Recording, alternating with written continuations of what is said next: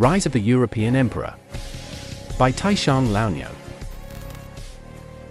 Chapter 1551, The Craftsmen of Nuremberg.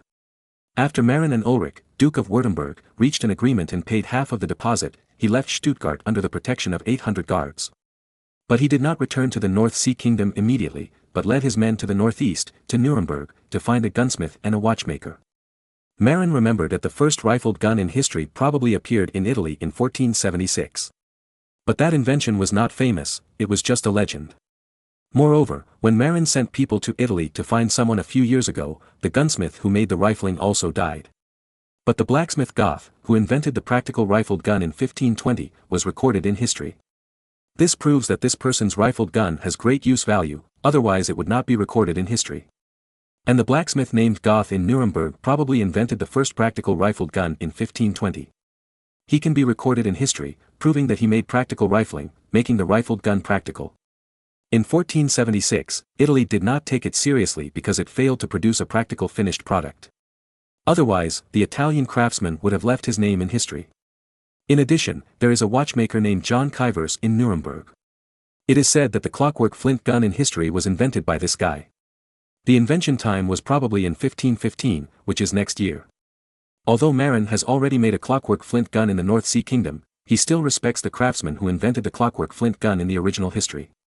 This time, he plans to recruit John Kuyvers to help him make some watches. After all, this guy is also an excellent watchmaker. As for the blacksmith Goth, although it will take a few years to make a rifled gun, it seems to be a straight rifling, Marin still decided to take him away. Whether he can make a rifled gun depends on luck. If he is happy, Marin can also give him some pointers and let him invent a rifled gun. Speaking of which, Nuremberg in this era is really awesome. Two very important inventions in the history of firearms actually came from here. Moreover, the time interval was only 5 years. It seems that there are many talented craftsmen here. No wonder, according to the laws of the Holy Roman Empire, Nuremberg is the safekeeping place of the royal treasures of the Holy Roman Empire. Of course, this is just an honor, and the emperor does not actually put the treasures here. But because of its special political status, it promoted the prosperity of Nuremberg, making it the 6th largest city in the Holy Roman Empire after Milan, Prague, Genoa, Ghent and Cologne. After entering Nuremberg, Marin found that the city was indeed prosperous and wealthy. There are many shops on the streets of Nuremberg, and people come and go.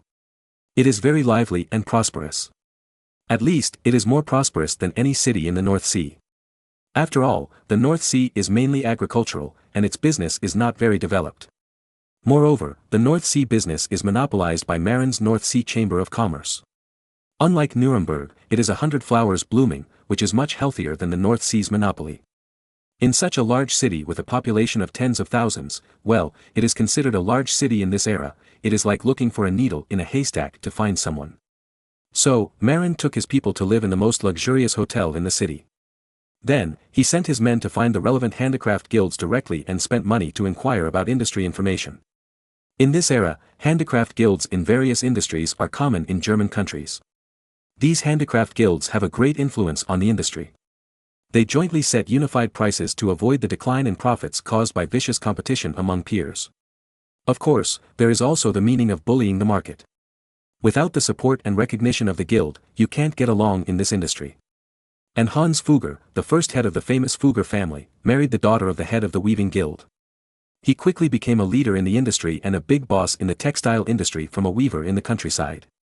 Then, the family business grew bigger and bigger, and also entered the banking industry and became a wealthy family. In short, in Germany in this era, if you want to open a store with your craftsmanship, you must obtain the recognition of the handicraft guilds in the relevant industry. Otherwise, it will be difficult to move forward. Therefore, the handicraft guilds of various industries also have a list of practitioners in the industry throughout the city. Marin showed the identity of the Grand Duke of the North Sea Kingdom and was willing to pay. He soon got the information of the two craftsmen he was looking for. But unfortunately, John Kuyvers, who invented the clockwork flint gun in history, has been recruited by Frederick III, the Elector of Saxony. As for the reason for being recruited, it was because he imitated the clockwork flint gun of the North Sea Kingdom based on the news of the clockwork flint gun of the North Sea Kingdom last year. When the news reached Wittenberg, Frederick III, the Elector of Saxony, sent someone to recruit him away. So, Marin came up empty-handed. Marin didn't feel sorry about this. He just felt guilty for robbing someone else's invention rights and wanted to compensate for it, but he didn't have to recruit him. Since he was recruited by Frederick III, it proved that his future prospects were not bad, so Marin didn't need to look for him. Besides, Marin chose to use a clockwork flintlock instead of a simpler and cheaper flintlock, not because the clockwork flintlock was easy to use, but to establish a cost barrier to make it difficult for others to equip it on a large scale. After all, for a clockwork flintlock, the clockwork is the key. That thing is now purely handmade by craftsmen, and the cost is very high. Only the North Sea Kingdom has made a simple carbon spring steel, and the cost is much lower.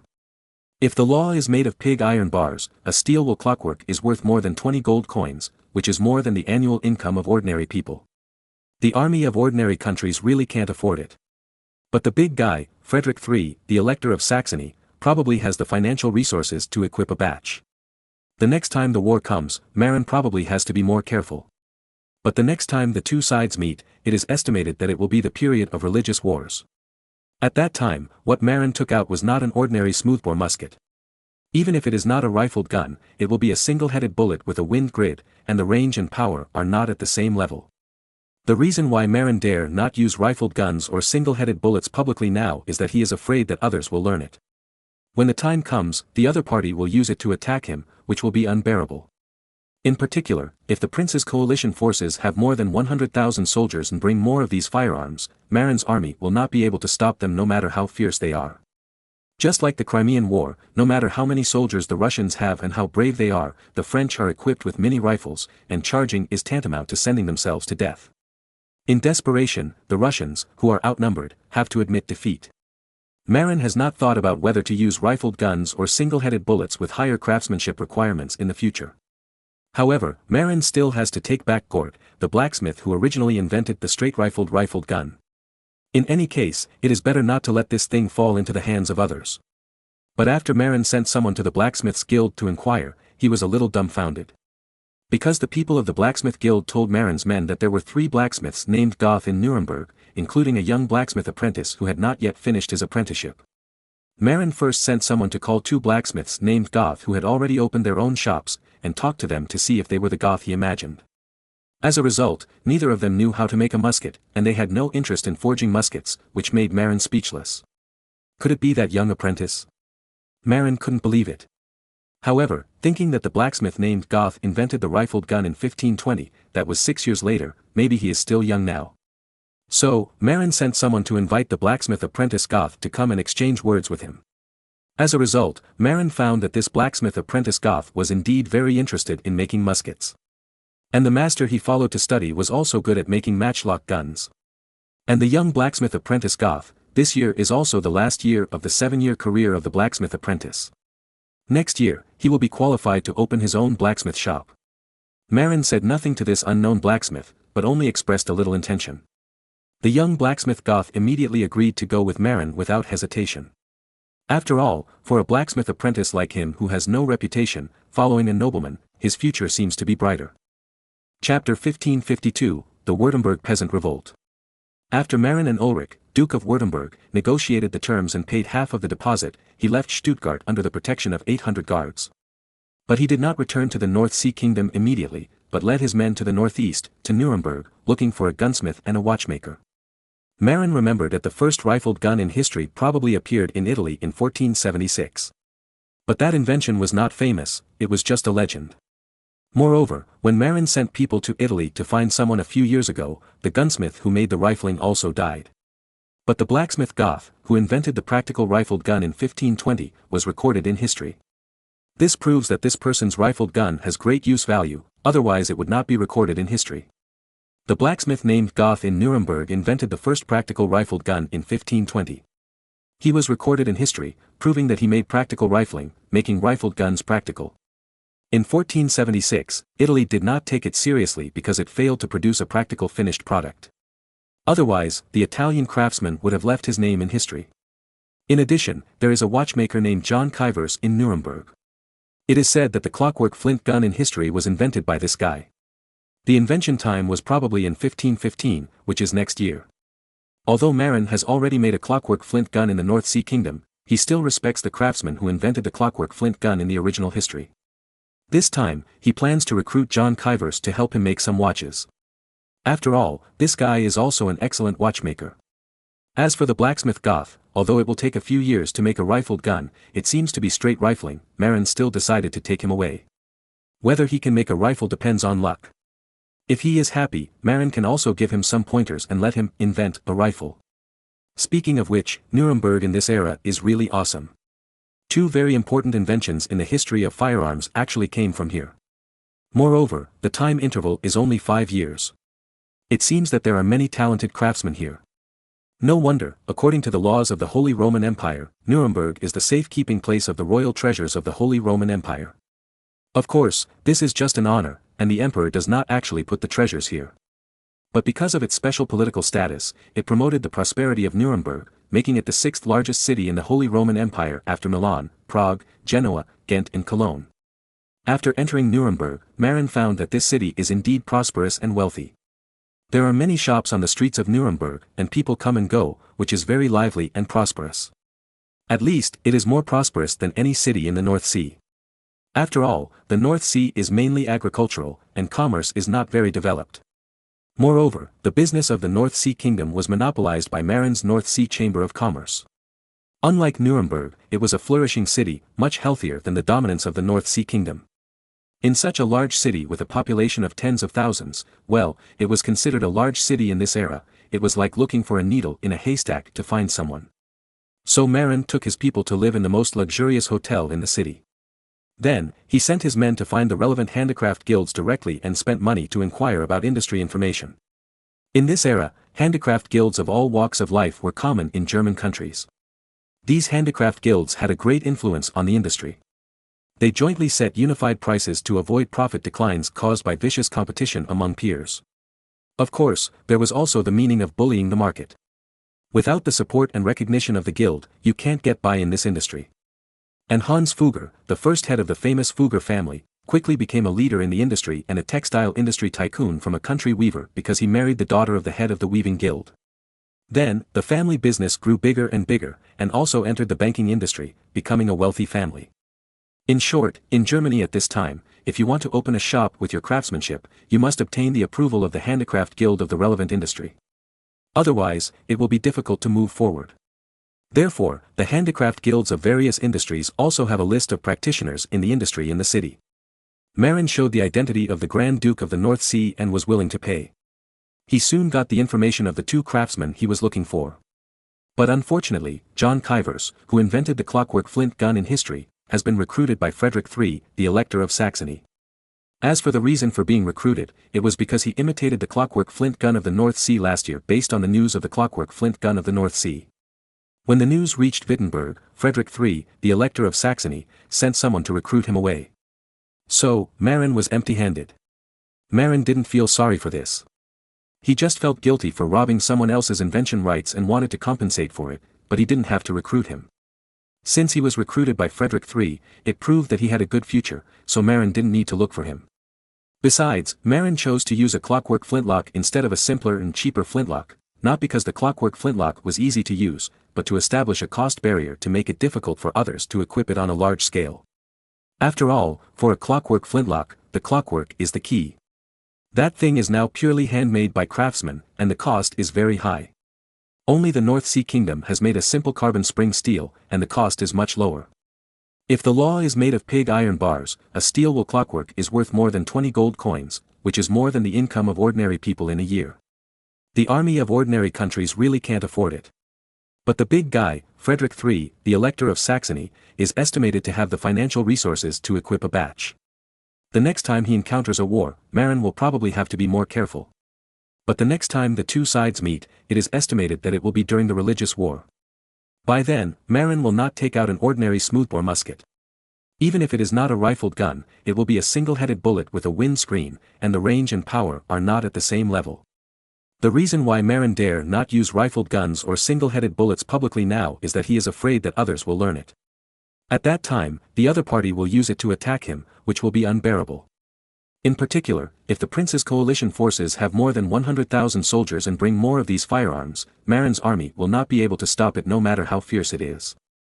Just like the Crimean War, no matter how many soldiers the Russians have and how brave they are, the French are equipped with mini rifles, and charging is tantamount to sending themselves to death.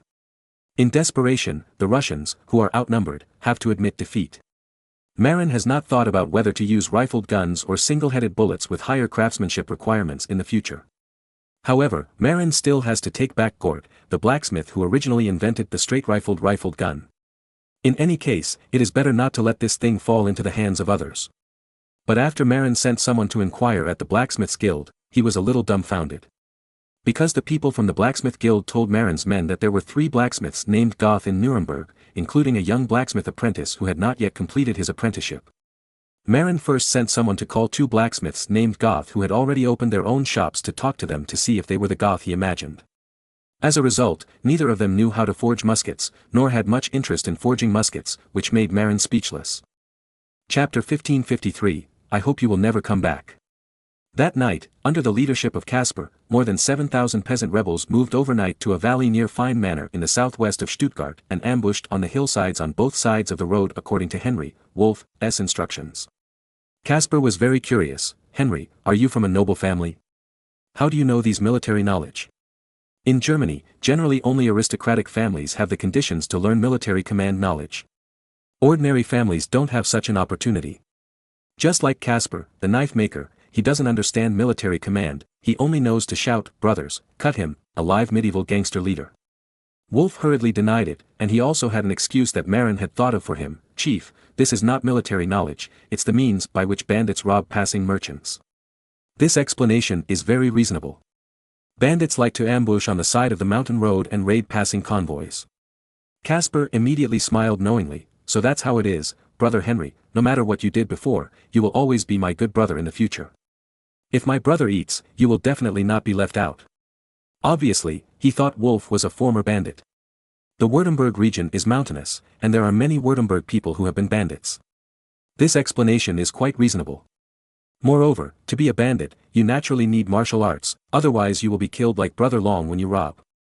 Wolff did not explain, tacitly acknowledged the past of a bandit, and pretended to be grateful for Caspar's words. But his acting skills are even better than those of young actors. It's a pity that Caspar has never watched movies or TV, and there is no comparison, so naturally he can't see how exaggerated and fake Wolff's expression is. Then, Wolff instructed the peasant rebels to dig pits on the top of the hillsides on both sides of the road to hide people. At the same time, people were sent to collect a large number of stones, pile them on the hillside, and be ready to push them down at any time. Not only that, Wolff also asked Caspar to take thousands of the strongest warriors to the nearby Finnen manor to seize food. Before dawn, Caspar and his men successfully broke through the manor guarded by only Baron Finnen and 2 servants, and seized a large amount of bread, meat and other food in the manor. Before dawn, Caspar returned to the ambush area with his men and food, and distributed the bread looted from the manor. After all, there will be a war soon, and the men cannot be left hungry. What made Caspar most delighted was that he had looted 10 sets of plate armor and 32-handed swords in Finnen Manor. This is a treasure, a set of plate armor, worth dozens of gold coins. If you wear plate armor and charge into battle, it is not easy to be killed by the enemy. Caspar was so happy to get these 10 sets of plate armor, and he was immediately convinced of what Wolff said before, there must be weapons and armor in the noble manor. He originally wanted to give all 10 sets of plate armor to his old brothers, but unfortunately, the sizes of these 10 sets of plate armor were a bit large. After all, as descendants of nobles, they are generally 1.7 meters tall or even 1.8 meters tall because of adequate nutrition. The peasants in the German region are generally only about 1.6 meters tall and cannot wear large-sized plate armor. Then, Wolff and his men stood out. After all, they were originally noble children in the Duchy of Württemberg, and later they defected to Duke Ulrich. They are all tall enough, and they are also used to wearing plate armor.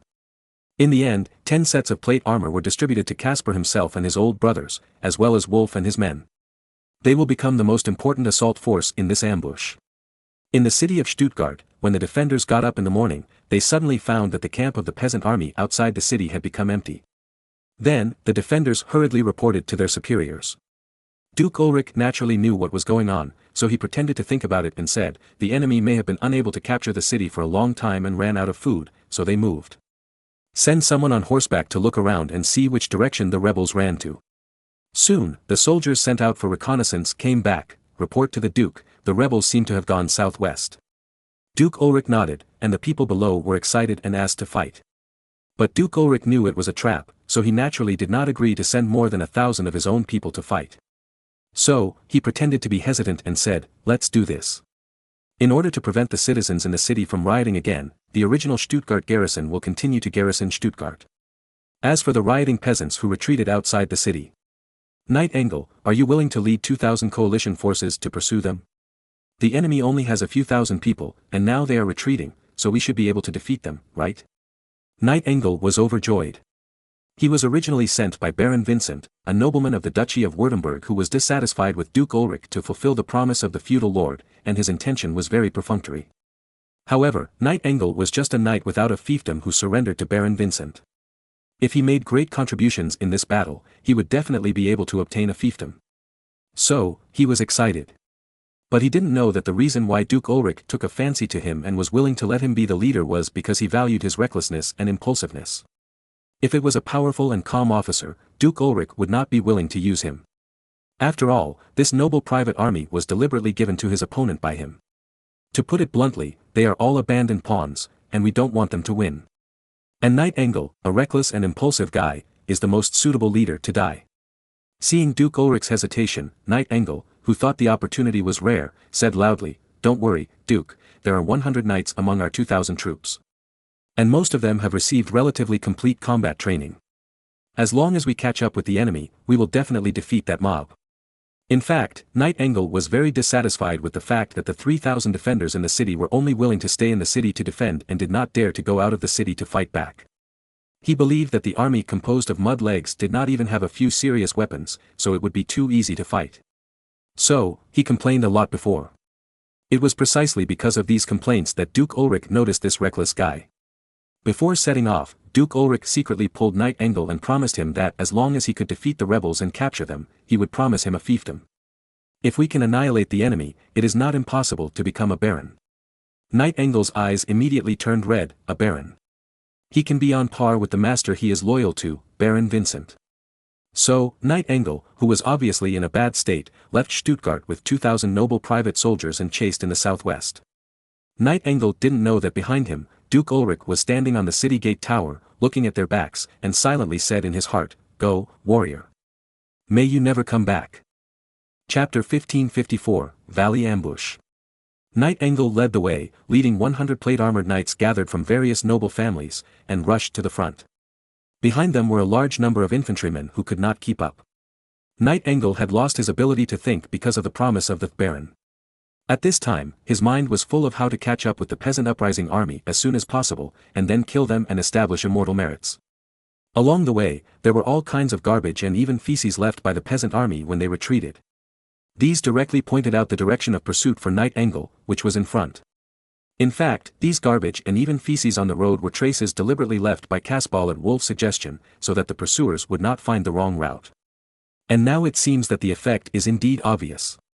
After chasing outside the valley, Knight Engel and the 100 plate-armored knights he led suddenly stopped. On the hillside, Caspar, including Wolf and others, were so scared that their hearts almost fell out. They thought they were discovered by the other side, and Caspar almost lost his patience and ordered an attack. In the end, Wolf held him back. In fact, Engel and his entourage were just because their horses couldn't take it anymore. After all, the horses that carried the European plate-armored knights had strong explosive power, but poor endurance. After running a certain distance, they had to rest for a while. Moreover, because these 100 knights ran too fast, they had already separated from the large group behind them. After they had rested enough, the large group of infantry behind them also caught up. Then, the 100 plate-armored knights took the lead and led the rest of the infantry into the canyon. "Do it?" Caspar humbly asked Wolf for advice. Wolf shook his head and said, "Let's wait until they all come in. Later, our most powerful group will attack the 100 plate-armor knights in front." Caspar suddenly felt a little unconfident. Can we really beat those knights? They are all highly skilled in martial arts. Wolf said without raising his head, "Don't worry, we have specially organized a war hammer team to professionally restrain the plate-armor knights. When the time comes, let the brothers who use the sledgehammers specifically deal with the heads of those knights. If the head is hit hard, it will be useless even if they are wearing plate armor." The Warhammer team is composed of a group of blacksmiths. Caspar is a blacksmith who is good at forging knives, so he naturally has many blacksmith friends. In this uprising, blacksmiths are also the backbone of the force, with 40 to 50 people. And these blacksmiths are all masters of playing hammers, and it is basically difficult for them to fail. In addition, at the beginning, the peasant rebels would throw stones below. A wave of flow will always take away some knights. When Engel led 100 knights to the front of the canyon, close to the exit, Wolf nodded and said, "It's okay." Then, Caspar personally rang a bronze bell with him. Bang bang, Knight Engel and the noble private soldiers behind him were stunned. Where did the bell sound in this deserted canyon come from? Just as they were stunned, the peasant rebels who received the signal had already thrown down the stones that had been piled up on the hillside. Especially at the mouth and the end of the valley, stones rained down. And the first to bear the brunt was probably Knight Engel, who was walking in the front. Suddenly, a rain of stones flew over his head. Knight Engel was stunned, but the stones did not stop him, and they hit his head directly. Knight Engel turned his head to avoid it, but it was a rain of stones, and he could not avoid it no matter how he tried. Then, Knight Engel, a famous warrior of the Principality of Württemberg, was smashed to death by N stones. As for the specific cause of death, it was that the stone hit his head, directly causing his neck to be broken, killing him on the spot. Seeing the main general being shot in the head by a rain of stones, the 100 plate armor knights following behind were stunned. How can we play if the boss dies at the beginning? But the stone throwers on the mountain will not be stunned. They returned the target and began to throw these plate armor knights on horseback. For a while, people and horses in the valley were thrown to the ground, and there were bursts of screams and horses wailing. Isn't it a pity? Those war horses are worth hundreds of golden gold coins. Caspar said reluctantly. Wolf rolled his eyes. Without throwing stones, are we going to fight those 100 knights head-on? Chief, do you think our more than 1,000 elite soldiers can beat 100 intact knights still on war horses? Caspar thought it was right. If these 100 plate armored knights were intact and still on war horses, a charge would probably be enough to overwhelm the more than 1,000 elite soldiers of the peasant uprising army. By then, let alone victory, it would be good to be able to save one's life. And the core of the 2,000 noble private armies in the canyon is the 100 plate armored knights. The soldiers and horses behind are all auxiliary to these 100 knights, and their combat effectiveness is much worse. Therefore, Caspar could only look at the precious warhorses that were hit by flying stones and howled miserably, and at the same time look at the plate armored knights who were hit by stones and howled miserably. As for the auxiliary soldiers behind, Caspar really didn't care much. Anyway, those were cannon fodder soldiers, not much stronger than the peasant uprising army. With such a huge difference in numbers, he didn't think the auxiliary soldiers could make any waves. In fact, the plate armor knights in front who were the focus of the rain of stones were still dodging left and right, and even tried their best to avoid the stones and find cover. The more than 1,800 auxiliary soldiers in the back were shocked, and they saw the miserable experience of the knights in front. Although the stone attack they suffered was not as strong as those of the plate armor knights, they were still in chaos. When the stones on the hillside were all smashed, there were only about 30 plate armor knights who were still able to fight, and they all had no horses. Some war horses were directly smashed into meat paste by the rain of stones. Only the plate armor knights, because they were wearing plate armor, could still deal with it as long as they were not hit in the head or other vital parts. Seeing that the stones were gone, Caspar also stood up and shouted, "Brothers, charge! Kill these noble lackeys!" Then, Caspar, wearing plate armor, personally picked up a two-handed sword and rushed down. Seeing that the boss took the lead, the others naturally followed suit, holding a variety of weapons and even farm tools, and rushed down the hillside. The first to make a breakthrough were the noble militias recruited from various noble manors at the back, who collapsed first.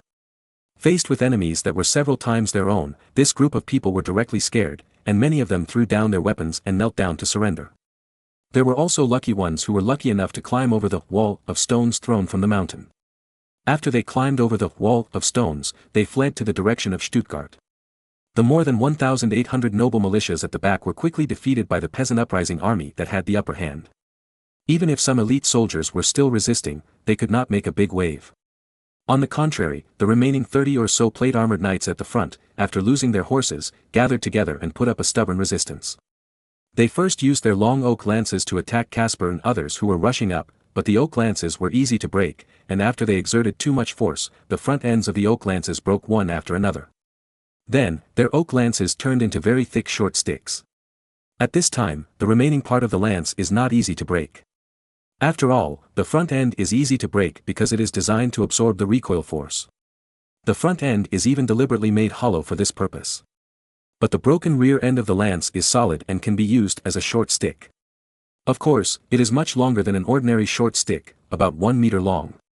Then, this group of stubborn plate armor knights, relying on their own characteristics of not being afraid of stabbing and slashing with weapons, used medium-length thick wooden sticks to beat the elite of the peasant uprising army that besieged them, so that they could not move forward.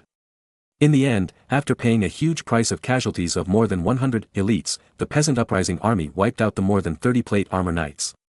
At this time, the knight auxiliary soldiers behind had already been killed or surrendered. Chapter 1555, Bandits. In just half a day, the 2,000 noble coalition forces sent out of the city by Duke Ulrich to pursue the peasant army were wiped out. In particular, the 100 knights were all killed. Originally, Caspar wanted to capture prisoners for ransom. As a result, after the siege of the remaining 30 or so plate knights suffered huge casualties, everyone was bloodthirsty. And Wolf, the undercover, had the mission of eliminating the core forces of these opposition nobles. So, they took the opportunity to incite the hot-blooded rebel soldiers to kill all the injured knights. A few who were lucky enough not to die were secretly killed by Wolf and his men.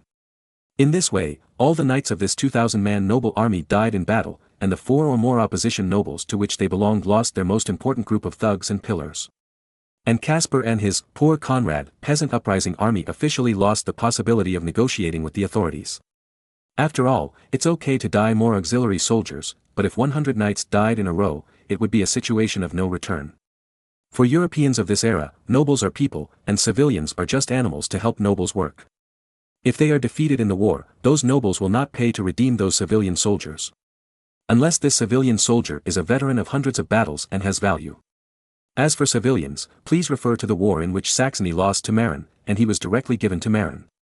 After the 18th century, Western European countries gradually changed this tradition and began to gradually respect the lives of the people. But until the 19th century, Tsarist Russia still retained this habit. The soldiers of Tsarist Russia were called grey animals, and the Tsar would not care how many died. Of course, this is probably related to serfdom. In the 19th century, Western European countries had abolished serfdom one after another, and the identity of peasants was recognized and respected. However, Tsarist Russia did not start serfdom reform until 1861. Moreover, the reform was not thorough. Therefore, Tsarist Russia retained the barbaric tradition and never took human life seriously. However, that was a matter for the future. At present, the mainstream of European countries is still serfdom. The nobles of various countries basically don't take the lives of ordinary people seriously. Therefore, no one cares how many auxiliary soldiers and conscripts die. However, the death of 100 knights is a big deal. In particular, the knights were killed by mud legs.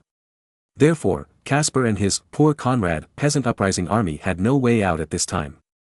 However, at this time, Caspar and others were not thinking about the problem of whether there was a way out or not, but began to expand and plan to attack Stuttgart. Brothers, we defeated the enemy's pursuers. At this moment, the prosperous city of Stuttgart must be empty. In addition, we originally had citizen brothers in the city to respond. Now, as long as we go back to besiege Stuttgart, we will definitely be able to capture this prosperous city. Caspar shouted on the hillside, and a group of peasant soldiers who had just won a victory also responded. They were just brainless serfs and were easily fooled. As soon as the great leader Caspar mobilized, everyone was immediately excited and wanted to take Stuttgart immediately. Then, more than 7,000 peasant soldiers surrounded Stuttgart again.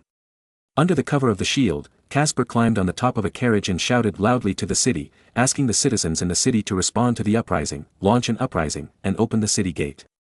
However, he didn't know that after he escaped from the city, the citizen uprising in the city had been suppressed long ago. Moreover, Duke Ulrich ordered the exemption of the citizens' heavy taxes. The citizens had been bought and no longer had the idea of rebellion. So, in the next few days, the peasant army's siege battle made no progress. Among them, except for Wolf's undercovers, the others didn't even know how to build siege equipment, so how could they know how to attack the city? There were really fearless citizens in the city who responded to the call and launched an uprising to seize the gate. Unfortunately, the inner side of the Stuttgart city gate was heavily guarded. There were only a few dozen citizens who launched the uprising, and they were soon slaughtered. A few days later, the peasant army finally gave up the siege of Stuttgart. Moreover, they were out of food again. Leader, let's go. Let's go to the noble manors to grab enough food, even weapons and armor, and then come back. Moreover, if we take down those manors, we can recruit the people in those manors to join us and strengthen the strength of the rebels. Wolf took the opportunity to persuade. Okay, as you said. Well, let Charlie, one of the undercovers, a pseudonym, lead the way. Then, the surviving more than 7,000 peasant soldiers, led by undercover Charlie, went straight to the manors of the nobles who were at odds with Duke Ulrich of Württemberg. Because most of the guards of these manors were recruited into the city by Duke Ulrich, and later deliberately sent out of the city to die, the guards of these manors are now very empty. Faced with thousands of peasant rebels, these noble manors had no resistance and were broken one after another. Then, at the instigation of Wolf's undercovers, the owners of the manors, that is, the nobles who did not obey Duke Ulrich, were killed one after another. Including their children, not a single one was spared. Even the noble ladies were killed by Wolf and his men, and destroyed completely. Because only when the whole family of this noble family died, Duke Ulrich would have an excuse to take back their territory. And after the peasant army left the manor, another group of mysterious people came to the manor and waited. Who were they waiting for? Of course, they were waiting for the side branch of this noble family. According to European inheritance law, if a noble family died out, there should be a side branch of the same family or a son-in-law to inherit. Either a nephew or a grandson. If the qualifications of both parties are similar, the monarch will arbitrate and decide. But generally speaking, if you hear that the main family has perished, there will definitely be branch members eager to come and ask to inherit the noble title. Those knights who cannot inherit the title do not count, and the baron family will definitely have side branches seeking to inherit the title. And this mysterious team is specifically designed to kill those side branch heirs. Sure enough, in this barren manor where the whole family died out, after the peasant army left, side branch members came. They walked into the ruins, searching for anything that could prove their family's identity. At the same time, they were also looking for the secret room where the treasure was hidden. However, that night, they were attacked by a mysterious man and all died. Then the bodies were set on fire. And Casper's army, led by undercover Charlie, slaughtered the noble manors one by one. During this period, Casper thought about not following Charlie's instructions and besieging the noble manors passing by along the way. However, these manors belonging to Duke Ulrich or the nobles in Duke Ulrich's camp were very heavily defended. There were even mercenaries from the North Sea Kingdom stationed there. These North Sea mercenaries had all received various city defense training, and it was easy for them to resist thousands of unprofessional peasant soldiers without artillery. After hitting a few snags, Casper had to admit that it was smoother to follow the route led by Charles. Then, the peasant rebels followed Charles's lead and conquered the noble manors that had lost their guards one by one, killing the nobles in the manors and robbing the manors of food, gold, silver, treasures, weapons and armor. Afterwards, they also took away the able-bodied men from the manors to expand the team. After destroying 7 or 8 noble manors, they had grown to a size of more than 10,000 people. At present, the style of this peasant army is no different from the bandit tactics of Li Zicheng and Zhang Xianzhong. In other words, they are now the bandits of the Duchy of Württemberg. Chapter 1556, Rebellion also requires professionals. Why did the manors belonging to the Duke of Württemberg and his loyal subordinates survive the attack of the peasant army? This is mainly due to Marin's previous proper arrangements. First of all, Marin sent thousands of mercenaries to sneak into the Duchy of Württemberg and divided them into several groups, lurking in the territory of Duke Ulrich or the territory of the nobles of the Duke's faction. After entering these areas, the first thing these mercenaries did was to build tall walls for those manors, and commanded local farmers to dig moats around the walls, greatly improving the defense capabilities of the manors. Of course, if the peasant army had engineering ladders or artillery, these arrangements would be useless. But the poor Conrad peasant uprising army had neither siege ladders nor artillery. Then, facing the wide moat and tall walls, they were naturally helpless. Moreover, the scattered North Sea mercenaries were not fixed. They had long sent scouts to follow the peasant army for reconnaissance. Once the direction of the peasant army's advance is detected, in fact, Wolf and other undercovers will also leave intelligence to tell these scouts the next move of the peasant army. They will split up and notify nearby mercenaries to rush to the territory of Duke Ulrich or the territory of Duke Ulrich's confidants overnight. In this way, the manors of the dukes and dukes' confidants along the way always maintain a garrison of 1 or 2,000 people, and they are all elite North Sea mercenaries. With tall walls and moats, plus at least 1 or 2,000 elite North Sea mercenaries, the peasant army can't do anything to these manors even if they have more than 10,000 people. What's more, they don't have professional ladders and artillery for engineering.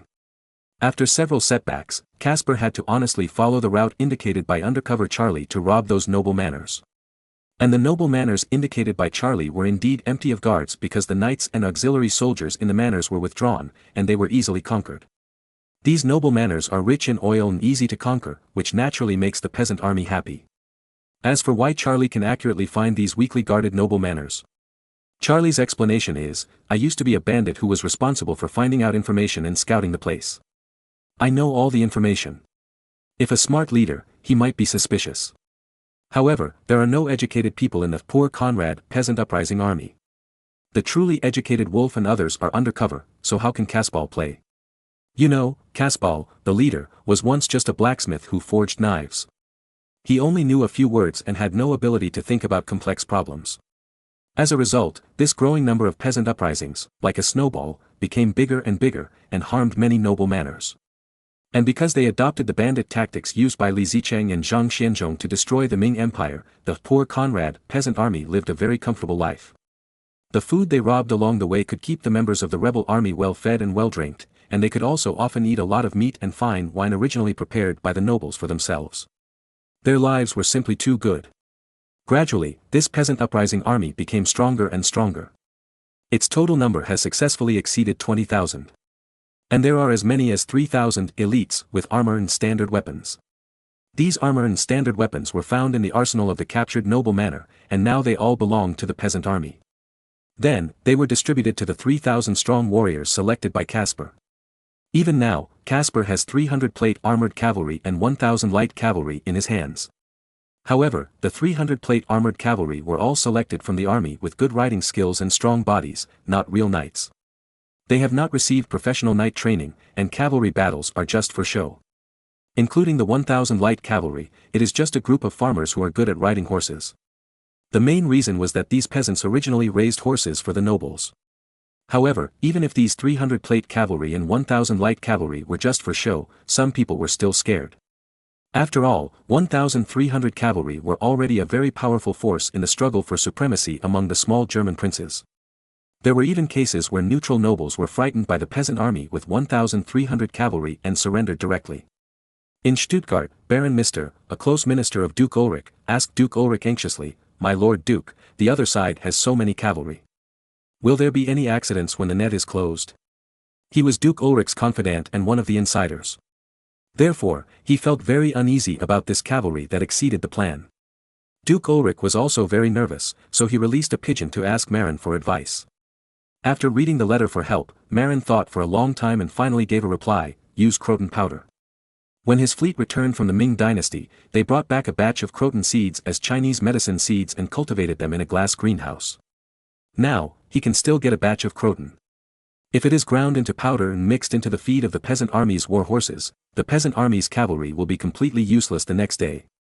Coincidentally, because he is good at riding and has been a small leader of bandits, the undercover Wolf was appointed as the captain of the 300 plate armored cavalry of the peasant army. As for the 1,000 light cavalry, Charlie also served as the deputy captain. As long as Marin gave the croton powder to Wolf and Charlie the day before the final closing, and asked them to mix it in the war horse feed the next morning, all the cavalry of the peasant army would be destroyed. Once there was no cavalry, those peasant army infantry would be slaughtered. No, Marin must capture prisoners to survive. What's more, these 1,300 war horses can still be saved as long as the dosage is not too harsh after eating the croton powder feed. At that time, these 1,300 war horses will also be good trophies. Duke Ulrich was also very happy after receiving Marin's reply. So he began to hope that Marin could not wait to deliver the croton powder. However, croton powder is a commodity, and it is impossible to be delivered by pigeons flying hundreds of miles a day like a secret letter. It can only wait for the ground people to deliver it over a long distance. But fortunately, there is still a long time before the final closing, so there is no need to be so anxious. In addition, Marin also promised to provide Duke Ulrich with 5,000 Cossack cavalry as the main force for the final closing. With these 5,000 Cossack cavalry, there is no need to worry about the enemy's escape. Facing the charge launched by the Cossack cavalry, even if the number of peasant soldiers reaches tens of thousands, it is easy to be defeated. After all, this is a group of rabble, and there are no soldiers who have received formal military training at all. Even the elite among them are just strong and tall farmers in the rebel army, which is completely different from professional soldiers. Anyway, the core of Li Zicheng's elite troops is mainly the border soldiers who participated in the uprising in the 3 important towns. Even Li Zicheng himself was a postman who was laid off and was also half a soldier. Unlike the poor Conrad rebel army, except for a few undercovers, the rest are all farmers or craftsmen without any military foundation. Even if they are elite, they do not have enough military literacy. Such an army is easily finished and encountering a regular army. No wonder peasant uprisings in Europe are always easily suppressed. The key lies in the lack of leaders with military talents in the peasant army. This is mainly because in ancient Europe, only the children of nobles had military command knowledge, and ordinary people basically did not have it. In ancient China, there were too many scholars who had read some military books. As long as the leader of the peasant uprising army found a few half-baked scholars who had read military books, the level would be greatly improved immediately. In other words, compared with the Chinese peasant uprising army, the European peasant uprising army probably lacked a few dog-headed military advisors. After all, even the Liangshan heroes' uprising had a military advisor, Wu Yong. The literacy rate in Europe was much lower than that in ancient China. Only nobles, priests, and a small number of children of wealthy merchants could read. But it was unlikely that they would participate in the peasant uprising, which doomed the peasant uprising in Europe to be difficult. In ancient China of the same period, there were not too many down-and-out scholars who knew a little about military affairs. For example, Li Zicheng found counselors such as Niu Jingxing, Song Xianzi, and Li Yan to assist him. Caspar obviously did not have this luck, so his defeat was inevitable. In ancient China, there were many ambitious scholars who knew military affairs. For example, Xiao He and Qiao Shen who helped Liu Bang rebel, Zhu Sheng and Liu Bowen who helped Xu Yuanzhang rebel, and Dao Yan Monk who helped Xu Di rebel. With these predecessors, there were many ambitious scholars in ancient China who were willing to give advice to the leaders of the rebels, hoping that they could be like Xiao He and others in the future, and be able to be nobles for generations. And these people were all professionals in rebellion. Therefore, rebellion in ancient China was easy to grow. On the contrary, the peasant uprisings in Europe generally lacked professional rebellion counselors, so it was naturally difficult to start and was easily suppressed. The most famous leader of the German peasant uprising, Muenzer, was not a peasant, but a low-level priest, educated and intelligent. Therefore, he made a big move and was recorded in history. The unsophisticated rebel leaders like Caspar were doomed from the beginning. Chapter 1557, Hungarian Peasant Uprising. After giving Duke Ulrich his advice, Marin sent someone to the glass greenhouse cultivation center to get enough croton, ground it into powder, packed it in bags, and sent it to the Duchy of Württemberg. But soon after he sent out the croton powder, a shocking news suddenly came from the south: a large-scale peasant uprising broke out in Hungary. And the cause of this peasant uprising was very nonsense. Originally, the Hungarian Catholic Church, at the instruction of the Holy See, planned to organize a crusade. Of course, it was not to fight to West Asia, but to launch an attack on Turkey on the Balkan Peninsula and strive to expand the Catholic-controlled area to the south. In this era, Turkey had not defeated Persia or annexed Egypt, and was not too powerful. The Kingdom of Hungary, a country founded by the Magyars, has become a pioneer in Europe's fight against Turkey since it converted to Catholicism. What's more, surprisingly, the Kingdom of Hungary has withstood Turkey's expansion into Europe with its own strength. Even, it can fight back and forth with the Ottoman Turkey. Especially during the reign of Matthias I, the famous Hungarian Black Army made the Ottoman Turks dare not covet Central Europe. However, since the death of Matthias I, Vladislav II has taken the throne of Hungary. But Vladislav II mainly stayed in Bohemia and rarely went to Hungary. Therefore, the power of the Kingdom of Hungary fell into the hands of the aristocracy. Then, in order to save expenses, this group of short-sighted nobles directly disbanded the famous Black Army that could beat Turkey and the Habsburg family. The Black Army once conquered Vienna. Then, the combat effectiveness of the Kingdom of Hungary dropped sharply, and it gradually fell behind in the conflict with Turkey. In particular, after the warlike Turkish Sultan Selim I came to power, he strengthened the military and kept harassing the Hungarian region. It seems that the pressure from Turkey was felt, and the Holy See asked the Hungarian Church to organize a crusade to launch a counterattack against Turkey. The reward is that you can obtain the occupied land and even the status of aristocracy. But what the Holy See did not expect was that this crusade, although welcomed by all classes of Hungarians, was resisted by the nobles. Of course, the Hungarian nobles were not fools and did not dare to openly stand up and sing against the Holy See. However, when the leader of the Crusaders, Dora George, organized a crusade of up to 40,000 people in the city of Pest, the Hungarian nobles sent troops to capture the serfs who participated in the uprising because their serfs in their own territories had joined the uprising and beat and tortured them. The reason for doing so was that the nobles thought that if the serfs went to join the crusades, who would farm for them? Hungary is different from the mountainous areas in southern Germany because of the vast Hungarian plains, where the agricultural conditions are very good.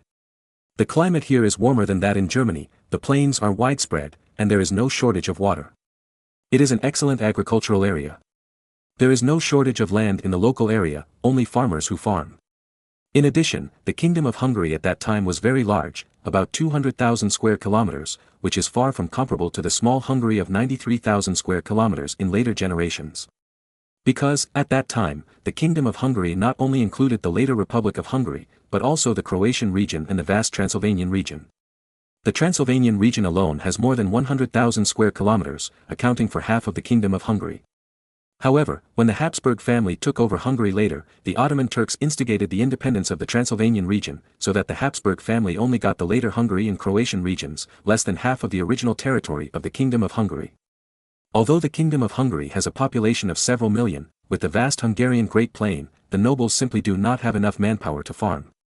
Therefore, although they do not want to fall out with the Holy See, they will never allow their serfs to run to participate in any crusades. Moreover, according to the propaganda of the Crusaders, those serfs who participated in the Crusades can directly get rid of their serf status. For those Hungarian nobles, how can this be possible? You know, it is not a few people, but tens of thousands of people.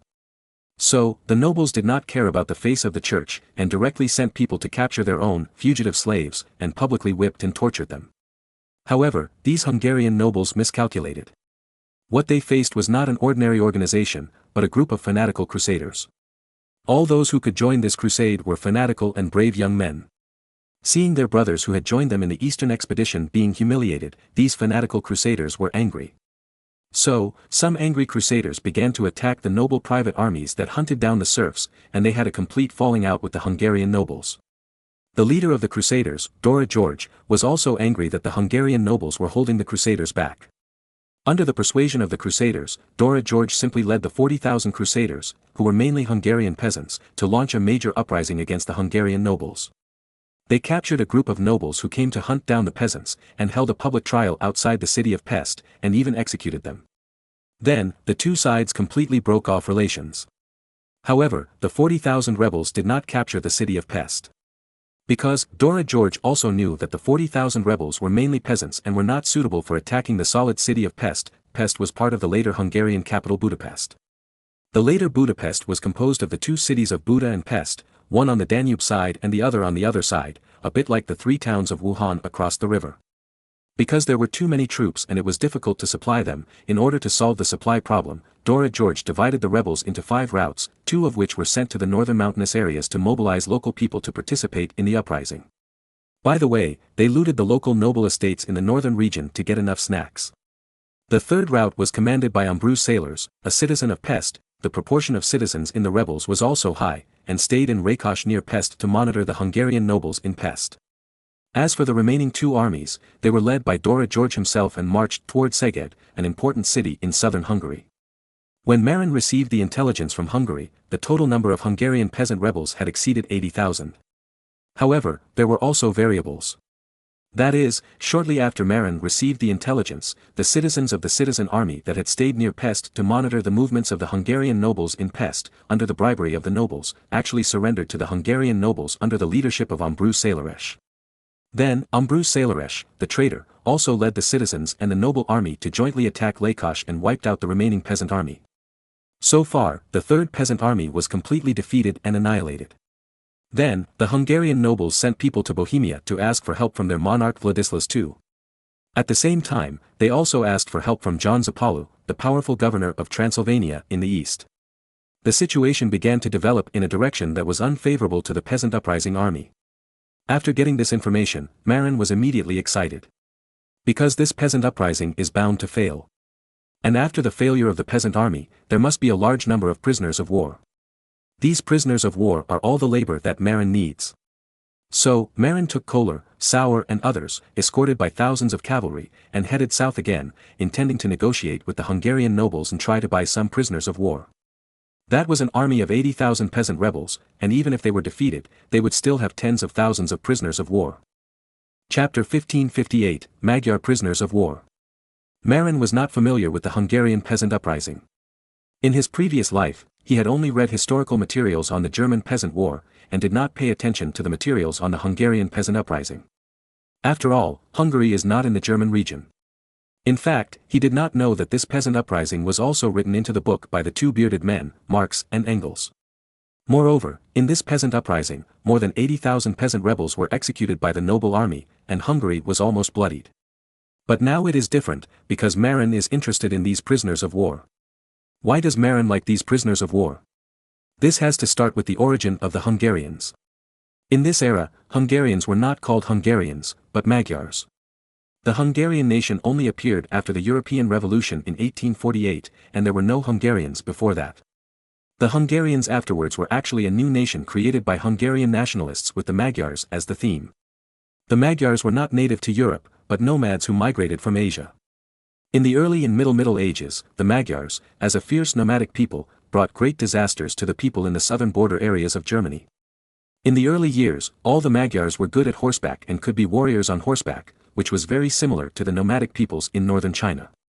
But after the Magyars were defeated by Otto the Great in 955, the Magyars began to settle down on the Great Plain of Hungary, turned to farming, and converted to Catholicism.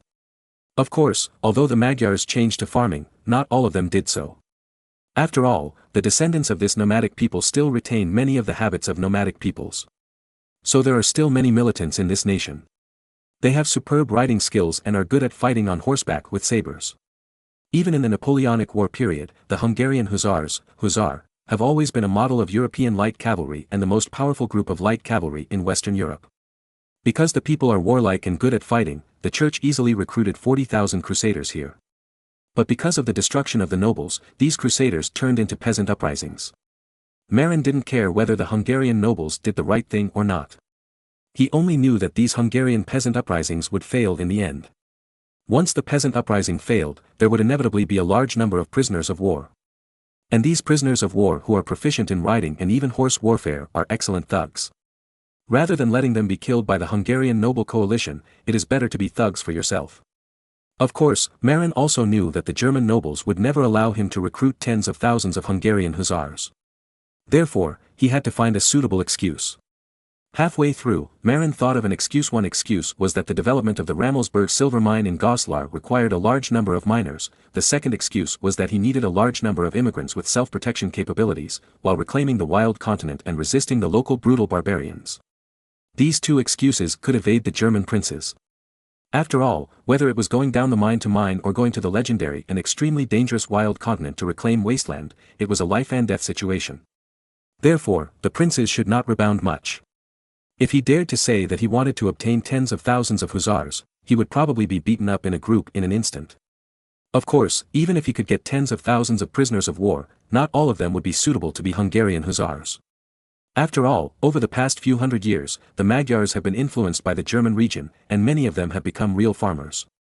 Only the people in the southern region, because they border Turkey, still have strong combat effectiveness in order to protect themselves. Therefore, even if Marin got tens of thousands of Magyar prisoners of war, it is estimated that there would not be too many people who are suitable to be Hungarian hussars, at most tens of thousands. However, even if there are only tens of thousands of people, it is a very scary force. Marin planned that if he could get enough Magyars suitable for light cavalry, he would secretly hide them in America, let them fight the Indians while receiving Germanization education, and eventually become his own reliable thugs. Thinking of Germanized education, Marin instructed Kohler to send people to northern Hungary to find young priests who knew both German and Magyar, and take them to the theology department of Aurich University to be taught by the old fool Bishop Taylor.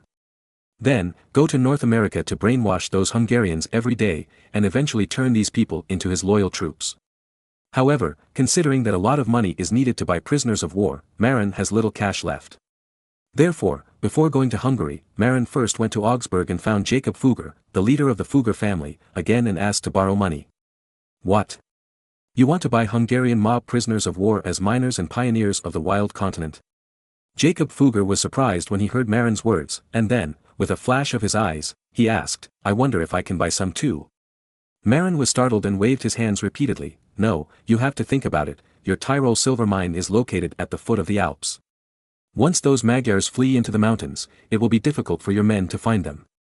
Moreover, those Magyars only need to flee into the Alps and take the mountain road all the way east.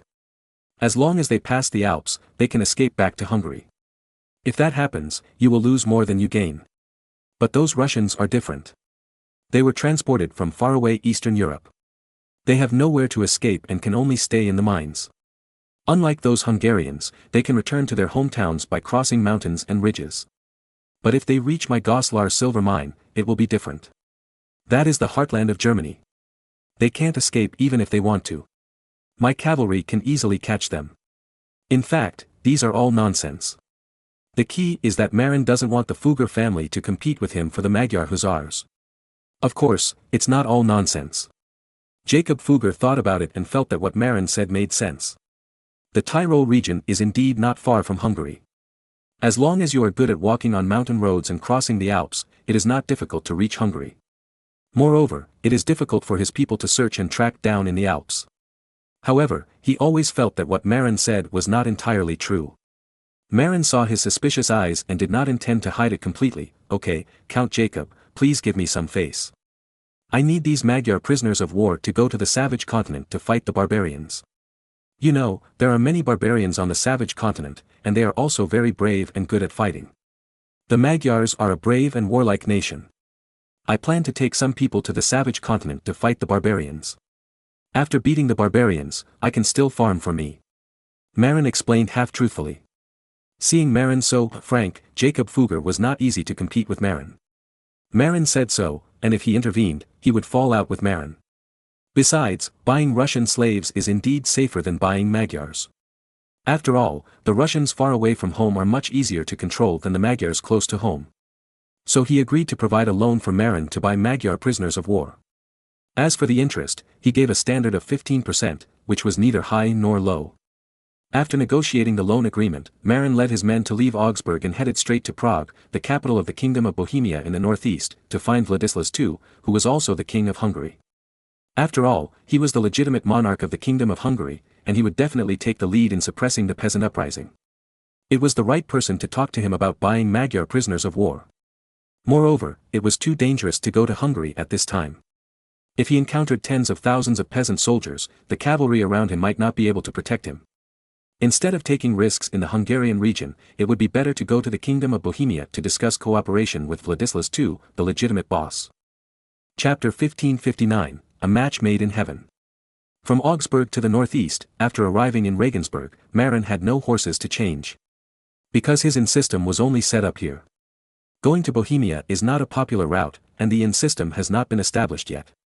Therefore, Marin and his cavalry can only rely on 2 horses to change to Prague. Speaking of which, Prague is the second largest city in the Holy Roman Empire after Milan. Marin's North Sea Chamber of Commerce actually has an inn here. However, this route extends from the Saxony region north of Bohemia to Prague, not southwest.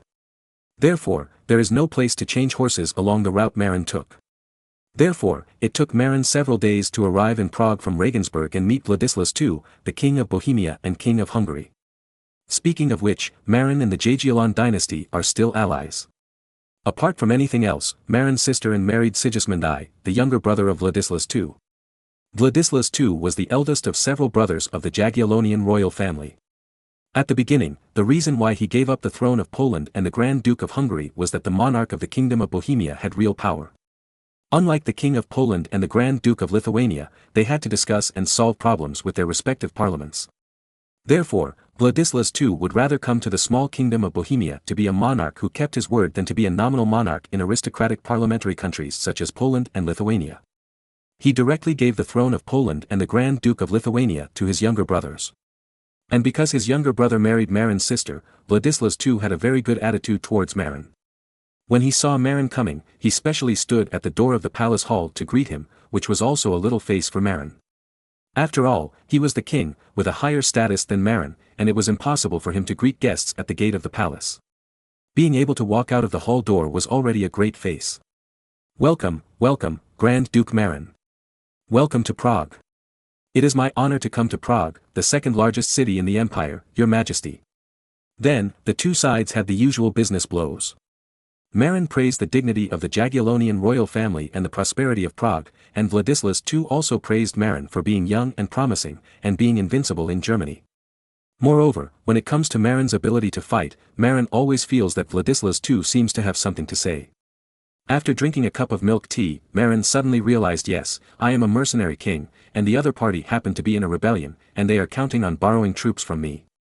So, Marin made a decision not to take the initiative to ask for people, so as not to fall into a disadvantage. As for the special trip to Prague, he also lied with his eyes open, saying that he was going to Ukraine to visit his brother Simon in passing by here.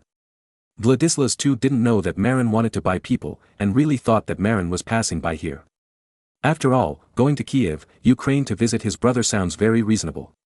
Therefore, after some business exaggerations, Vladislas II talked about the mob riots in Hungary. Marin also expressed his indignation at the right time, and cursed Dario George and his peasant uprising army together with Vladislas II. Obviously, Marin understood Vladislas II's intention to borrow troops, but he just pretended to be confused, which made Vladislas II very anxious. So, Vladislas II lost his patience and simply said, "Grand Duke Marin, I heard that your North Sea army is invincible in the world." Marin deliberately pretended not to understand and said shyly, "Your Majesty, you are too kind, how can it be so powerful?" Vladislas II was a little depressed. Why is this guy so unwise? In desperation, he had to say it clearly, "We are allies, right? You see, your sister married my brother. Although we didn't sign an alliance, aren't our Jagiellon family and Hoffman family blood allies?" Marin nodded, "That's right. I heard that you lent troops to the Principality of Clever to destroy the Principality of Guedes. We are also allies. Do you think you can also lend troops to me to suppress the mob?" Having said that, Marin couldn't play dumb. So, he pretended to think, and after a while he frowned and said, "Your Majesty, it's not that I don't want to help. In fact, the scale of the Hungarian rebellion is too large. I heard that the total number of rebels has reached 70,000 to 80,000. I only have 30,000 people in my homeland now. If I transfer them all, I am sure to defeat them. But you also know that I have a bad reputation among the German princes. If I come out in full force, my homeland will be easily attacked. 30,000 people. Isn't it 40,000 people?" Vladislas II was a little surprised. He didn't know that Marin sent the 6th Legion to Ireland. Marin had to explain to him, "I sent the Scottish Legion to Ireland to help His Majesty Edward attack those separatist forces." "I see." Vladislas II frowned, "This is too unfortunate." Then, he thought about it and asked, "So, how many troops can you send at most?" Marin thought about it and said, "I can send a maximum of 15,000 people, which is the limit. After all, my homeland is so big now, and I also need soldiers to protect it." The 15,000 people mentioned by Marin actually include the 5,000 Cossack cavalry. The 5,000 people Marin did not announce to the public. He only said that they were cavalry from the 3rd Legion before. Others thought that the North Sea Kingdom now had only 30,000 people, but in fact it was 35,000. However, he had sent thousands of people to the Duchy of Württemberg to help suppress the peasant uprising, so now the total number of domestic troops is less than 30,000. Of course, that refers to the regular army. If the police are included, there are 8,000 second-line troops. However, these policemen usually have to maintain local public security and cannot be transferred at will. Only when it comes to a life-and-death moment can these people be called up to fight. But Marin thought about it, and it seemed that 8,000 people would not be needed to maintain public order in normal times. In fact, these 320 police stations can keep 10 people in each to maintain public order in the town. In this way, 4,800 police officers can be freed up to protect important towns. If the number is rounded up, 5,000 people can be temporarily transferred out. In this way, even if 15,000 people are transferred to help Vladislas II suppress the Hungarian peasant uprising, 20,000 troops can be retained in the country. 15,000 people, a little too few, after all, there are 70,000 or 80,000 rebels. Vladislas II seemed a little dissatisfied with this number. Marin immediately pointed to the east and said, "Your brother can also send some troops. Anyway, there is no war in Poland now. Moreover, his Polish winged hussars just need to be trained in war. And fighting those peasant armies with little combat experience is the best way to improve combat experience." Vladislas II's eyes suddenly lit up. Yes, he almost forgot about the Polish winged hussars. The Polish winged hussars were established by Sigismund I under the guidance of Marin. So far, this new type of troops has only participated in the battle against the Principality of Mazovia, and has too little experience. Moreover, with the help of Marin, Poland has now eased relations with the Teutonic Knights and reconciled with the Crimean Khanate in the south. To the east is the Grand Duchy of Lithuania, which is co-lord of Poland, and to the west are the German principalities, which have no strength to challenge Poland. In this good international atmosphere, Poland really has no war to fight, and can spare manpower to support Vladislas II. Moreover, it is said that the Polish winged hussars of Sigismund I have expanded to 5,000 people, and there is a trend of continued increase. However, many novice winged cavalry have never participated in battles and lack practical experience. It is the best to face the Hungarian peasant uprising army, which also has little practical experience. In addition, the 5,000 Cossack cavalry that Marin chopped off are light cavalry, which are not very suitable for attacking the main force of the Hungarian peasant uprising army. If the Polish winged hussars, who were heavy cavalry, charged in front, the 5,000 Cossacks would be even more powerful. Vladislaus II obviously understood this, so he immediately began to write a letter to his brother Sigismund I and sent an envoy to Krakow, the capital of Poland. After Vladislaus II arranged the delivery of the letter, Marin said seriously, "Your Majesty, now we should talk about the remuneration of the 15,000 troops." Chapter 1560, Hundreds of Thousands in O. Vladislaus II was stunned for a moment, then he suddenly realized, well, this is what I should do. Let me do the math. You provide 10,000 infantrymen, with a daily salary of 3 pfennigs, so 10,000 people will get 30,000 pfennigs a day, equivalent to 500 guldens. The price of cavalry is 9 pfennigs a day for light cavalry, and 1 shilling and 6 pfennigs a day for plate heavy cavalry. You provide 5,000 light cavalry, with a daily salary of 45,000 pfennigs, equivalent to 750 guldens. So, the daily salary expense is 1,250 guldens, which is 37,500 gold coins a month and 75,000 gold coins for 2 months. Vladislaus II calculated carefully. Marin could not help but interrupted, "Wait, Your Majesty, I am a veteran who has fought hundreds of battles. I cannot calculate it at the lowest rate of 3 pfennigs a day." Vladislaus II, who was calculating with a pen, raised his head, smiled at Marin, and said, "We are all real relatives.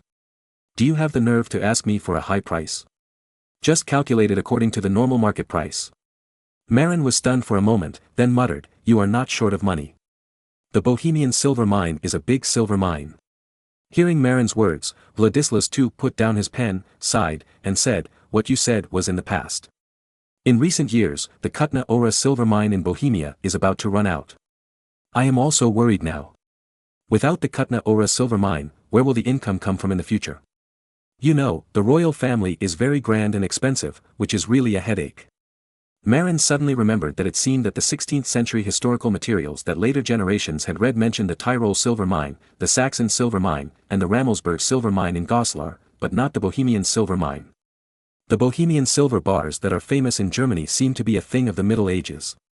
In other words, there was really no Bohemian silver mine in the 16th century. Otherwise, the Habsburg family, which obtained the kingdom of Bohemia through marriage, would not continue to be poor.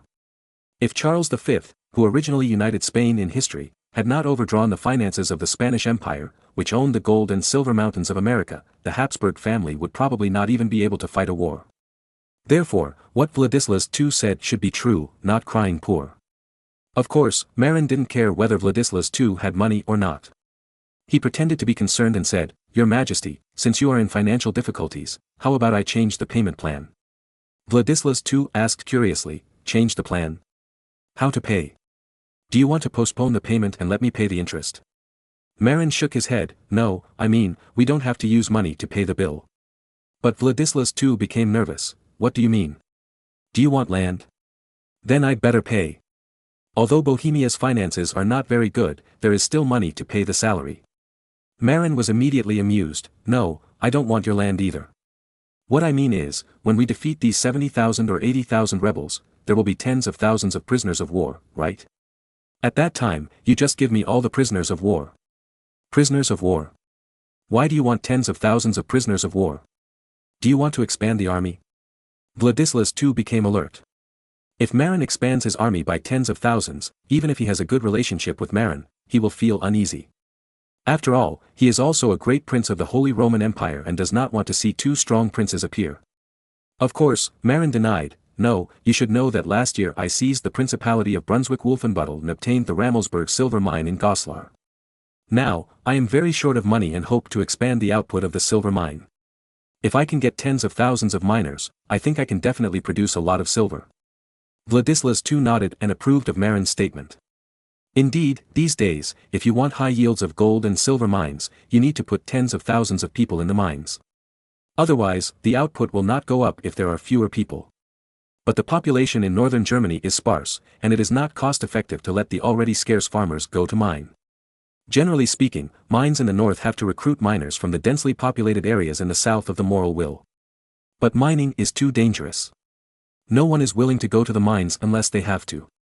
In particular, the kind of deep well mining is very dangerous. Like the Kutna Ora silver mine in Bohemia, it is now mined deep underground. Moreover, the amount and grade of ore are also decreasing sharply.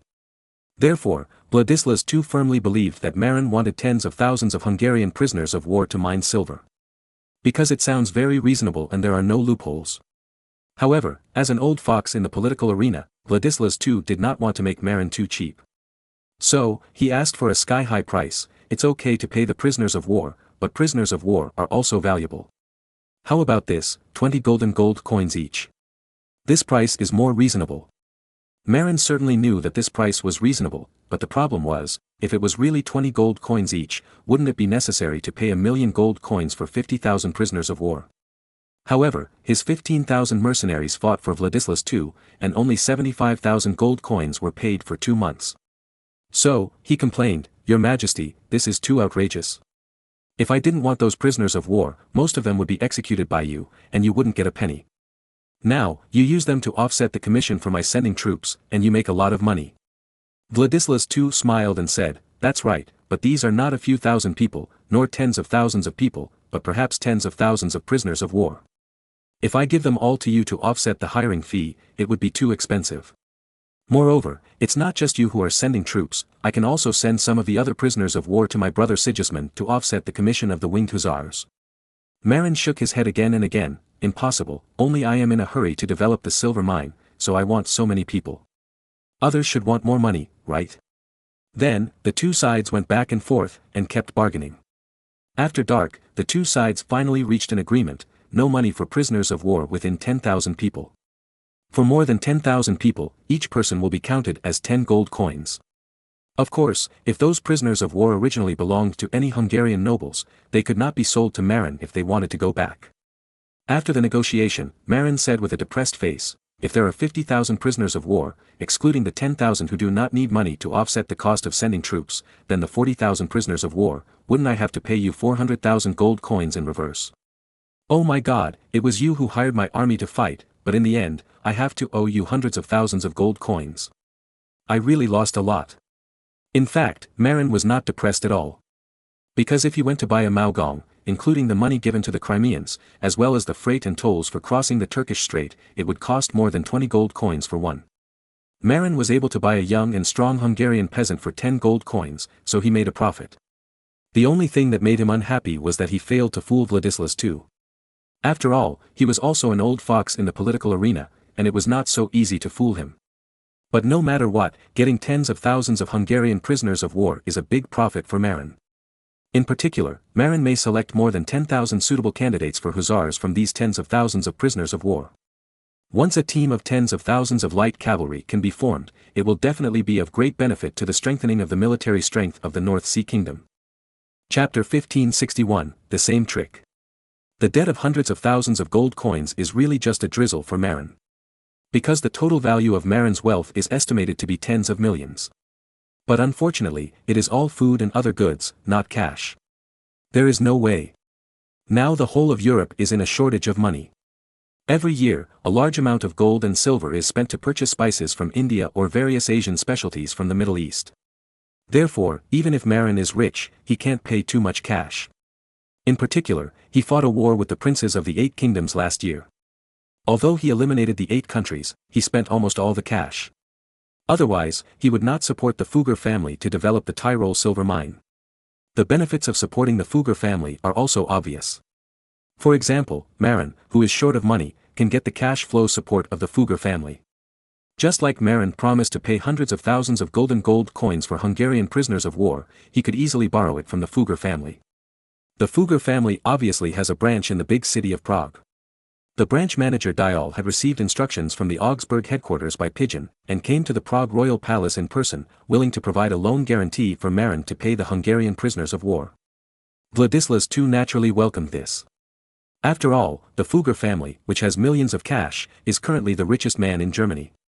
Their guarantee reputation is very good. The only thing that made Vladislaus II depressed was the reply from the pigeon in Pest, the capital of Hungary. The Hungarian nobles agreed in principle to sell the prisoners of war to Marin, but they wanted to take 2/3. That is to say, if Marin paid 300,000 gold coins for the prisoners of war, the Hungarian nobles would take 200,000 gold coins. According to the normal rules of dividing the spoils, the monarch Vladislaus II should get half. But the Hungarian nobles believed that many of the prisoners of war were serfs under their rule, and if they were sold to Marin, they should get more. But in fact, those Hungarian nobles didn't care about the lives of those serfs at all. Because the Kingdom of Hungary was not short of people at all. At this time, the Kingdom of Hungary had a population of more than 4 million. Moreover, although the Great Hungarian Plain had been developed to a certain extent, only a small part of the 100,000 square kilometers of the Great Hungarian Plain had been developed. On the vast plain, there were still a large number of free herders or hired semi-serfs. If the rebellious serfs were gone, at most they would send troops to the grassland to capture some free herders and bring them back as serfs. Anyway, taking advantage of the great opportunity to suppress the rebellion, as long as they casually accused them of being accomplices in rebellion, they could capture free herders and self-employed farmers and bring them home as serfs. Anyway, these people had no way to defend themselves. If they didn't obey, they would be killed as rebels. Therefore, selling tens of thousands of serfs was not a pity for the Hungarian nobles. At most, they could send people to capture some free people and bring them back as serfs. In this day and age, there was no law, and what the nobles said was the law. In history, these nobles killed 50,000 Hungarian peasants who participated in the uprising without hesitation. But now that Marin, the buyer, is willing to buy the prisoners, they will definitely not be willing to kill them. Because, that's all money. Moreover, these Hungarian nobles are also very happy. Because this war to suppress the peasants, which was destined to lose money, not only does not need to pay a large commission, but can also make money. For the nobles who are generally in poor economic conditions, it is definitely a pie in the sky. According to the current plan, Marin is willing to send 15,000 troops, and Sigismund I can also get a few thousand winged cavalry. In addition to Vladislaus II himself, he can also get 10,000 Bohemian warriors, plus the 7,000 or 8,000 people raised by the Hungarian nobles themselves. The total number can reach about 37,000 or 38,000. However, Vladislaus II is still quite concerned about the combat effectiveness of the more than 30,000 hussars in the Hungarian uprising army with a total of more than 80,000. Except for those who have become farmers, the rest of the Magyars are natural warriors on horseback. More than 30,000 hussars, gathered together, are absolutely very powerful. If it weren't for this feature, the Holy See would not have chosen to come to Hungary to form a crusade. They just saw the fierce folk customs of the Magyars. If more than 30,000 hussars charged on the front battlefield, they would definitely be overwhelming and shocking. And the total number of troops he put together was only more than 30,000, so he was very unconfident. There is an essential difference between the Hungarian Peasant Uprising Army and the Württemberg Peasant Uprising Army, because the quality of officers on both sides is completely different. The leaders of the Württemberg Peasant Uprising Army were also illiterate peasants, or handicraftsmen such as blacksmiths, and there were no professionals who understood military affairs and could command the army. The Hungarian Peasant Uprising Army was different. Their leader, Dóra George, was himself an officer of the Hungarian Kingdom Border Guard from a small noble family. There were many professional low-level officers in his crusade. In addition to the majority of peasants, there were also a group of fanatical missionaries and fanatical young students. Moreover, before the expedition, Dóra George also conducted professional training for the army. Therefore, they are much more powerful than the Württemberg Peasant Uprising Army who knew nothing. What's more, they still have more than 30,000 hussars. The only good news is that Dóra George, fearing a shortage of food and grass, actually divided the army into 3 parts. Among them, the citizen army responsible for monitoring the capital Pest has been eliminated. There are also 20,000 to 30,000 people in the northern mountainous area. As for the main force heading south to Szeged, there are as many as 50,000 people. If these 80,000 people were gathered together, it would be difficult for the more than 30,000 mercenaries gathered by Vladislaus II to start a war. However, if they were divided into 2 parts, they would be courting death. After all, even the main force of the rebels, that is, the more than 50,000 people led by Dóra George, are mostly newly joined peasants. The mercenaries formed by Vladislaus II are mostly veterans of hundreds of battles, and the abilities of both sides are completely different. The only thing that Vladislaus II feared was the more than 30,000 Magyar hussars that Dóra George had raised from the grasslands in the southern region. If there were no cavalry, Vladislaus II could easily send 10,000 troops to eliminate tens of thousands of peasants. But once the enemy has cavalry, even if it is not very professional, such a large scale can also pose a huge threat to the suppressing army. How can I deal with those 30,000 hussars? Vladislaus II said distressedly. Marin, who had originally planned to resign from Vladislaus II, thought of the way to deal with the Württemberg peasant uprising army, and said in his heart, "Your Majesty, maybe. I have a way." "What way?" Vladislaus II asked hopefully. He was also very clear about Marin's cunning schemes. All the German nobles who were defeated by him cursed him for being insidious and despicable. Because Marin often does not use normal means to deal with his opponents. Then, Marin told him about his idea of adding chin bean powder to the warhorse feed of the Württemberg peasant uprising cavalry, which aroused great interest of Vladislaus II. "Really? There is such a magical medicine. I wonder if we can also send people to infiltrate the Hungarian peasant rebels and drug their warhorse feed?" Marin shook his head and said, "It's too late. The other side has been formed for a long time. If we send spies in now, it is impossible for them to get to an important position. If their status is not high enough, they can't be in charge of the horse feed." Marin's words were very pertinent. Wolf's gang had infiltrated Casper's rebel army from the very beginning. Moreover, they saved his life by covering the other party's escape from the city. After that, they also led the battle to ambush the Württemberg noble coalition army, and only then did they gain the trust of leader Casper. On the Hungarian side, the rebel army had already taken shape, and the positions of officers had long been determined. If we send people in at this time, we can only start from the bottom, and who knows if we can get in touch with the top. If we can't handle the feed for the war horses, even if we have Croton, it will be useless. Then what should we do? The Croton you mentioned is useless? Marin shook his head. "No, it is still useful." "How?" Marin explained, "It will be difficult to get a high position if we send someone in now. However, if we send someone in, we can get in touch with the rebels' quartermaster. The feed for war horses must be distributed through the quartermaster. As long as we spend a lot of money to bribe the quartermaster, we can mix Croton powder into the feed that the war horses eat before leaving the station the next morning on the eve of the decisive battle, which will definitely destroy the combat effectiveness of the enemy cavalry." "Are you sure you can bribe the enemy's quartermaster?" Vladislaus II was a little uncertain. Marin said confidently, "I heard that the quartermaster of this rebel army is a local Jewish merchant who is proficient in arithmetic in Hungary. If it is someone else, I am not sure, but as for the Jewish merchant. As long as you give enough money and promise a noble title, it will definitely work." Vladislaus II suddenly realized, damn, it is indeed easier to bribe merchants, not to mention the most profit-seeking Jewish merchants. If the opponent's most threatening 30,000 hussars can be abolished, then the final decisive battle will definitely be won, and it will be a lying win. After all, without the overwhelming impact of the 30,000 hussars, even if there are 80,000 peasant armies, they are just 80,000 lambs to be slaughtered. Without war horses, those hussars holding sabers will definitely not be able to beat well-trained mercenary infantry. What's more, there are 5,000 Polish winged cavalry and 5,000 Cossack light cavalry in this coalition. Facing the Hungarian peasant army that had lost its cavalry, the outcome was already decided. Thinking of the benefits, Vladislaus II agreed without hesitation to the plan of bribing the Jewish merchant quartermaster with a title and a large amount of money, and selected a spy from the Magyars to mix into the rebel army and go south to implement this plan. Marin also planned to send someone to send a letter by carrier pigeon, ordering the country to grind all the remaining Croton seeds that were originally intended to be kept for seeds into Croton powder, send it to Prague, and give it to Vladislaus II's spy to take to Hungary. As for the Croton seeds being gone, this problem is easy to solve. At worst, the merchant ship sent to Daming will buy some back next time. Chapter 1562, Freiburg Silver Mine. Before leaving Prague, Marin heard something from Vladislaus II. It seems that the Saxony region north of the Kingdom of Bohemia is also developing a large silver mine on a large scale. Marin immediately understood. After all, the data he had read showed that from 1526 to 1535, the annual output of silver in the Tyrol silver mine and the Saxony silver mine reached a terrifying 70,000 kilograms. And 1526 is only 12 years away from now, so it is reasonable for Saxony to start expanding the scale of silver mine production.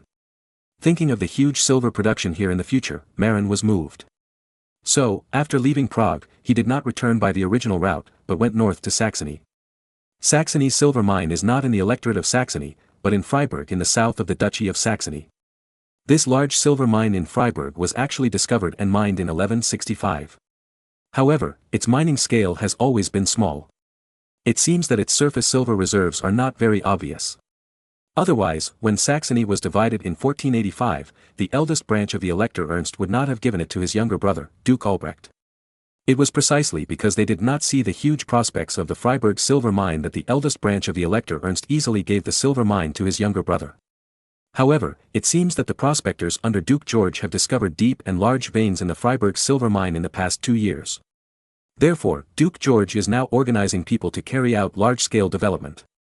However, I heard from Władysław II that Duke George wanted to develop this large silver mine, but he was short of funds and was seeking loans to expand the production of the silver mine. How could Marin miss this opportunity? Anyway, even if Marin did not get involved, Duke George could find investment. So, it is better to let him get involved and share a piece of the pie. Although Marin fought a war with the Duchy of Saxony and captured George. But later, in order to divide the Saxon nobles, Marin specially repaired his relationship with George and spent a lot of money to buy the ruling power of West Frisia from George, which he had actually lost control of. However, the 1 million gold coins he spent on buying West Frisia from George were transferred to Frederick III, the Elector of Saxony, who was also defeated by Marin. Because Frederick III needed to pay Marin 1 million gold coins after losing to Marin. But this was a big pit for Duke George. He and Frederick III, the Elector of Saxony, were cousins, and it was not easy to urge the other party to pay. Therefore, of the 1 million gold coins, Duke George has only received 200,000 so far. Otherwise, the Duchy of Saxony would not lack funds to develop the Freiburg silver mine. And because of the debt problem of 1 million gold coins, Marin successfully alienated the relationship between the two major branches of Saxony. Sometimes, in the imperial parliament, George would even pull Frederick III's back. Of course, even if Duke George and Elector Frederick III did not get along, he would not have too much good feelings towards Marin. After all, he was defeated and captured by Marin. In other words, his relationship with Marin was not bad, but it was definitely not good. But Marin believed that if he was willing to provide funds, even technology and equipment, Duke George would definitely welcome it. After all, it would be of great benefit to Duke George to better develop the Freiburg silver mine. Sure enough, when Marin arrived in Dresden, the capital of the Duchy of Saxony, he met with Duke George and expressed his willingness to help him develop the Freiburg silver mine, and was welcomed by Duke George. Duke George of Saxony is not a fool. He would not agree to Marin's share in the Freiburg silver mine. But Marin did not make such an unrealistic request. He just asked for the priority purchase right of the silver mine output. After all, after the silver mine produces silver, there must be a part of it to be exported, and it will not be all digested by itself. The Saxony region has developed handicrafts, commerce and a large population. However, like other principalities in southern Germany, there are many people, few planes and some food shortages. The Duchy of Saxony has a large population, and it does not even need to introduce miners from outside to develop silver mines. It is enough to recruit them domestically. However, because there are more mountains and fewer plains in the country, there has always been a shortage of food. And the thing that Marin lacks the least is food. Moreover, it is not difficult to transport food from the North Sea Kingdom to the Duchy of Saxony as long as it is transported through the Elbe River. Because Dresden is on the Elbe River and belongs to a navigable river section. It is precisely because of the existence of the golden waterway of the Elbe River that the Electorate of Saxony and the Duchy of Saxony have become prosperous countries. The Saxon business circle is also the second largest business circle among the 4 major business circles of the Hanseatic League. In order to win over George, Duke of Saxony, Marin agreed to provide a large amount of rye to George, Duke of Saxony, at a wholesale price of 0.8 pfennig per pound, which is 80% off the market price.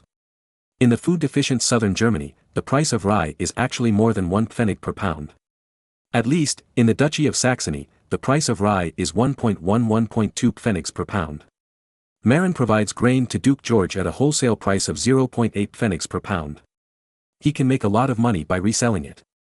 It seems that Marin has lost money and made a lot less money, but in fact, Marin knows that if he is not willing to make a profit, the grain of the North Sea Kingdom will not be able to enter the market of the Duchy of Saxony. Only after giving up a lot of profits can the accumulated grain in the North Sea Kingdom be sold. Moreover, the most important thing is that by selling grain, Marin can cash in from Duke George of Saxony and obtain a lot of silver. In this era when gold and silver are seriously lacking in all of Europe, whoever has enough gold and silver in his hands is the boss. The development foundation of the Freiburg silver mine in Saxony is very good. After all, this is not a newly opened mine, but an old mine that has been around for hundreds of years. The transportation facilities and mining equipment here are very complete. As long as enough manpower is added and some good equipment is added, the output can be greatly increased immediately, which is not comparable to the newly discovered mines. To this end, Marin planned to provide Duke George with 10 sets of steel mills made of high manganese steel for crushing and grinding silver ore to facilitate the selection of silver ore. In addition, Marin also planned to provide Duke George with rail and rail mine car technology. But Marin did not plan to provide blast furnace technology. After all, Duke George and himself can only be regarded as business partners at most, and the relationship cannot go further due to historical reasons. Besides, the Freiberg silver mine is not as easy to find a place suitable for damming and hydraulic blowers as the Tyrol silver mine at the foot of the Alps. There is a river in the local area, but it is a large river suitable for navigation, not suitable for damming and hydraulic blowers. Therefore, Marin only provided high manganese steel mills and rail mine car technology. However, even if there are only these two technologies, the production efficiency of the Freiberg silver mine can be greatly improved. In addition, Marin also promised to help matchmaking, as a guarantor, to help Duke George get a loan of hundreds of thousands of gold coins to expand production. In return, Duke George signed an agreement with Marin, requiring him to sell the silver ingots produced by the silver mine to Marin first, and not to raise the price at will. Chapter 1563, The whole country prepares for war. It can be predicted that with the support of the two super silver mines, the Tyrol silver mine and the Saxony Freiberg silver mine, Marin will not be short of silver in the future. Even because of the outbreak of production of the two silver mines, the money shortage in Europe can be alleviated to a great extent. In addition, Marin really intends to expand the production of the Rammelsburg silver mine in Goslar. When the output of the Rammelsburg silver mine also increases, the gap of silver in Europe can basically be dealt with. As for whether the price ratio of silver to gold will fall after the outbreak of silver production, Marin is not worried at all. Because Spain is about to open up the road to the great Zimbabwe Empire. On the Portuguese side, although the progress is far less than that of Spain, there is hope for the road to Timbuktu. Once Spain and Portugal each take over the great Zimbabwe Empire and Timbuktu of the Songhai Empire, a large amount of African gold will also flow into Europe. With the substantial increase in gold and silver production, the gold-silver price ratio will also maintain a certain balance. Speaking of which, with the gold and silver output of the three major silver mines and the two African gold empires, the problem of money shortage in Europe will be solved. Moreover, it can maintain a certain economic stability. However, if Iwami silver mine and the gold and silver from Mexico and Peru in America are also added, there will be problems. European productivity is here, and goods will not increase. Before, there was a shortage of gold and silver, but with the gold of the two major gold empires and the silver of the three major silver mines, the gap can be made up. But if the gold and silver from the Americas and the gold and silver from Japan are added, the total amount of currency will be seriously exceeded. Therefore, in the original history, after the development of large gold and silver mines such as the Potosi silver mine in the Americas, European productivity could not keep up, resulting in a serious inflation in Europe, also known as the price revolution. Among them, because of the influx of gold and silver from the Americas, the price of goods in Spain actually rose 4 times in the 16th century. In particular, the price of food has skyrocketed comparable to the housing prices in later generations. Marin remembered that in the 17th century, the price of a quarter of wheat, 12.7 kilograms, in England actually rose to more than 20 shillings, that is, £1, and at the highest, 40 shillings. This is still England. In Spain, the price is even higher. After thinking about it, Marin still plans to postpone the development of gold and silver in America. Especially the Potosi silver mine, Marin will write it into a notebook and hide it, and then take it out for development when Caesar needs it one day. Of course, there is another way to curb the rise in prices, that is to improve productivity and let the increase in goods exceed the output of gold and silver. In this way, prices will not rise. This is not difficult. As long as the land of the later United States is developed well, there will be a lot of land reclamation and industry development.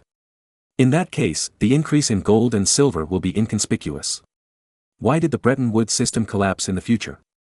It was not that after the 1970s, with the rise of automation technology, productivity was further improved. At that time, the increase in gold production was far behind the increase in productivity.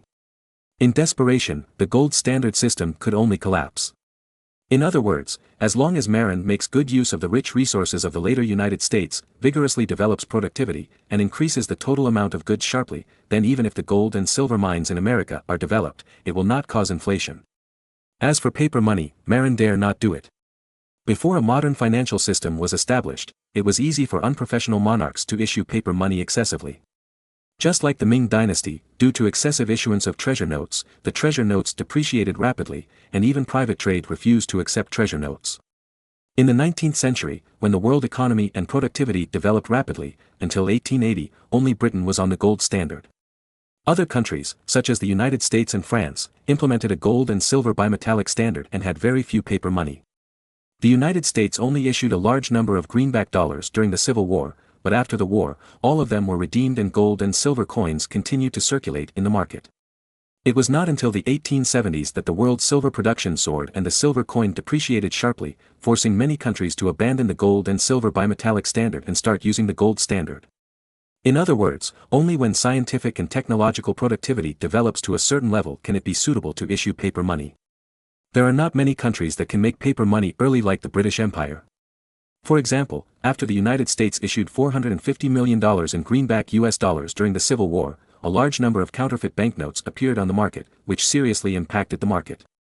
The famous U.S. Secret Service was established in 1865. Its original intention was not to collect intelligence, but to investigate counterfeit banknotes and maintain the financial security of the United States. Therefore, Marin's plan is that before the completion of the Industrial Revolution, only the gold and silver bimetallic standard system can be adopted, and paper money cannot be issued. Of course, it is still possible for banks to get a checkbook or something. However, very complicated confidentiality measures are required, and the name must be kept to avoid counterfeiting. Of course, Marin will definitely not encounter those complex financial problems now. After all, his life is limited, and he probably won't see the day when technology is highly developed. Even Caesar may not see that day. Although Marin has already made a steam engine, that is also the limit. Who told Marin that he was a liberal arts student in his previous life and had never studied mechanics? He can know the principle of the steam engine thanks to the high school physics textbook. Moreover, he himself does not understand mechanics, and even the development of the steam engine depends on Leonardo da Vinci. Therefore, it is estimated that there is little hope to expect him to complete the Industrial Revolution while he is alive. At most, he could produce the industrial level of the early and mid-19th century. As for the internal combustion engines and power equipment of the mid to late 19th century, he certainly couldn't do it. After leaving the Duchy of Saxony, Marin followed the previously established system, changing horses along the way, and returned to the North Sea Kingdom in a few days. After returning to the North Sea Kingdom, Marin first issued an order, ordering Wagner to lead the Second Corps and 5,000 Cossack cavalry south to support King Vladislas II of Bohemia. At the same time, he ordered 8,000 police officers across the country to draw 5,000 people to support the city defense of Aurich to avoid being taken advantage of. But the First Corps had already divided 5,000 people to go south to support Ulrich, Duke of Württemberg. Even with the addition of the 5,000 police force, the local force was still a little small.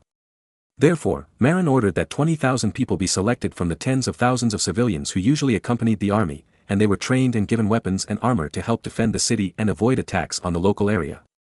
At the same time, Marin ordered Steindorf's Third Corps stationed in the eastern region to closely monitor the old nobles sent to the Bremen area, including the captured princes, so that they would not take advantage of the lack of domestic troops to escape abroad.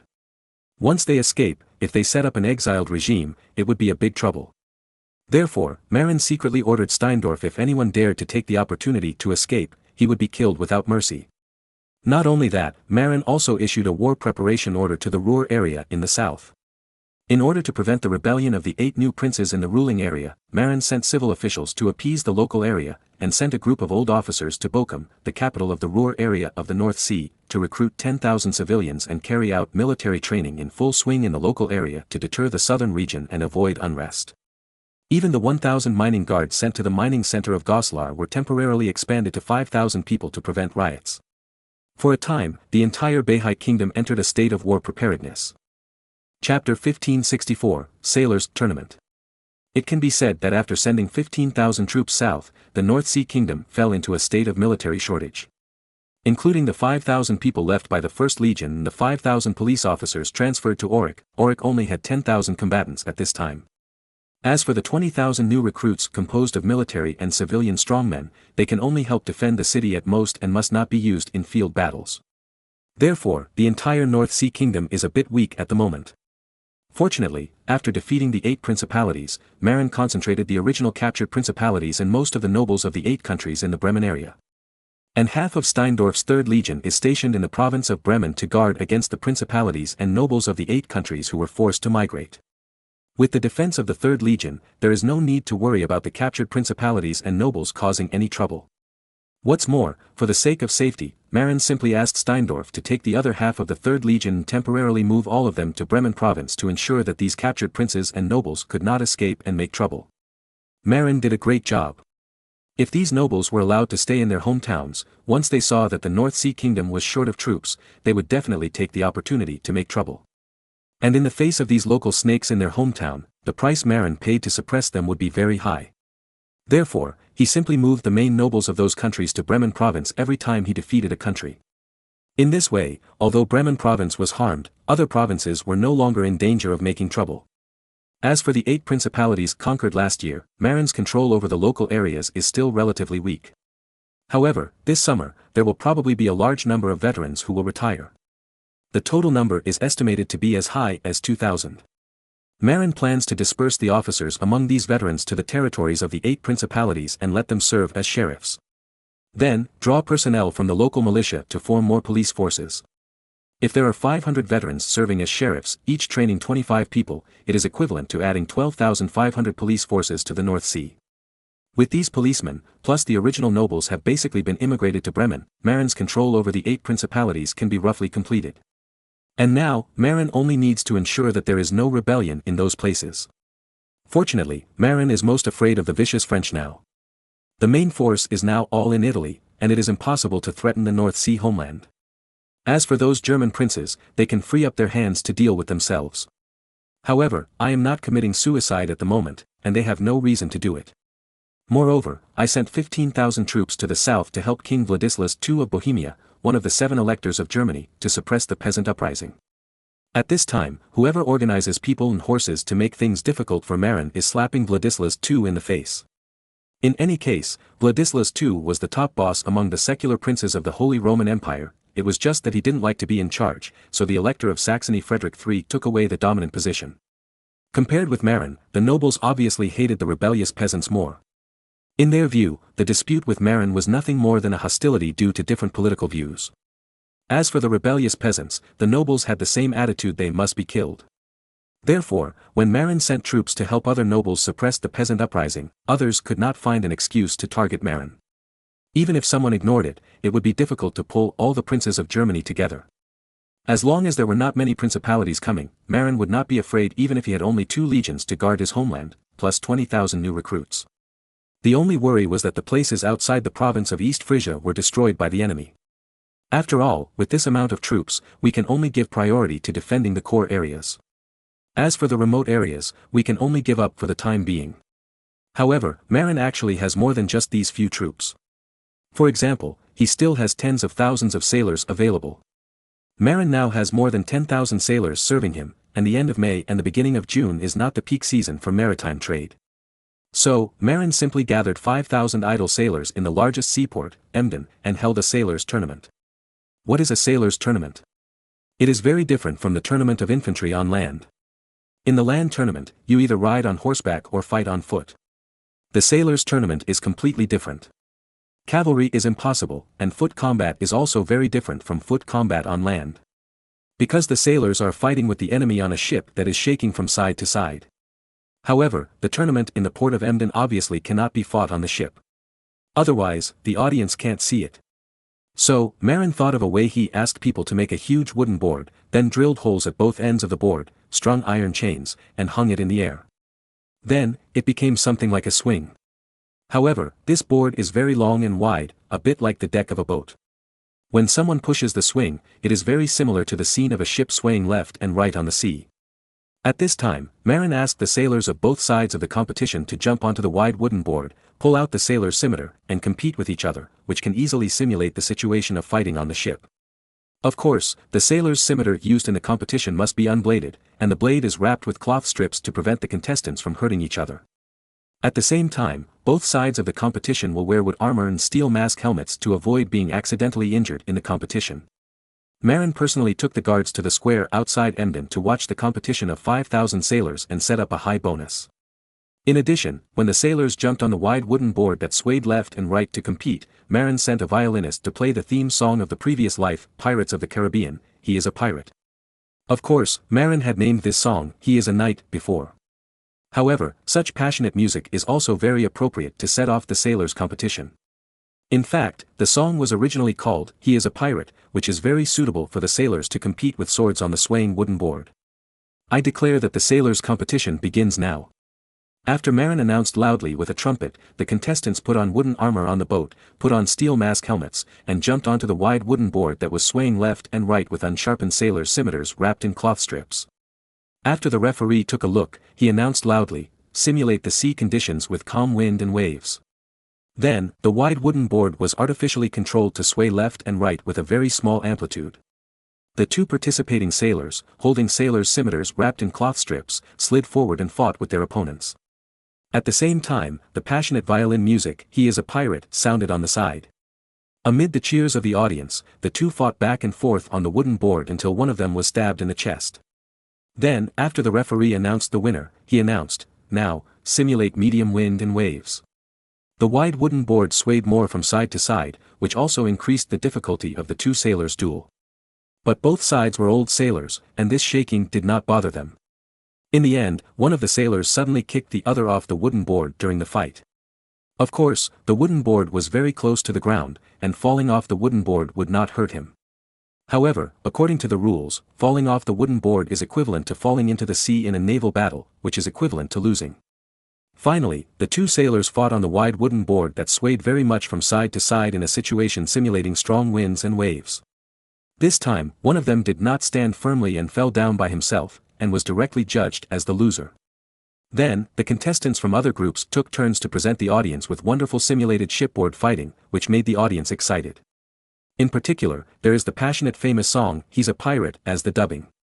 Because of this wonderful sailor competition, many local teenagers in East Frisia actually had the ideal of becoming a sailor. For a time, the number of applicants for the seaman's school increased a lot. At the same time, this sailor competition also made the foreign spies who came to watch the war realize one thing: even if the Second Legion left the homeland, Marin could still draw thousands of sailors with superb swordsmanship from the sailors to guard the homeland. These sailors may not be able to beat regular infantry in the field. However, in the battle to defend the city, these sailors who are good at fighting in a small space are more suitable for repelling the invading enemy on the city wall. And this is exactly the original intention of Marin to hold this sailor competition: let people know that he can draw thousands of sailors to help defend the city. So, some princes who originally wanted to take advantage of the fire gave up some bad ideas. They understand if they can't take the opportunity to quickly break through the city of Auric and get rid of Marin, they will be dead when Marin's troops abroad react and return to the country for reinforcements. Chapter 1565 I am ahead in everything except population. Marin didn't know how influential the sailors' competition he casually organized to show off his muscles would be. It's not that this sailors' competition shocked the four sides, but the way of the competition caused countries to follow suit. It is a very good idea to use a wide wooden board that swings left and right like a swing to simulate the situation on the ship. After watching the competition, Hamburg's representative in Emden, Sammer, immediately wrote back to his country, asking for the promotion of this method for sailor training. In the past, when there were no large swing boards, sailors generally used small boats to train for fighting on board in order to train for naval battles. However, it is difficult for a small boat to simulate the sea conditions with strong winds and waves. After all, it is impossible for a small boat to train in the middle of the ocean during training. Moreover, during training and combat, the loser is likely to be knocked into the water. If you really go to the middle of the sea with strong winds and waves to train, the sailors who fall into the water will easily be swept away by the wind and waves.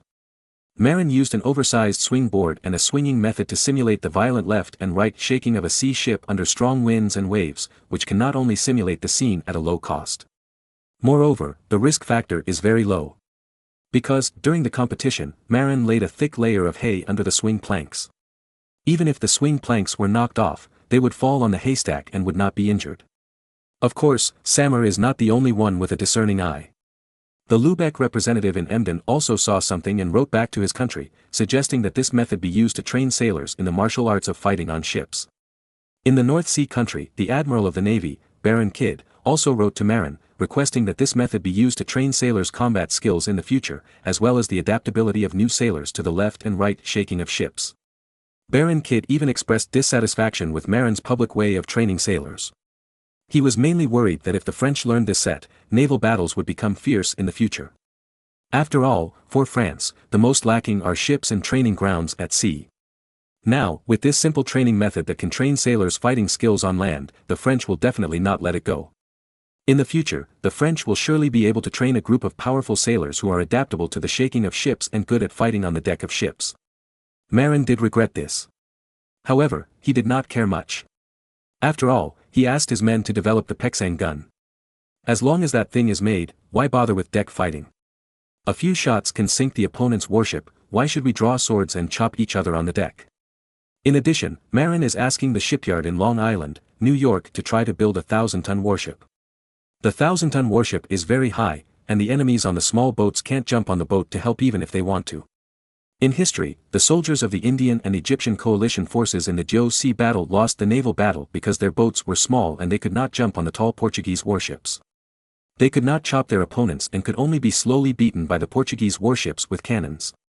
The 1,000-ton warships that Marin tried to build were much taller than the Portuguese warships that were several hundred tons smaller, with more cannons and thicker side. Combined with the extremely powerful Pexan gun, it is absolutely invincible in naval battles. Of course, both the Pexan gun and the 1,000-ton warship are currently kept secret. In order to dispel Baron Kidd's doubts, Marin had to say that in the future, naval soldiers would be equipped with a spring-fired pistol to fight with a sailor's scimitar. He has seen Pirates of the Caribbean. Those 17th-century pirates basically had one or two flintlock pistols on their waists in addition to sailors' scimitars. Once you encounter a tough guy who is difficult to deal with, you can also pull out a pistol from your waist and shoot him. Marin described to Baron Kidd the future combat situation of the North Sea sailors with a scimitar in one hand and a spring-fired pistol in the other, and finally fooled Kidd, who was worried about losing his maritime advantage. In fact, before the emergence of giant ships and heavy artillery, the tactics of sailors' scimitars combined with muskets that Marin said were indeed the mainstream naval tactics. For example, Nelson, a famous British naval commander, was killed by a French sailor's musket when he was fighting with French warships side by side in the Battle of Trafalgar. After the appearance of the Pexan gun, wooden ships could not resist and were forced to withdraw from the stage of history. Then, armored ships were born. The so-called armored ship is to put a heavy iron shell on the outside of the wooden ship to prevent the hull from being smashed by the 68-pound iron ball shells of the Pexan gun. But after the wooden ship was covered with an iron shell, the sail could not be carried, and it could only be pushed by a steam engine. Otherwise, this heavy iron-shelled armored ship can only slowly snail crawl on the sea. And now, other countries obviously don't have steam engines. As long as Marin makes the Pexan gun, he can sweep the navies of various countries and dominate the sea. Of course, it will definitely not dominate until the 19th century as in the original history. After all, he made a steam engine, and even if other countries can't make it, they will steal the technology. Just like the French, they couldn't make a glass mirror, so they sent people to Venice to steal the technology. Unless Marin and Marin's descendants do not spread the steam engine technology. Otherwise, once it is put into civilian use, it will definitely be taken away by other countries. So, it's just a matter of time. But before the steam engine technology was leaked, Marin planned to build a powerful country that included the British Isles and the northern part of Germany. Of course, it also included the vast America. When other countries caught up with technology, the country of Marin's descendants had already gained a firm foothold. Once the land of the United States is developed in the future, France's land and population advantages will be lost immediately. Marin clearly remembers how the United States quickly rose in strength after completing the development of the central and eastern regions in the 19th century, and surpassed France and Britain one by one. Of course, that will take hundreds of years. After all, the biggest problem facing Marin now is a serious lack of people. The entire German region, including Austria, has a population of only about 12 million. The population of France is 15 million, which is simply crushing. As for Marin, there are only a pitiful 2 million people in the country. It is ranked among the various German principalities, but compared with France, it is simply scum. If Marin had started with the Kingdom of France, with a population of 15 million, he could easily divide a few million people to reclaim a large tract of fertile land on the eastern coast of the United States in the future. Moreover, France is closer to the east coast of the United States. Now, even if Marin annexed England, it would only increase the population by 3 million, which is still far less than the population of the Kingdom of France. Even the population of the German region and England combined is barely equal to that of France. Therefore, there is still a long way to go to develop the east coast of the United States. For the sake of population, Marin is now crazy. He ordered in the North Sea that any manor, once a woman is pregnant, will be properly taken care of. Not only can she take a vacation, but she can also receive the same wages as men during the vacation. If she works normally, the wages are only half of those of men. In addition, Marin also ordered the establishment of hospitals in various towns. Among them, the obstetrics and gynecology department of the hospital is the focus. Every woman who is about to give birth can be sent to the obstetrics and gynecology department of the hospital for rest 2 or 3 months before giving birth, and be cared for by a special nurse until the baby is born. During this period, all expenses were borne by the respective estates. In the office, Marin looked at the map of Europe, holding his head and said depressedly, "I am the world leader in everything, but I lose in population." Chapter 1566. The time is ripe. For a moment, Marin wanted to follow the Ottoman Turkish blood tribute system and plunder European white boys other than Germans. Or, spend a lot of money to buy children from the Turkish territory in the Balkan Peninsula, and then train them to be Catholics who only speak German. However, thinking of the miserable scenes of mother-child separation described by a Nobel Prize-winning writer in later generations, Marin suddenly felt a little reluctant. In the article, when the Turks savagely took the children away from the women in the Balkans, the painful mothers couldn't help shouting, "Ladai, my son, don't forget your mother. Ilya! Ilya! Ilya!" Another Serbian woman desperately looked for her son with her eyes, trying to remember what he looked like. However, these sad mothers didn't know that after these children were taken to Istanbul, they would be circumcised, converted from Orthodox Christianity to Islam, and brainwashed to forget the past. When they returned to Europe, they became ruthless executioners who raised the butcher knife against their compatriots. Thinking of this, Marin gave up the plan to go to the Balkan Peninsula and snatch blood tribute from the Turks. However, Marin did not completely give up this path. For example, in Crimea, they captured all the Russians when they plundered them. Among them, there were children. So, even if Marin did not buy those little Mao and Mao girls, they would be bought by the Turks who liked to buy slaves. Therefore, Marin made up his mind determined to buy all the children plundered by the Crimeans, regardless of gender. As long as they are healthy, he will take them all. Anyway, this kind of transaction does not cost much. Marin does not need to use cash. As long as he gives enough liquor, he can get enough children. Instead of letting those Mao children become killers or playthings of the Turks, it is better to let Marin buy them and educate them into Germanized farmers. After all, the development of America is too short of people. In addition, Marin also decided to accept the tens of thousands of Hungarian prisoners of war. As long as they are honest, willing to learn German, and integrate into the society of the North Sea, Marin intends to give them the status of ordinary citizens. Of course, Marin will definitely not allow them to gather together, but will disperse them to various parts of the North Sea. Once they cannot form a cluster, they will not be able to retain their traditions and will have to integrate into the North Sea society. Moreover, the Hungarian kingdom itself is heavily Germanized. Although ordinary Magyars may be less Germanized, the Hungarian nobles are very Germanized. Since being defeated by Otto the Great, the Magyars have learned from the Germans, settled down, and started agriculture. Many Hungarian nobles have changed from tribal leaders to German lords and accepted German culture. Therefore, it is not too difficult to manage those Hungarian prisoners of war with German culture. Because they are accustomed to the rule of this kind of German nobles in their own country. The only problem is probably the language problem. For this, Marin has already thought of a solution. First, send all Hungarian prisoners of war to the mines in Goslar to mine. Then, send people to teach them German every night. And it is a hard rule: whoever learns German can leave the dangerous mine and become a comfortable farmer. Those who can't learn it will continue to stay in the mines and risk their lives. Under such intense stimulation of life and death, they will definitely work hard to learn German. Just when Marin was racking his brains and worrying about the population, it was June. At this time, in Naples, Italy, far to the south, an important military meeting was underway. Have you found out? Is the internal fighting in the Spanish army fierce now? Louis XII asked seriously. Count d'Ette, who was in charge of intelligence work, nodded seriously and said, "Yes, Your Majesty, in the past 2 months, in the Spanish camp outside the city, 5 senior Spanish nobles were almost fighting for the control of tens of thousands of troops." Louis XII said with a happy face, "Is it really that fierce?" Count d'Ette nodded seriously, "It is really that fierce." "Tell me in detail." Louis XII and several other French nobles looked at Count d'Ette expectantly. Count Duarte took out a piece of paper filled with intelligence and read, "In the past 2 months in the Spanish camp, Duke Cabrera and Duke Domingo have been trying to win over middle and senior officers in the army in order to compete for the dominance of the army.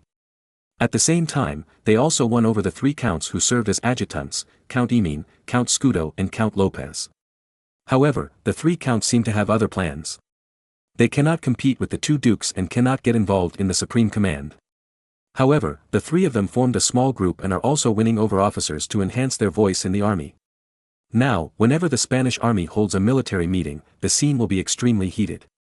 It is said that as long as one of the 2 dukes puts forward an idea, the other side will inevitably bring a group of officers who have surrendered to him to strongly oppose it, regardless of whether he is right or wrong. The 3 counts, with the group of people they have won over, watch the show from the sidelines. Louis XII was stunned after hearing this. Has it gotten to this point? Count Duarte nodded seriously. At this time, John Lafayette stood up and said, "Your Majesty, this is our great opportunity." Charles, the former Duke of Gages and current Count of Nantes, also nodded in agreement. It is indeed a good opportunity. If we act now, we have a great chance of winning. Besides, we don't have much food left. The Spanish's judgment was not entirely nonsense. The French had tens of thousands of troops in the city, and a lot of food consumption was equivalent to the war horses of 5 strong men. Naturally, the food consumption was extremely alarming. Even though the French had made sufficient preparations before and had driven away all the original residents in the city, the speed of food consumption was still alarming, somewhat beyond expectations.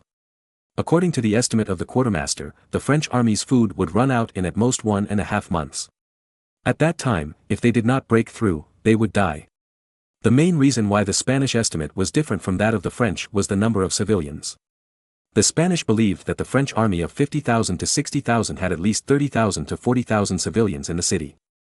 But in fact, Louis XII followed John Lafayette's advice and only left tens of thousands of civilians to assist the soldiers defending the city, so the food consumption was much lower than the Spanish estimate. According to the Spanish prediction, the French should be short of food by now. Therefore, the theme of the quarrel in the Spanish camp these days is to strengthen defense to prevent the French army from risking their lives to break out. However, because the factional disputes were too intense, many things were delayed. But at the insistence of Duke Domingo, the Spanish army still dug more than a dozen trenches in the open space north of Naples, but did not send a large army to garrison. The main purpose was to prevent the French cavalry from breaking out to the north. These dozen trenches were filled with wooden stakes. Once the French broke out by force, the cavalry could easily fall into the trenches. Then, the warhorse was pierced in the abdomen. However, the Spaniards did not know that the French were planning to break out with their entire army this time. In order to break through the blockade of the trenches, the French dug a lot of soil in the city and put it into bags, which were carried by the remaining 10,000 civilians in the city. Once out of the city, these civilians would use the bags filled with soil to fill the dozen trenches to facilitate the passage of the army. However, although the time for the breakout had been set, the French did not attack immediately, but waited until the time is ripe. John Lafayette stood up immediately after seeing the dark clouds in the sky and went to find Louis XII. Chapter 1567, Leaving the City on a Rainy Day. Coming down from the city wall, you can see that the French army in the city is extremely busy at this time. Many people are digging soil and packing it into bags, while others are putting some supplies into the dug pits and then covering them with soil. In addition, the cooking camp where the civilians in the army are concentrated is constantly baking bread. They are baking the famous baguettes, but considering that it is wartime, they dare not mix too much soil and stones into the bread. However, wild vegetables, leaves and sawdust are indispensable. Only the bread baked for the nobles is not mixed with those, and some cane sugar or honey is added. It should be pointed out that at this time, rye was popular in northern France, and the baguettes made from it were also called black baguettes. In southern France, barley was popular, and the baguettes made from it were ordinary baguettes. As for wheat and the like, ordinary soldiers could not afford it, otherwise the French court would go bankrupt. Obviously, the French were already preparing for retreat. A baguette can last a day, and each French soldier carries a crossbody backpack, some made of canvas and some made of linen. This bag was originally used exclusively by musketeers. It was used to hold gunpowder and lead bullets. The material was originally made of leather, and it was mainly waterproof. But because it was easy to carry, it later became popular in the Bahai National Army and was used to carry dry food and other supplies. Then, the French also learned it. Now, the messenger bags of French soldiers are mainly used to carry baguettes made by the kitchen camp. One loaf of bread lasts for a day, and 5 of them can last for 5 days. This time, the French kitchen camp is fully mobilized to equip 50,000 French soldiers and 10,000 civilians with 5 baguettes each to facilitate the breakout. As for burying the supplies mentioned at the beginning, it was because it was not convenient to carry too many things in the breakout. Passing through the crowd, John Lafitte came to the city lord's mansion and found Louis XII. At this time, Louis XII was talking to a scholar-looking man in a red robe. "Your Majesty, it's going to rain soon, we can make preparations." Louis XII nodded and said, "Well, I know, Master Shaw has predicted that it will rain for the next 3 days, and it will be heavy." Master Shaw is the man in a red robe next to Louis XII. He is a famous French astrologer and is also proficient in weather forecasting. Although his predictions may not be completely accurate, he is still very good to be around the King of France. John Lafitte showed a happy expression on his face and said, "If that's the case, our previous plan is foolproof." Louis XII nodded and said, "That's good. By the way, has the secret passage near the north gate been dug? How is its concealment?" John Lafitte nodded confidently, "Absolutely no problem." This time the secret passage was dug in a church cemetery near the north city wall. Its entrance is under an inconspicuous tombstone. Even if the Spaniards enter the city, they will not search the cemetery carefully. As for the exit outside the city, it is also under a very secret big tree root and is not easy to be discovered. Louis XII smiled, "That's good. This time, we must strike hard against those Iberian natives." And John Lafitte looked at the gloomy weather outside, but the rain had not fallen yet, so he suggested, "Your Majesty, we will break out tomorrow. I heard that 2 horses in the stable are sick and they will definitely not be able to take them away tomorrow. Why don't we kill the horses and cook the meat on the top of the city, so that the Spaniards outside the city will mistakenly think that we are at the end of our rope?" "What? Killing horses? No. Absolutely not. War horses are the most important companions of our French cavalry. Unless it is absolutely necessary, we must not kill horses for food." Louis XII quickly refused. John Lafitte explained, "Your Majesty, I am not talking about war horses, but 2 old draft horses. Moreover, everyone knows that French warriors love horses. If we publicly kill horses and eat meat on the top of the city, doesn't it just prove that we are desperate?" Louis XII thought about it and finally agreed to John Lafitte's suggestion with difficulty. Soon, before dark, the 2 sick old horses were dragged to the south wall, and then, in front of the Spanish spies, they were killed and thrown into the big pot on the top of the city to cook. What? Have the French reached the point of killing horses to satisfy their hunger? Duke Cabrera was extremely shocked. He knew the importance of horses to the French. Unless it was absolutely necessary, the French would not easily kill horses for meat. And now the French are like this, plus the Spanish speculated that the time for the French to run out of food is almost here. So, the Duke of Cabrera came to a conclusion, the French have run out of food. But the Duke Domingo, who had always been a mortal enemy of the Duke of Cabrera, retorted, "Not necessarily, maybe the French started killing horses to save food because the horses consumed too much food. Unreasonable. Don't be so arbitrary." After saying that, the 2 dukes turned their faces away angrily. That night, the French slept well. The next morning, it was drizzling outside. Louis XII was very satisfied after seeing it, and ordered, "Very good, all camps pack up, lightly equipped, and ready to go." At this time, Count Duarte said in embarrassment, "Your Majesty, what about the more than 100 artillery pieces?" Louis XII waved his hand, "Put them in the city first, anyway, we are not coming back. It is inconvenient to carry artillery out of the city on rainy days, which affects the marching speed." Okay. An hour later, around 7:30 in the morning, the French army had assembled, and everyone brought weapons and messenger bags filled with several baguettes. "Okay, we can set off." Louis XII put on his armor and gave the order after a group of nobles helped him onto his horse. At this time, the French field marshal, Duke of Bourbon Charles III, loudly ordered, "Open the city gates, and the whole army will leave the city. The civilians carrying bags of soil are in front, and the archers are protecting on the left and right. The bravest knights of France, cover from the side."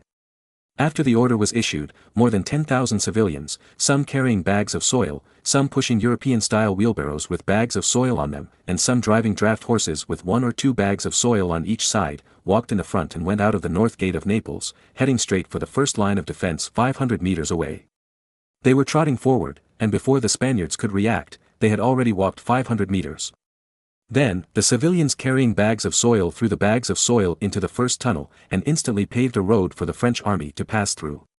At this time, the Spanish finally reacted. Oh no, the French are escaping. The scout rushed to the command tent in the south and reported to the 5 Spanish nobles who were having breakfast. What? The French are out of the city. How many people? Could it be that they are trying to lure us into chasing them like before? Duke Cabrera frowned.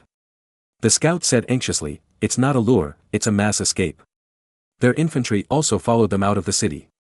Now, no one cares about Naples. What should we do? The 3 counts who served as adjutants turned their eyes to the 2 dukes. Duke Cabrera and Duke Domingo didn't care about the competition at this time, and said in unison, blow the horn, assemble all the troops. Make sure to keep the French.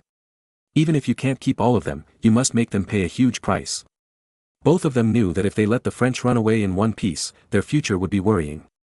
However, when the army was really assembled, the 5 Spanish nobles discovered a very serious problem. The musketeers that the Spanish were proud of, all the fuses went out on rainy days. Oh no, our musketeers can't play a role. Are we still chasing? Count Emin asked worriedly. After discussing for a while, the 2 dukes from Castile and Aragon made a decision, chase. The French are running away now because they are out of food, so they probably don't have a strong desire to fight. Even if we don't have the musketeers to help us, they probably won't be reluctant to fight. Okay, I'll arrange for the laborers to push the modified wheelbarrows to prevent the French knights from attacking our army. The speaker was Francis, the former adjutant of General Gonzalo. He has no power now, and is mainly responsible for logistics and managing Spanish laborers. The 2 dukes nodded, okay, the whole army will attack and chase the French. Chapter 1568, Another counterattack. When the Spanish army assembled and approached the French rear guard, the French had already filled 11 pits, leaving only 3 pits unfilled. How can the French fill the pits so quickly? Doesn't it take them a long time to dig the pits? Duke Cabrera and Duke Domingo didn't quite understand. They led the army to intercept the French army from the side, and didn't see the bags filling the pits. In their opinion, if they wanted to fill the pits, they should use shovels to dig soil and fill the pits, which is very time-consuming. More than a dozen pits can delay the French army until the Spanish army is assembled. But looking at the situation, if they are slower, the French will escape. At this time, the scouts who went to the front to scout reported, my 2 dukes, it seems that the French used sacks that had run out of food and filled them with soil in advance, and filled the pits as soon as they saw them, so the speed was very fast. Using sacks of food to fill the pits with soil. This. The 2 short-sighted Spanish dukes were stunned by the French's coquettish operation. However, there was no time to surprise them now. Because, when the French filled the last pit, the vanguard of the Spanish army finally caught up with the French army's rear guard. Spanish cavalry, charge. Count Lopez, who was in charge of the cavalry, ordered loudly. Then, about 5,000 Spanish cavalrymen wearing backless half-body plate armor, only the front was protected, the back was not protected, including leg armor, riding Andalusian horses without horse armor, waving sabers, and quickly rushed towards the 10,000 French infantrymen who were left behind. But at this moment, a military call was sounded, and suddenly tens of thousands of French knights rushed out from the side, scaring the 5,000 Spanish cavalrymen in backless outfits. They were light cavalry, and they would fight heavy cavalry only if their brains were kicked by a donkey. So, they quickly reined in their horses, turned around and retreated, and went around the side of the Spanish army. When the French knights saw many chariots with spears in front of the Spanish army, they knew they could not gain any benefit, so they did not attack, but retreated. The 5 Spanish nobles breathed a sigh of relief, and Duke Domingo cursed, damn the French, they chose to escape on a rainy day. If it was a sunny day, our musketeers would definitely teach them how to behave.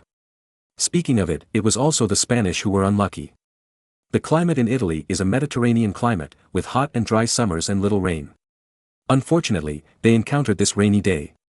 Of course, the French have been waiting for this rainy day for a long time.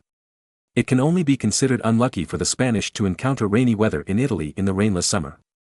Then, both sides became cautious.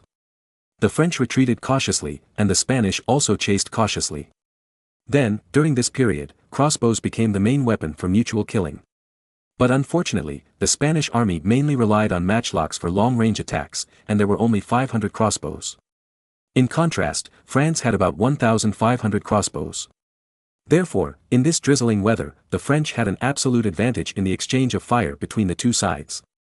But if they let the French go, the Spanish nobles would definitely be in trouble when they returned. Therefore, knowing that there was no chance, the Spanish army also bit the French army tightly and looked for opportunities. However, after the two sides entangled for 2 or 3 hours, the French army retreated into a narrow valley. Then, the French blocked the valley entrance with a group of chariots and let the crossbowmen hide behind the chariots and shoot fiercely, which blocked the pace of the Spanish army at once. Then, the French also stopped to rest. The Spaniards tried to attack several times, but because the main firepower of the Spanish army was matchlock guns, it was useless in such rainy days. Therefore, the Spanish attacks were easily repelled by the French. The two sides confronted each other until dusk, and the Spanish civilians began to build camps. However, the French sent 1,000 plate armored knights, abandoned their horses, held two-handed swords, and suddenly took a shortcut to rush into the camp that the Spanish were building, killed hundreds of Spanish civilians, and left, making several Spanish nobles stomp their feet in anger. This is not the end. When the Spanish army started to eat dinner, the French had finished their baguettes and gathered together. Under the leadership of 3,000 French knights who dismounted and fought on foot, they once again launched a charge towards the Spanish camp, catching the Spanish off guard. They did not prepare dry food in advance, and dinner had to be cooked on the spot. Under the harassment of the French, the Spanish soldiers could not even have a good dinner. Moreover, after the French knights dismounted and fought on foot, they were no longer afraid of the Spanish chariots without the restraint of the war horses. Moreover, they also had 7,000 of the most elite Swiss spearmen to help in the battle, which was stronger than the Spanish in the rainy day. After suffering several losses, the Spanish army, led by 5 generals, had no choice but to retreat. Let's retreat into the city of Naples. Count Scudo, one of the 5 leaders of the Spanish army, proposed. Then, he explained, you see, Naples is tall and solid, much more solid than our original camp. Moreover, the houses in the city are much more comfortable to live in than the tents. Moreover, there is no need to worry about being attacked by the French at night. The other people listened and thought it made sense, so they nodded in agreement.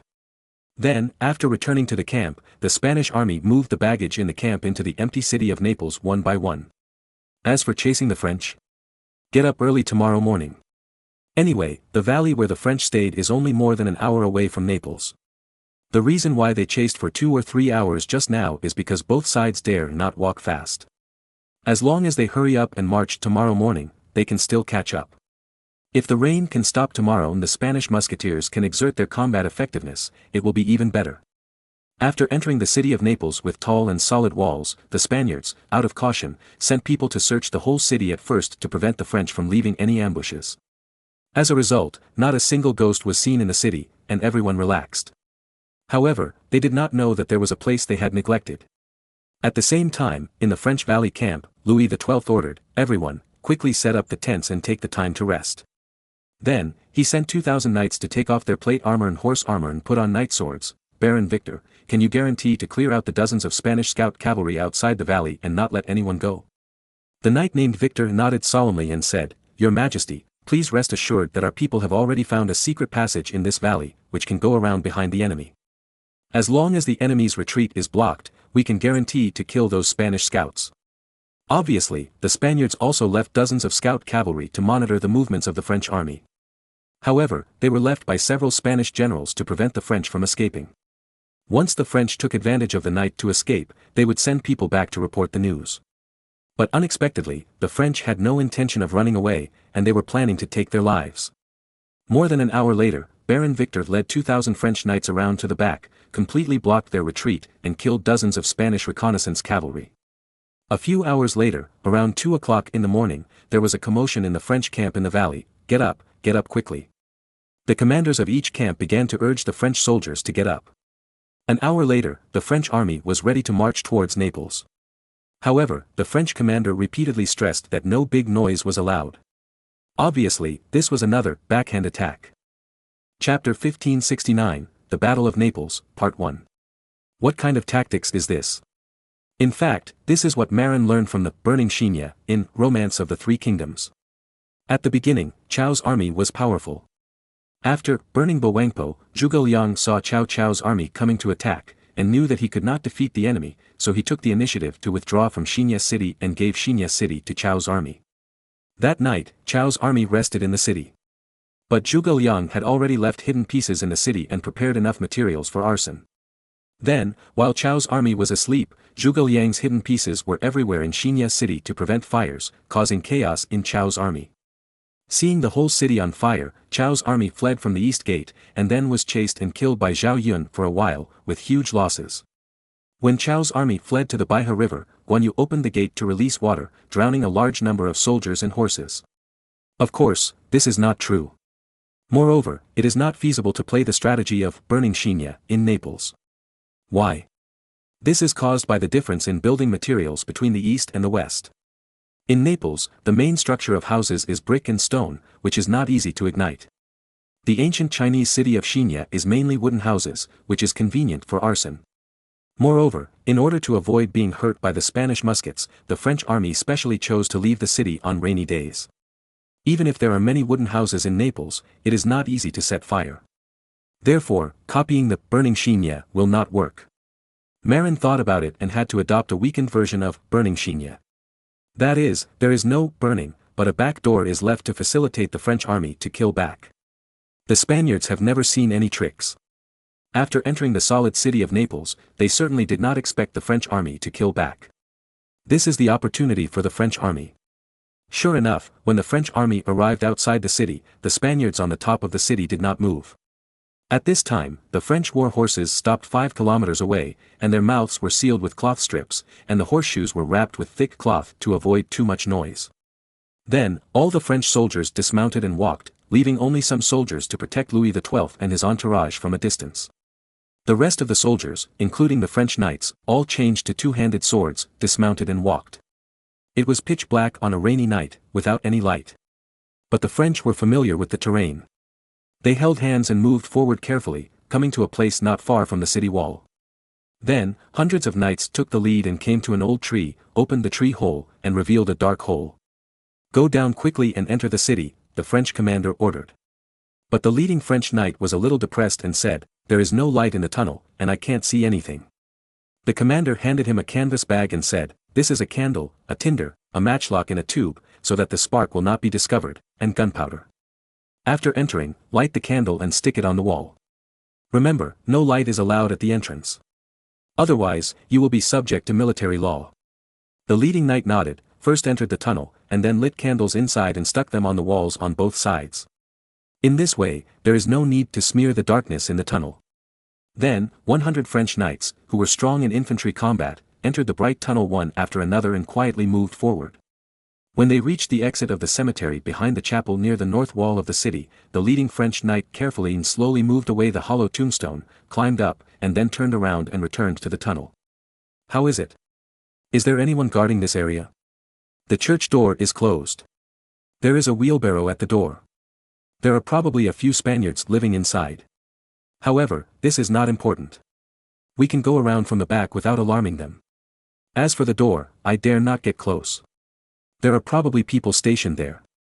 It doesn't matter. We will just kill our way in later." Anyway, the Spaniards at the north gate did not block the city gate with debris. The leading French knight reported. The commander nodded and whispered to the French knights who came up, "No more words, warriors of France, get ready to fight." Everyone nodded silently, pulled down the masks of their plate armor helmets, and then, under the leadership of the commander, climbed out of the hollow tombstone lightly.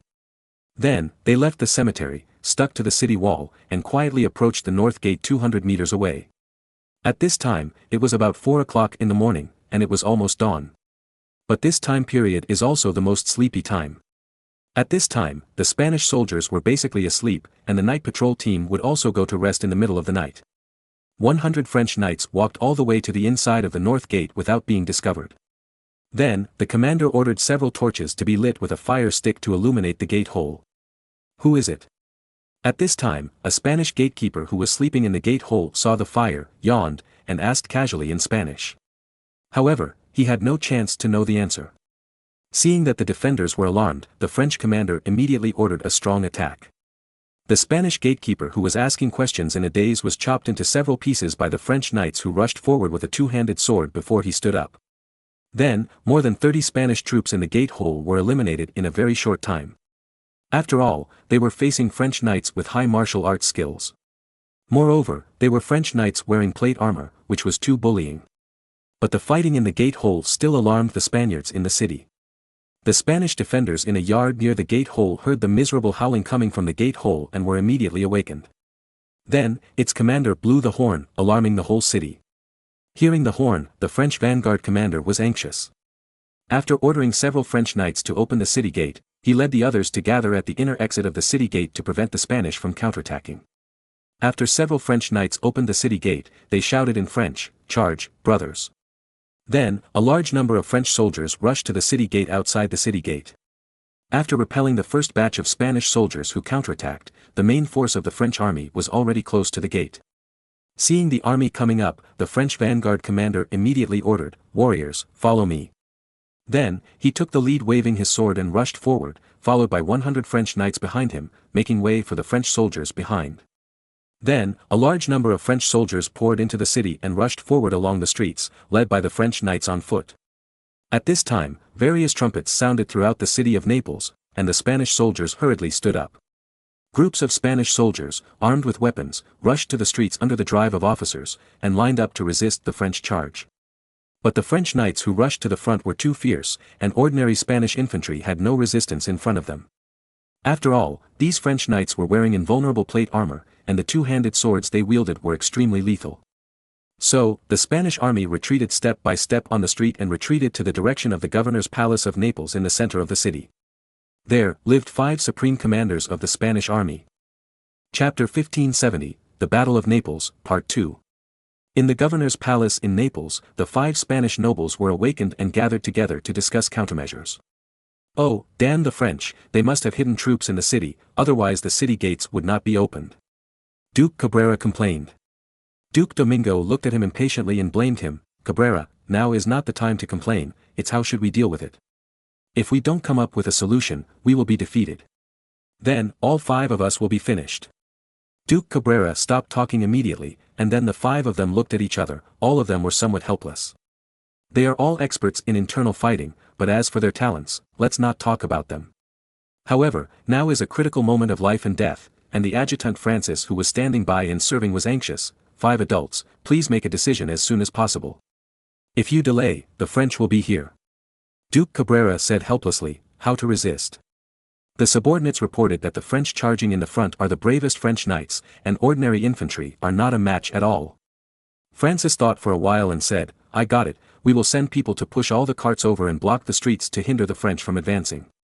Count Scudo retorted, "It's useless, the carts and chariots can only resist the knights on horseback. The opponent dismounts and fights on foot.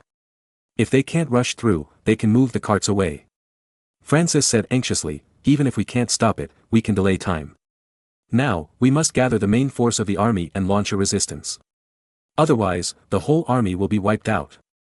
Duke Domingo nodded at this time. "Okay, I'll leave this to you, Francis. All the carts, you retreat to the North Street to block the French. In addition, I'll give you 1,000 plate armor guards, Spanish knights wearing backless plate armor, and 2,000 war hammer soldiers, specialized in dealing with plate armor. Please do your best to stop the French from advancing." Francis looked at the 5 people sadly. He knew that he would be in danger if he went there. After all, he was going to face the most fierce attack of the French. Facing 20,000 French knights, he didn't think that his 1,000 Spanish backless plate armor knights and 2,000 war hammer soldiers could withstand it. Therefore, it was very likely that he would die in battle. So, he said in a sad tone, "Well, for Spain, someone has to sacrifice. Let me, Francis of the Huesca family, shed blood and sacrifice for Spain. But before I leave, I would like to ask the adults to take care of my son, little Francis, in the future because I volunteered to die." The 5 Spanish nobles all nodded. After all, it was not kind to send people to die. In this day and age, nobles also have to save face. It was not until the 18th century that European nobles began to lose face. So, out of guilt, they promised to take care of little Francis in the future. After all, even if they were defeated, they were still nobles. If they couldn't make it in the army, they could still make it in the civil service system. Moreover, these people were very good at fighting for officials, otherwise they would not have won the opportunity to lead the troops. Without any scruples, Francis took a deep breath, walked out of the governor's palace, came to the chariot camp next to the governor's palace square, and began to command the soldiers to push the chariots to North Street. Then, he summoned 1,000 Spanish backless knights and 2,000 warhammer soldiers and came to the intersection of North Street. Coincidentally, the 3,000 French knights who were at the front had no strength after a long fight. So, the French paused their attack when they arrived 400 meters away from the governor's mansion. After all, it was really hard to fight for half a day wearing dozens of kilograms of plate armor. If you can still fight for a long time wearing such heavy plate armor, then all countries will be plate armor infantry. Then, a new batch of French knights came forward to replace the first batch of French knights who could no longer run. While the French were rotating, Francis was lucky enough to command the Spanish army to complete the deployment. Hundreds of chariots were pushed onto the street, blocking the street. Then, Francis took 1,000 Spanish backless knights and 2,000 Warhammer soldiers to wait. At the same time, some alleys that could be bypassed were also blocked by Francis. Compared to the wide main streets, the alleys are much easier to defend than to attack.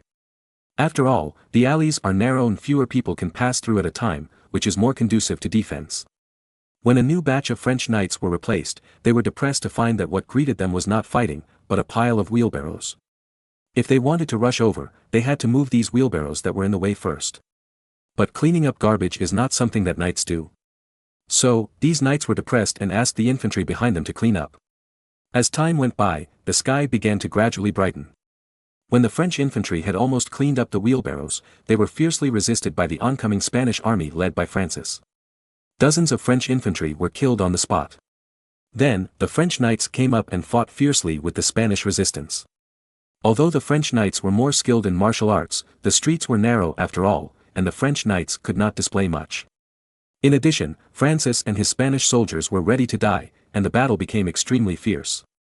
Francis took the lead and shouted, "For Spain, for the king," and then took the lead in a desperate battle with the French knights.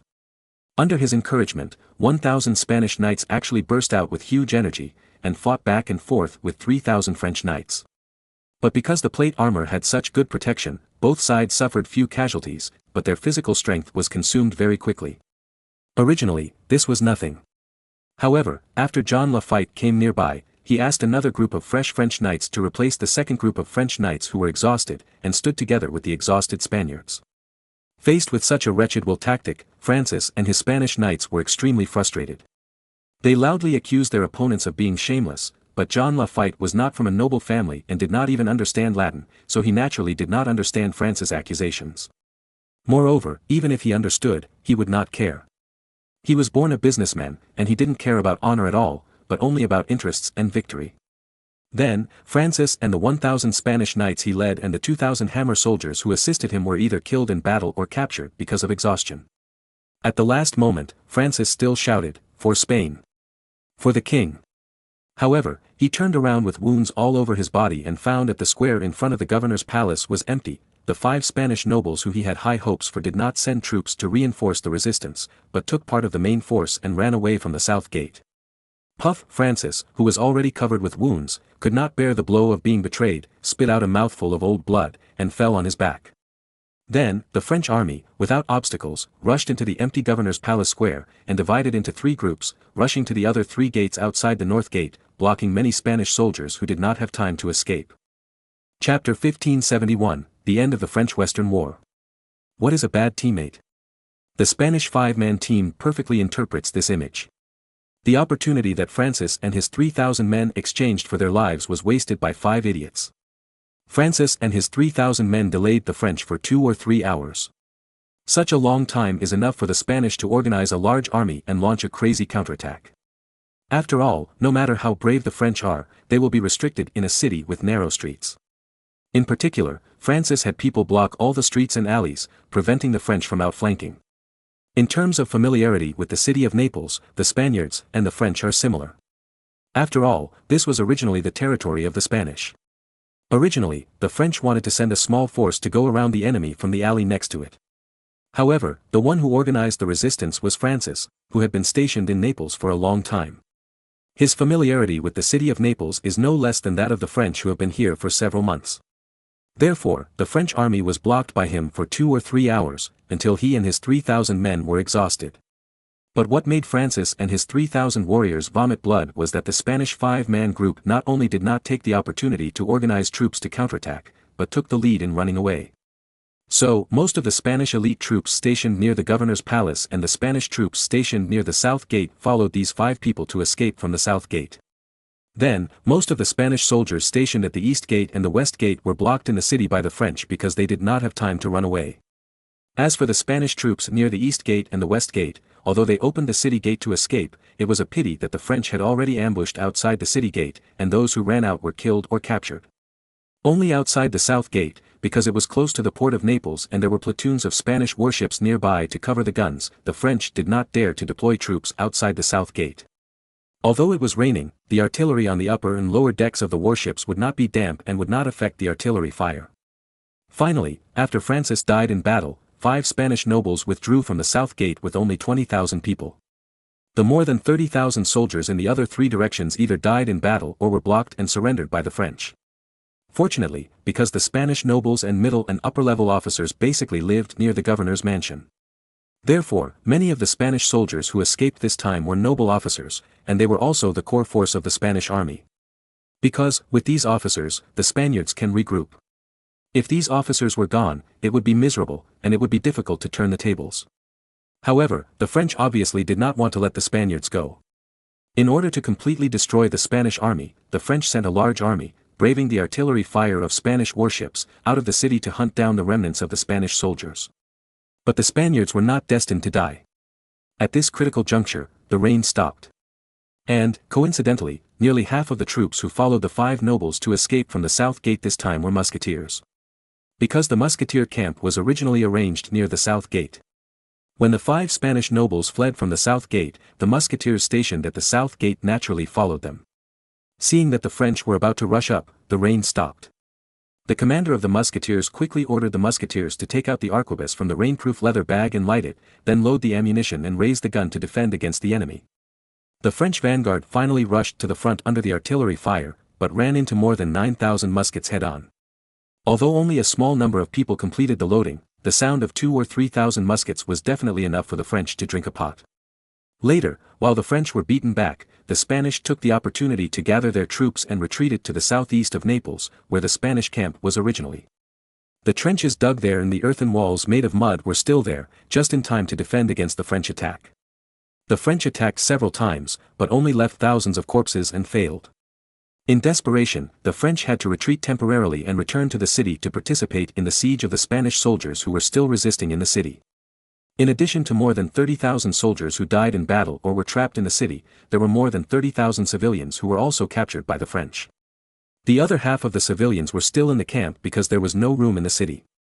It just happened that they joined the more than 20,000 Spanish remnants who escaped from the city. However, even a fool knows that after this battle, the Spanish siege of Naples has completely failed. With the remaining 20,000 Spaniards, let alone attacking, it would be good to be able to withstand the siege of the French with nearly 3 times the force in the future. So, that night, while the French were still in the city to siege the Spanish army that was relying on certain buildings to resist stubbornly, the 5 Spanish nobles who controlled the 20,000 Spanish remnants decided unanimously retreat overnight. This time, the 5 people rarely maintained a unified opinion, and no one raised any objections. Because they were frightened by the French army. However, although they retreated overnight, they were afraid of being discovered and blocked by the French. Therefore, the Spaniards did not board the ship at the port of Naples outside Naples, but retreated to the place where the Spanish army landed at the beginning, the port of Salerno, more than 10 kilometers south of Naples. Moreover, the Spanish ships in the port of Naples also left overnight to load troops there. In order to confuse the French, the 5 Spanish nobles ruthlessly abandoned 30,000 civilians and a large amount of supplies in the camp, and only let the 20,000 Spanish remnants take 3 days of rations, and hurriedly retreated to the direction of the port of Salerno overnight. The next morning, the French, who had completed the cleanup of the Spanish remnants in the city, assembled a large army and surrounded the Spanish camp. As a result, when the French launched a tentative attack, they found that they were not resisted. A group of Spanish civilians ran out in a hurry, opened the camp gate, and welcomed the French gentlemen in. What? Ran away overnight? The French commander was shocked and quickly sent someone to report to Louis XII. Louis XII was also shocked and quickly sent a large army to chase. But when the French arrived at the port of Salerno, the Spanish army had already boarded the ship to Sicily. Only a few hundred unlucky people who didn't catch up with the ship were left at the dock. Because there were not enough ships. This escape was very hasty and spectacular. The Spaniards used all the ships in the port, including all the small fishing boats of the local residents. Every warship was packed with people, not only on the deck but also in the cabin. Even the masts were full of people, a vivid picture of Chiang Kai-shek's army fleeing the mainland. When many small boats left the port, Spanish soldiers were hung on the side of the ship. That scene was very similar to the scene of Indians robbing trains in later generations. Even so, there were still hundreds of unlucky people who couldn't squeeze onto the boat and were captured by the chasing French. These people didn't resist and raised their hands to surrender.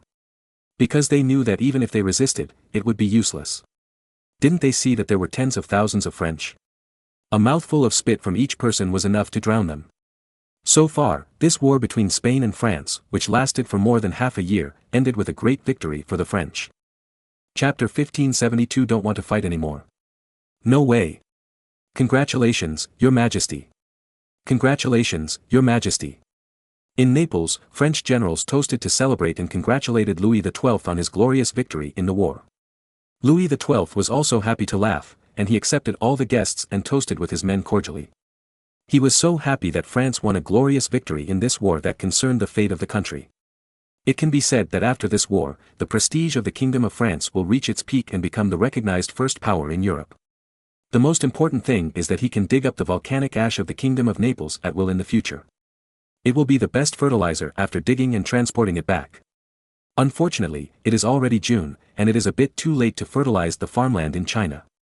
Volcanic ash is not the chemical fertilizer of later generations, which will dissolve in water. Even during the growth period of crops, it can be applied top dressing. But volcanic ash is soil, and it cannot be applied midway. It can only be put into the field as base fertilizer before planting crops, otherwise it will bury the crops. Therefore, if France wants a good harvest, it can only use volcanic ash soil as base fertilizer during the spring plowing next year. At this time, Count Duarte stood up and raised his glass and said, "Congratulations, Your Majesty, Your Majesty, do you think it is time to send someone to negotiate with Spain and discuss the formal belonging of the Kingdom of Naples to France?" Louis XII nodded and said proudly, "It should be, the Kingdom of Naples originally belonged to France and me." John Lafitte hesitated and said, "I'm afraid the Spaniards will not agree so easily. After all, this is a kingdom, a crown. How rare is the crown?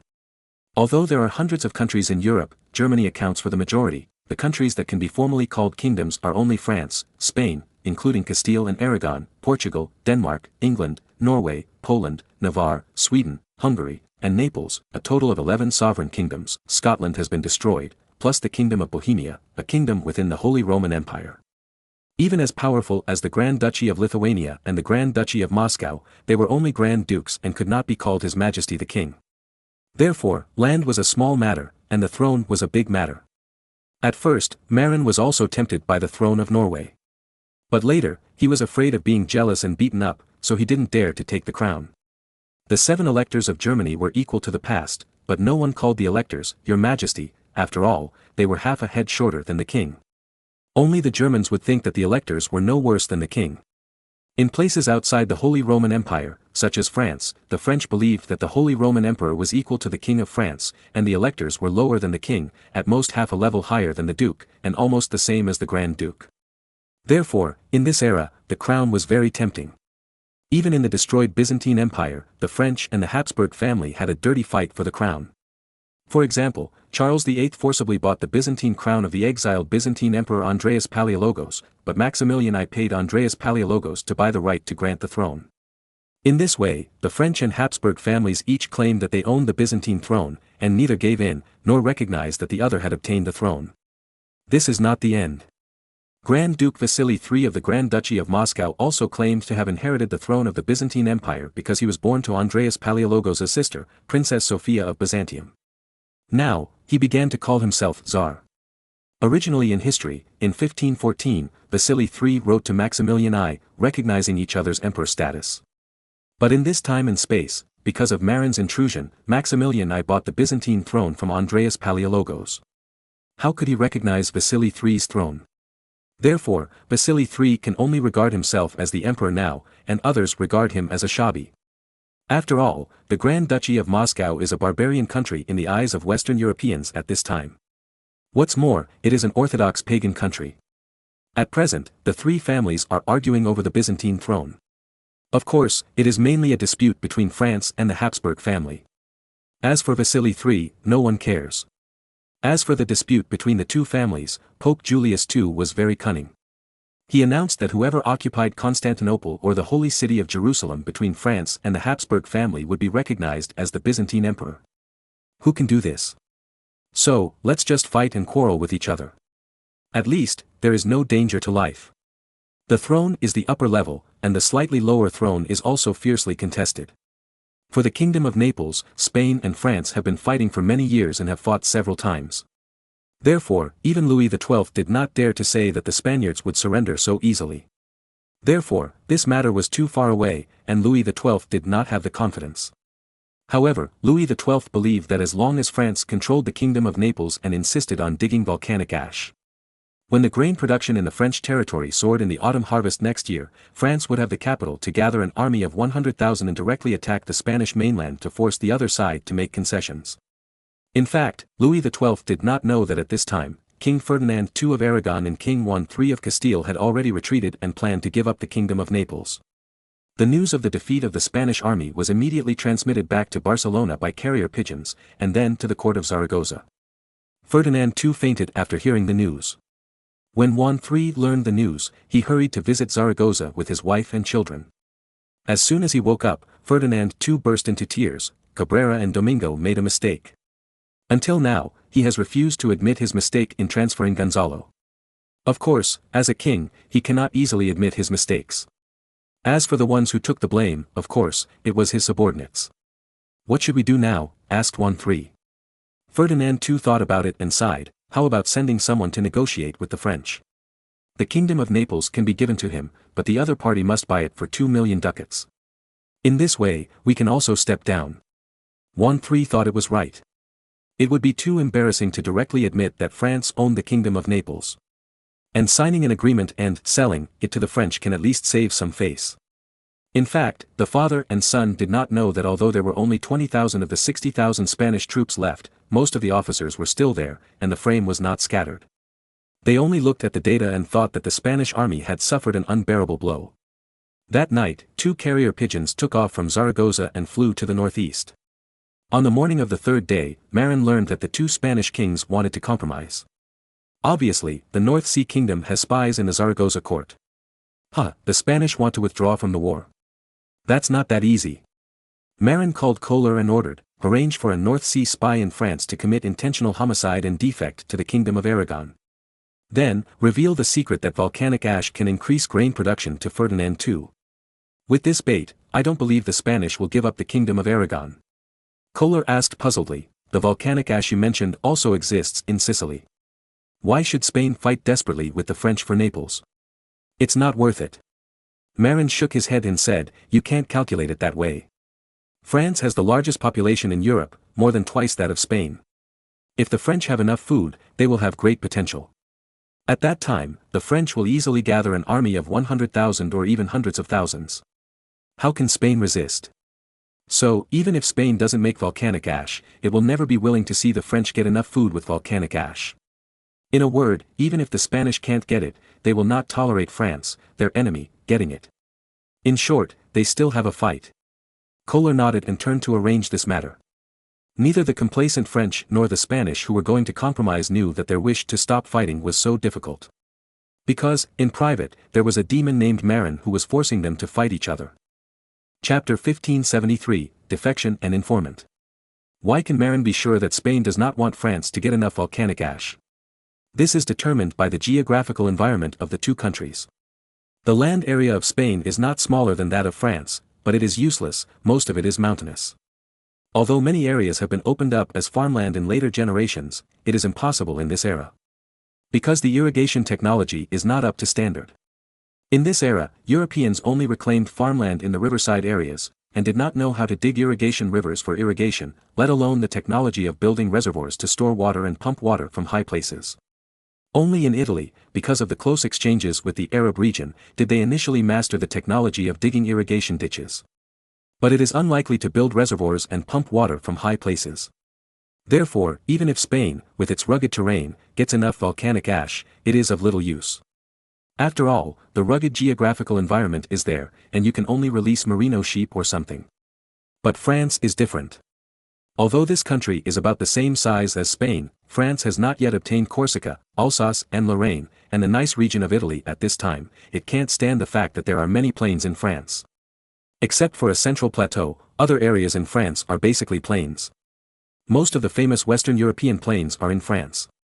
Moreover, France is not short of water resources, and rivers are crisscrossed. In this agricultural era, plains and rivers are everything. Therefore, France, which is extremely suitable for agriculture, has become the most populous country in Europe. The Spanish are not stupid. They know that France's advantage is agriculture. If France, an agricultural power, has enough volcanic ash, it will be a disaster, right? Therefore, as long as the Spanish know this secret, they will not give the Kingdom of Naples to France even if they lose their wealth. What's more, after monopolizing the spice trade, the last thing Spain lacks is money, and it has the confidence to fight France. On the contrary, the French also know how powerful they will be if they get enough volcanic ash. Therefore, the fight between the two sides will no longer be a war of hegemony based on rules, but will turn into a fierce battle of life and death, and neither side will be willing to retreat. 5 days later, at the border between France and the Kingdom of Aragon, a blood-soaked knight rushed into the territory of the Kingdom of Aragon from the Mediterranean coastal plain at the border between France and the Kingdom of Aragon, and was soon captured by the border troops of the Kingdom of Aragon. This Frenchman who was handed over to Alan was an ordinary tax collector in Montpellier, the capital of the Count of Roussillon. However, just the day before yesterday, his wife Jean hooked up with the Grand Justice Edu of Montpellier. Then, the angry tax collector drew his sword and killed the Grand Justice whom the Count of Roussillon trusted very much. Of course, this was the one-sided statement of this Montpellier tax collector named Alan. The actual situation was that he was a spy of the North Sea Chamber of Commerce who was sent from Paris to the south of France 5 years ago, and his so-called wife Jean was actually a good woman from Paris who was bought by the North Sea Chamber of Commerce to cover for Alan.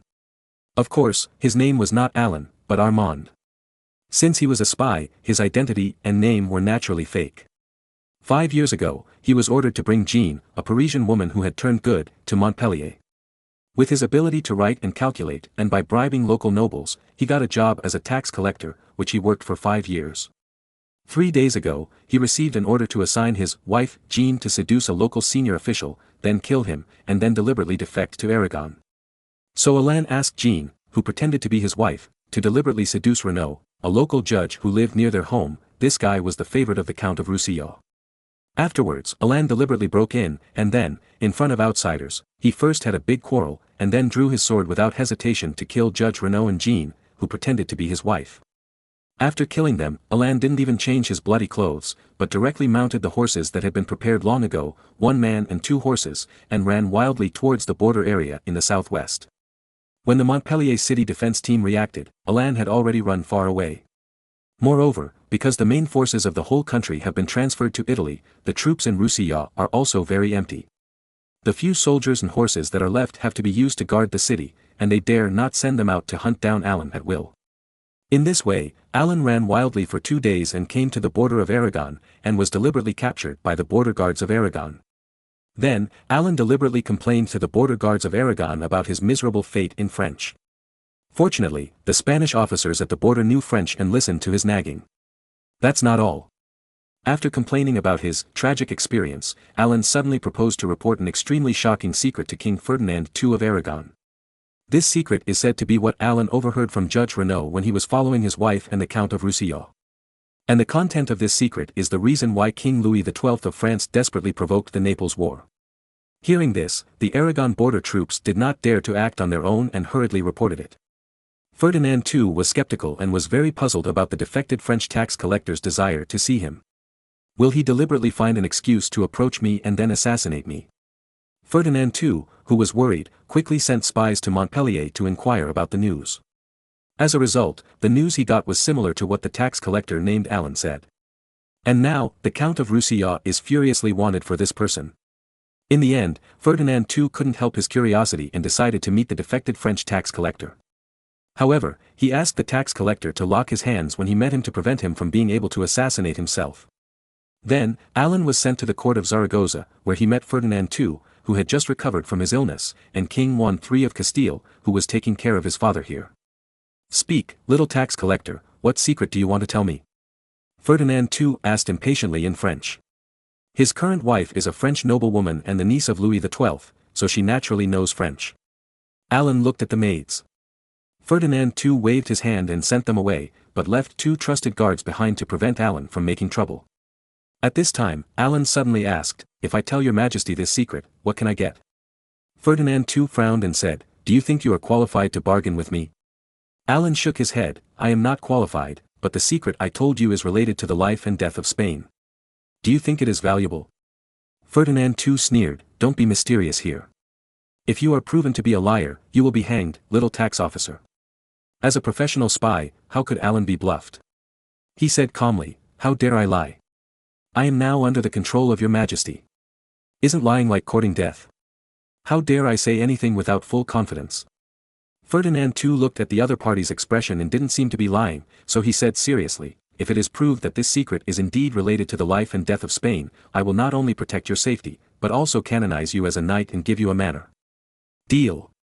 Alan pretended to be very excited. Then, he began to tell the secret he accidentally heard. Chapter 1574 Cabrera the Scapegoat. What? You mean volcanic ash can double grain production? Ferdinand II and Juan III both stood up from their chairs in surprise. Alan shook his head and said, "It's still a little short of doubling, but it's close. This is the conclusion reached by the royal estate in Provence." Ferdinand II paced back and forth uneasily beside the throne, and then asked, "How do you prove the truth of what you said? Also, what does this have to do with the life and death of Spain?" Alan said without hesitation, "This is simple. Your Majesty, you can send someone to inquire about Mount Vesuvius in Naples now, and you will know that the French must be digging volcanic ash now. As for its relationship with the life and death of Spain, it is very simple. If the French royal territory is covered with volcanic ash in the future, resulting in a surge in grain production, His Majesty Louis XII will have the ability to feed 100,000 soldiers or even more. At that time, if the French army attacks the Spanish mainland, can your Majesty stop it? That's why I said this is about the life and death of Spain." After hearing Alan's words, the faces of Ferdinand II and Juan III became extremely ugly. Ferdinand II took a deep breath and said, "You go down first. I will send someone to Naples to verify. If what you said is true, your knighthood and manor will not escape." Although Spain was defeated this time, it still firmly controlled the sea power in the Mediterranean, and the French were also rampant on land. Even the 2 small islands outside the Bay of Naples, Capri and Ischia, were under the control of the Spanish. It was actually very simple to get information. Ferdinand II sent someone to release a pigeon to contact Sicily and ordered them to send someone to inquire. Sicily sent another pigeon to contact Capri. Then, Capri sent out ships to conduct reconnaissance near the coast, and indeed found that the French were driving a large number of Spanish prisoners of war, mainly civilians, to dig the soil at the foot of Mount Vesuvius near the sea, and loaded it onto trucks to transport it away. It seemed to be a large-scale operation. After receiving accurate reports, Ferdinand II and Juan III, the father and son, looked even uglier. "Father, what should we do now? If it is true as Alan said, King Louis XII of France has enough food to feed 100,000 troops, I am afraid we will not be able to hold on." "I know." Ferdinand II continued after taking a long breath, "What I am thinking about now is how to apologize to Gonzalo. It's just that I am a little embarrassed." Ferdinand II looked a little ugly. At the beginning, he personally ordered the transfer of the famous General Gonzalo de Cordoba from Italy. Now, if we want to fight against the French, I am afraid we can only invite Gonzalo de Cordoba back. However, if he wanted to invite Gonzalo de Cordoba back, he had to give an explanation, which made Ferdinand II feel very embarrassed. At this time, Margaret of Austria, the Queen of Juan III who had been standing by, suddenly spoke, "Father, you can put all the blame on Duke Cabrera. At the beginning, I heard that he was the one who took the lead in slandering General Gonzalo, and many people know about this. Moreover, he was also the one who led the defeat this time. As long as you insist that you were bewitched by Duke Cabrera at that time, it will not affect your reputation." After hearing this, Ferdinand II's face suddenly looked better. For European nobles of this era, face is very important. Even knights would shout, "Honor is my life." Therefore, it is indeed a good idea to put the blame on Cabrera. However, he hesitated and said, "Isn't this bad? After all, Cabrera is a duke. If he insists on not pleading guilty, I will be helpless. Cabrera is a famous and difficult politician in Spain, who is the best at quibbling. Moreover, this guy is a duke, and Ferdinand II cannot do anything to him. If this guy insists that it is not his fault and pushes it onto Ferdinand II can do nothing.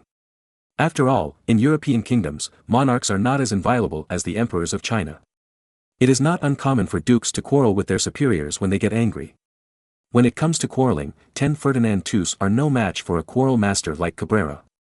If he loses the quarrel, not only will he be embarrassed, but he will also be held responsible. Queen Margaret thought about it and said decisively, "If you are worried about Cabrera's nonsense, how about this, you send a ship to Sicily to pick him up and bring him back to Barcelona, on the pretext of inquiring about the reasons for the defeat. Isn't this letting him come back to quarrel with me?" Ferdinand II was very reluctant. "No, he won't have the chance to come back and quarrel with you. During the voyage, we can let Cabrera commit suicide out of fear of guilt. In this way, all the responsibilities will be borne by him." Ferdinand II was surprised. "You want me to kill a duke on the way? This will cause the great nobles in Spain to rebel."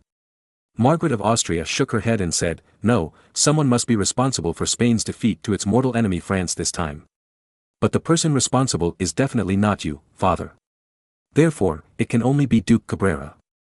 Moreover, I heard that Duke Domingo and the other 3 counts had a very bad relationship with Duke Cabrera when they were in Naples. We can greet the 4 of them secretly, and then speak with one voice and put all the blame on Duke Cabrera. If we want to move a great nobleman, it will definitely cause a strong backlash, but at this critical moment, all of Spain needs confidence and a fig leaf. Obviously, letting Duke Cabrera admit all the responsibilities alone is the best explanation to all parties. Therefore, it will not cause a strong backlash." Ferdinand II hesitated for a long time and finally accepted the advice of his daughter-in-law Margaret. Then, he sent a clipper to Sicily to pick up Duke Cabrera and accept the questioning of the Aragon and Castile noble councils. 10 days later, the clipper arrived in Sicily. Duke Cabrera was surprised when he received the order, but he was mentally prepared. What he feared most was that Ferdinand II would directly order his arrest, which would make it difficult for him to defend himself. However, if he went back to explain to the Aragon Kingdom Noble Council. In terms of eloquence, he has never been afraid of anyone.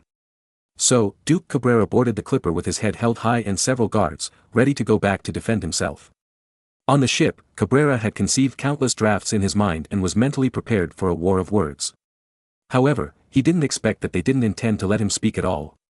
When the ship passed Majorca, the captain, who was very respectful to Cabrera, purchased a barrel of strong whiskey from the North Sea Kingdom from the shore and presented it to the drinking Duke Cabrera and his men.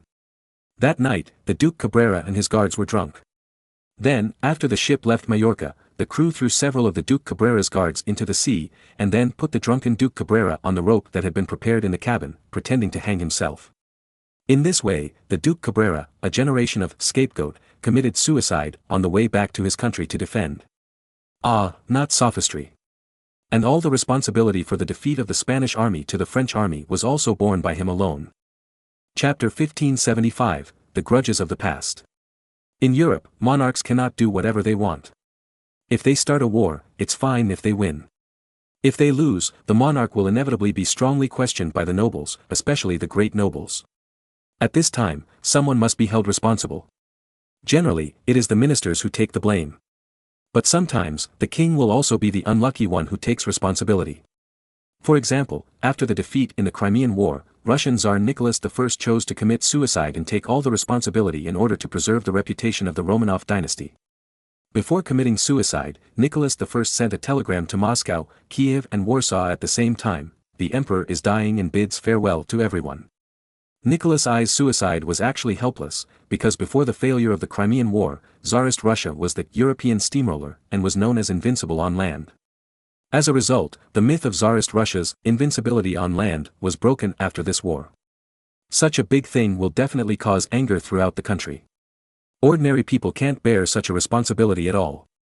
Even if they find ministers to take the blame, the reputation of the Romanov royal family will plummet. Therefore, in order to preserve the reputation of the royal family, Nicholas I chose to commit suicide to take responsibility.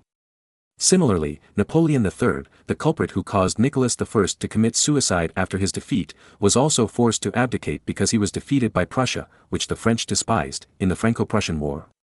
He did not even have the opportunity to commit suicide to take responsibility and pass the throne to his son. Of course, the above two people are under too much pressure. For example, Nicholas I was burdened with the mythical pressure of Tsarist Russia is invincible on land. Once the myth is shattered, ordinary people cannot bear the responsibility. Similarly, Napoleon III was burdened with the invincible glory left by the European god of war Napoleon. Once defeated, this glory became a death warrant. However, it was also bad luck for these two. Because, under normal circumstances, they would not be under such great pressure. But because the 19th century was an era of nationalism, the consequences of defeat were much more serious than at other times. Therefore, these two monarchs can only admit that they are unlucky. Ferdinand II is much better than the above two, because in this era, Spain did not have the feeling of invincible loneliness. Moreover, there was no great pressure from 19th century nationalism. He did not need to be responsible to the people of the country, but only to the Spanish aristocracy. After all, this was still the era of the aristocracy. Ordinary people had no say.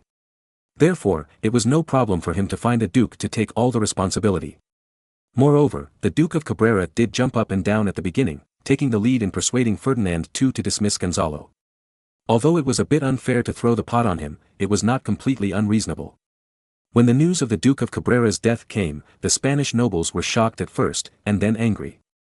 But after calming down, they suddenly realized that it seemed that this was the best way to deal with it. In any case, the king could not be held responsible. Otherwise, the people's hearts would be scattered. And everyone knew what kind of character the Duke of Cabrera was, and he would never take the initiative to take responsibility. Therefore, letting him commit suicide and then taking all the responsibility was indeed the best way to deal with it. However, because the king killed the great nobles at will without trial, it still caused a great gap between the Spanish royal family and the nobles. After all, these nobles were saddened by the death of the rabbit and the fox, and they were also afraid that one day they would be killed by the royal family like Cabrera. Ferdinand II obviously knew this, so these days, he has been entertaining the great nobles of Spain, constantly comforting and apologizing.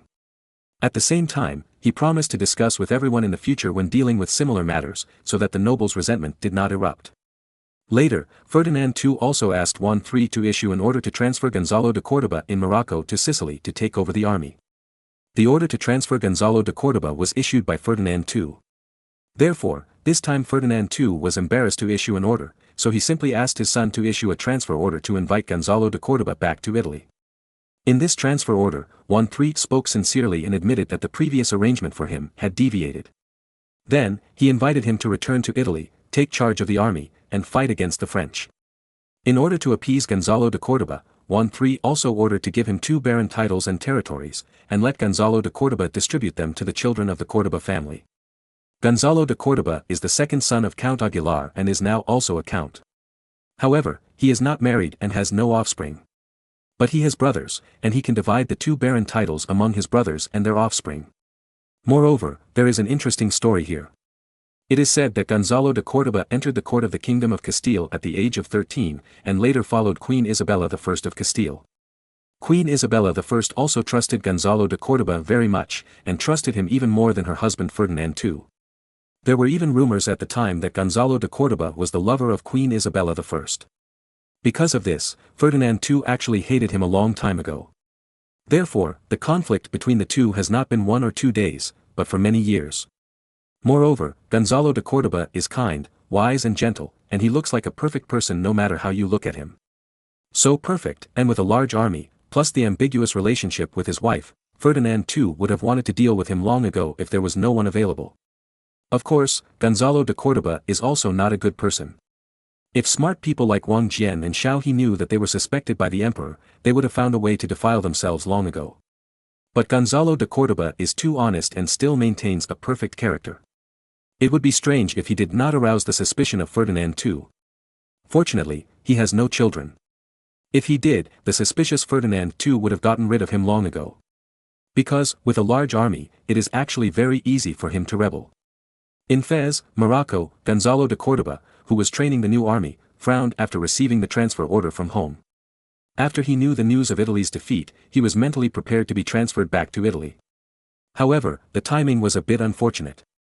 Because he was planning to counterattack the remnants of the Wadas dynasty and the enemies of the Saud tribe. If he left at this time, all the previous preparations would be wasted. Moreover, through the issuer of this transfer order, Gonzalo de Córdoba realized that Ferdinand II still hadn't let go of what happened that year. At the beginning, Gonzalo was just a small guard in the Castilian court, but he was trusted by Queen Isabella I. At the beginning, after Isabella I and Ferdinand II got married, they had to manage their own countries, so they were apart more often than together. After all, one was in Zaragoza, Aragon, and the other was in Toledo, Castile. Therefore, Gonzalo de Córdoba spent more time with the queen than Ferdinand II. Because Gonzalo de Córdoba was deeply trusted by the queen and was handsome, rumors spread in the court of Toledo that Isabella I and Gonzalo had an affair. As a man, and a king at that, how could Ferdinand II tolerate such a thing? Therefore, Ferdinand II hated Gonzalo de Córdoba at that time. But the actual situation is that Gonzalo de Córdoba and Isabella I did not have a relationship beyond friendship. Strictly speaking, Gonzalo was just a subordinate trusted by Queen Isabella I. But Ferdinand II didn't think so. He took the rumors seriously. So, he was very unhappy with Gonzalo. But when Isabella I was alive, she defended Gonzalo de Córdoba very much, so Ferdinand II had no choice. After the death of Isabella I, Gonzalo de Córdoba had grown into an indispensable mainstay in the Spanish army, and no one could replace him. Gonzalo de Córdoba once thought that Ferdinand II had forgotten the unpleasantness between them. But with the signature of the previous transfer order and the current transfer order, Gonzalo de Córdoba realized that Ferdinand II was still Ferdinand II, holding grudges very much. But the problem is that there was really nothing between him and the queen back then. So, he felt very wronged. Chapter 1576, Digging a Trap and Setting an Ambush. In fact, most of the grievances back then were caused by Ferdinand II himself. Ferdinand II was a playboy by nature. Before marrying Isabella I, he already had 2 illegitimate children. However, Isabella I didn't know it at the time, and was blinded by love, so she married this playboy without hesitation. It was not until after marriage that Isabella I saw the true nature of Ferdinand II. Therefore, Isabella I was not so enthusiastic about Ferdinand II later. Then, because they had to manage their respective countries, the two lived apart for a long time. And because Gonzalo de Córdoba was honest and loyal, Isabella I would sometimes complain to him. And Gonzalo de Córdoba was an excellent listener, always listening to the queen's complaints quietly.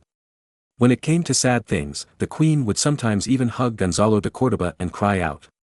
Obviously, someone in the court of Toledo had seen such a scene from afar. Thus, the rumor that Queen Isabella had an affair with Gonzalo de Córdoba emerged. When Ferdinand II found out, he was naturally furious. Instead of reflecting on his own debauchery, he blamed Gonzalo de Córdoba for the discord between the couple. Then, the two of them had a grudge. In this matter, Ferdinand II naturally made the main mistake.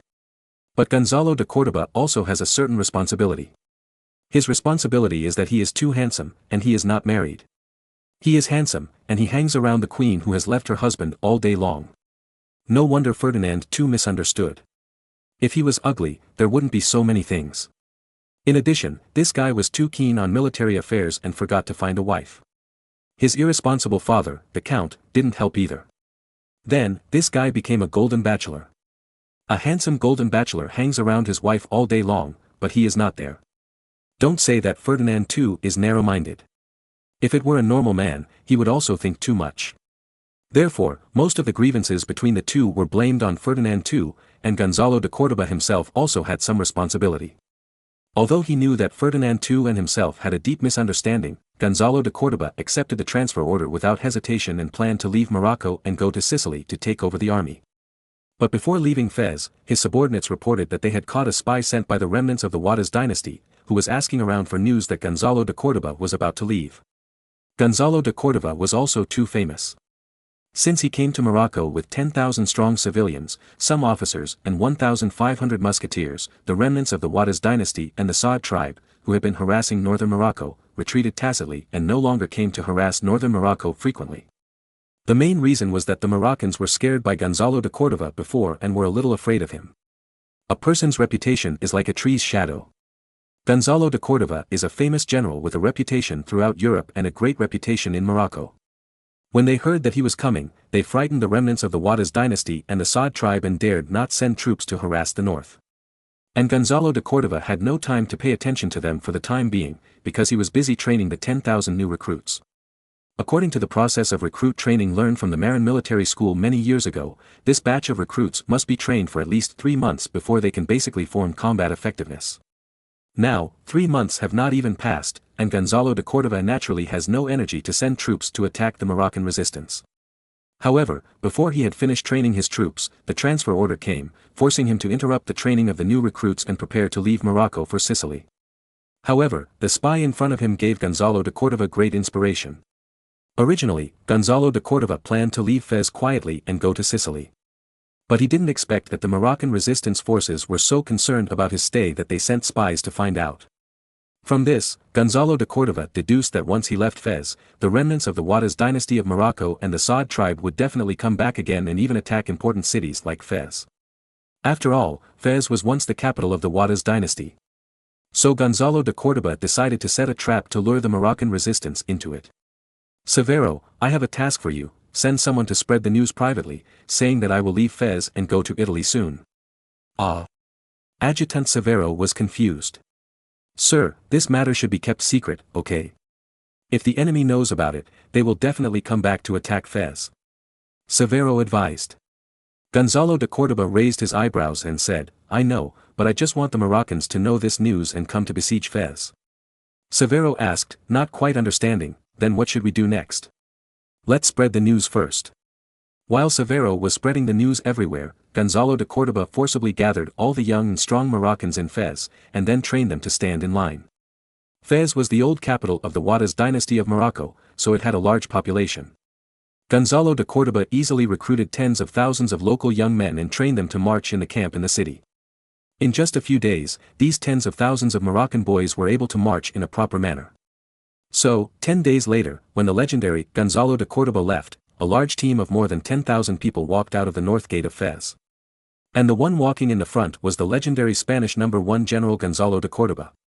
And after the army marched out of the city, there was always a group of local Moroccan herdsmen who followed them on horseback in a long distance, but they didn't get too close.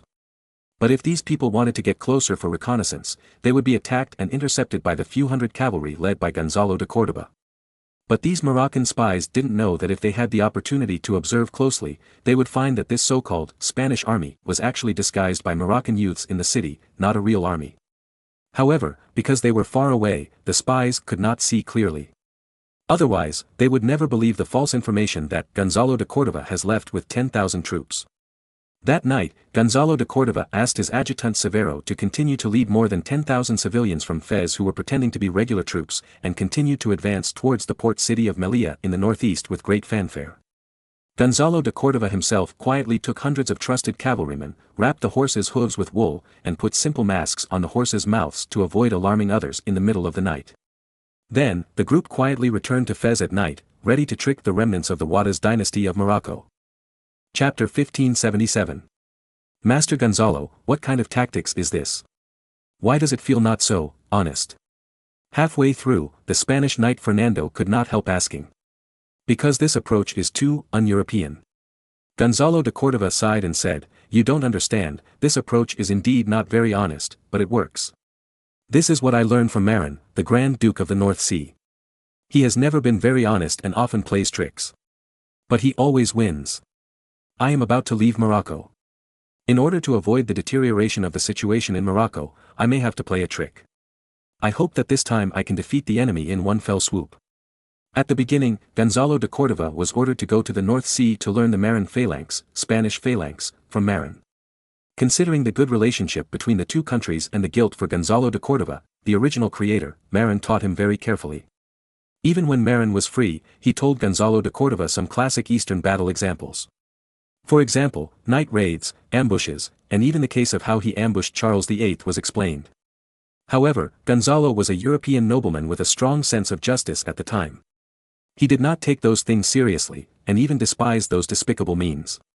Therefore, later he mainly used the phalanx tactics he learned, as well as various brighter tactics, and rarely used those conspiracies and tricks. But after more than 10 years of fighting, Gonzalo de Cordova discovered that although Marin's conspiracies and tricks were despicable, they were very useful. Apart from anything else, Charles VIII, the dignified king of France, brought 8,000 or 9,000 French knights, but was easily solved by Marin with only 1,000 or 2,000 people. This benefit ratio is simply unbelievable. Originally, Gonzalo de Cordova did not intend to use those conspiracies and tricks. But he knew that after being transferred to Italy this time, he would not be able to return to Morocco for a long time. And if he left, with the level of the Italian mercenaries stationed there, it would be good to be able to defend several major cities. As for the vast rural areas, the Moroccan scimitar cavalry must be allowed to do whatever they want. So, before leaving, he must find ways to give the Moroccan resistance a hard blow, preferably to cripple the enemy. In this way, even if he leaves, the situation in Morocco will not deteriorate. Coincidentally, because his men caught the enemy's spies, Gonzalo de Córdoba decided to take the opportunity to implement tactical deception on the Moroccans. Well, Marin seemed to have introduced this term at the beginning. Probably during a leisure moment, Marin once told Gonzalo de Córdoba about the Battle of Mailing fought by Sun Bin during the Warring States period of China, and mentioned the illusion of reducing the number of stoves to lure the enemy. At that time, Marin mentioned that this was called tactical deception. But Gonzalo de Córdoba didn't take it too seriously after hearing it. After all, in Europe, using conspiracy and tricks is despised. Even if the opponent is defeated by you, he will not accept it. The reason why Marin was despised by the German princes was that, in addition to his low birth and having served the emperor, his methods were not fair and aboveboard, which was also an important reason for his contempt and exclusion.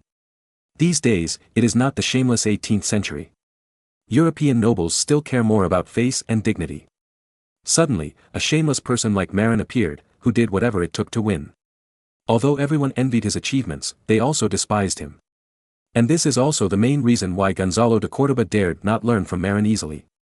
However, this time it was different. This time it was aimed at Moroccan pagans.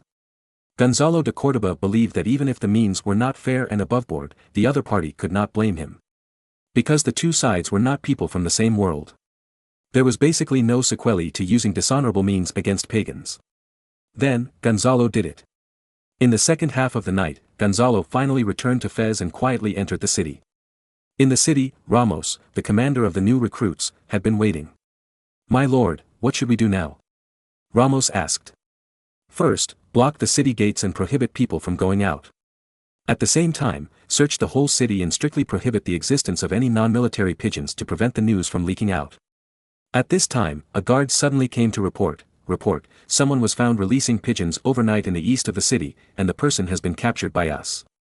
Gonzalo de Córdoba frowned and asked, "Does the person who released the pigeon know that our troops leaving the city are fake?" The guard who reported shook his head and said, "No, according to the letter tied to the leg of the second spare pigeon that we got but didn't have time to release, they thought that the main force left during the day. As for our behavior of arresting people a few days ago, the secret letter said that it was a massacre of the people of Arara by the pagans, and speculated that it might be a means for us to blackmail the residents of Fez. In Europe at this time, arresting people for ransom is not just the patent of kidnappers, nobles often do it. Of course, you have to find a decent excuse first." Gonzalo de Córdoba heaved a sigh of relief and said, "It's good that they didn't find out, it's good that they didn't find out." Then, he made another arrangement. Orders will be given, starting tomorrow, the south gate of Fez will be open all day, but no resident will be allowed to leave the city. Then, the soldiers of the new legion will ambush in the houses and alleys on both sides of the street near the south gate. "What? Sir, are you going to let the enemy into the city?" Legion Commander Ramos was shocked. Gonzalo de Córdoba nodded and said, "Yes, that's to let the enemy into the city. Whether it's the Berber cavalry or the Arab cavalry, they all rely on the advantage of coming and going like the wind, which makes us unable to do anything to them. This time, I plan to take the initiative to let them into the city. The cavalry has lost its speed advantage on the plains and is not as good as the infantry. But what if our soldiers can't beat the enemy? You know, the soldiers of our legion are all recruits, and only the 1,500 musketeers are veterans." Ramos said hesitantly. Gonzalo de Córdoba nodded and said, "I know, that's why I chose the street at the south gate as the main battlefield. There are many buildings on the side of that street, and I let the 1,500 musketeers ambush on the rooftops. Once the fight starts, they will aim at the enemies on the street from the rooftops and shoot. Whoever has the stronger fighting power will be shot. 1,500 muskets are enough to throw the enemy into chaos. Then, our people will take the opportunity to rush out of the alley and we will definitely catch the opponent off guard. Although the soldiers of the Legion are all recruits, they are all selected through competitions and are much stronger than ordinary conscripts. They use spears, and as long as they gather together, those Arab cavalry using scimitars still can't beat them. Remember, in battle, the spearmen must be close together and meet the enemy with the most densely packed spears." "Yes, I understand," Ramos said seriously. Gonzalo de Córdoba thought for a moment and added, "Also, remember to place more obstacles on the road. This way, the enemy cavalry will not be able to charge on the street." The cavalry has no speed and can only be stabbed by the spearmen. Okay, I'll arrange it. By the way, sir, what kind of tactics is this? Ramos asked curiously. Beating the dog behind closed doors. Gonzalo thought for a moment and said.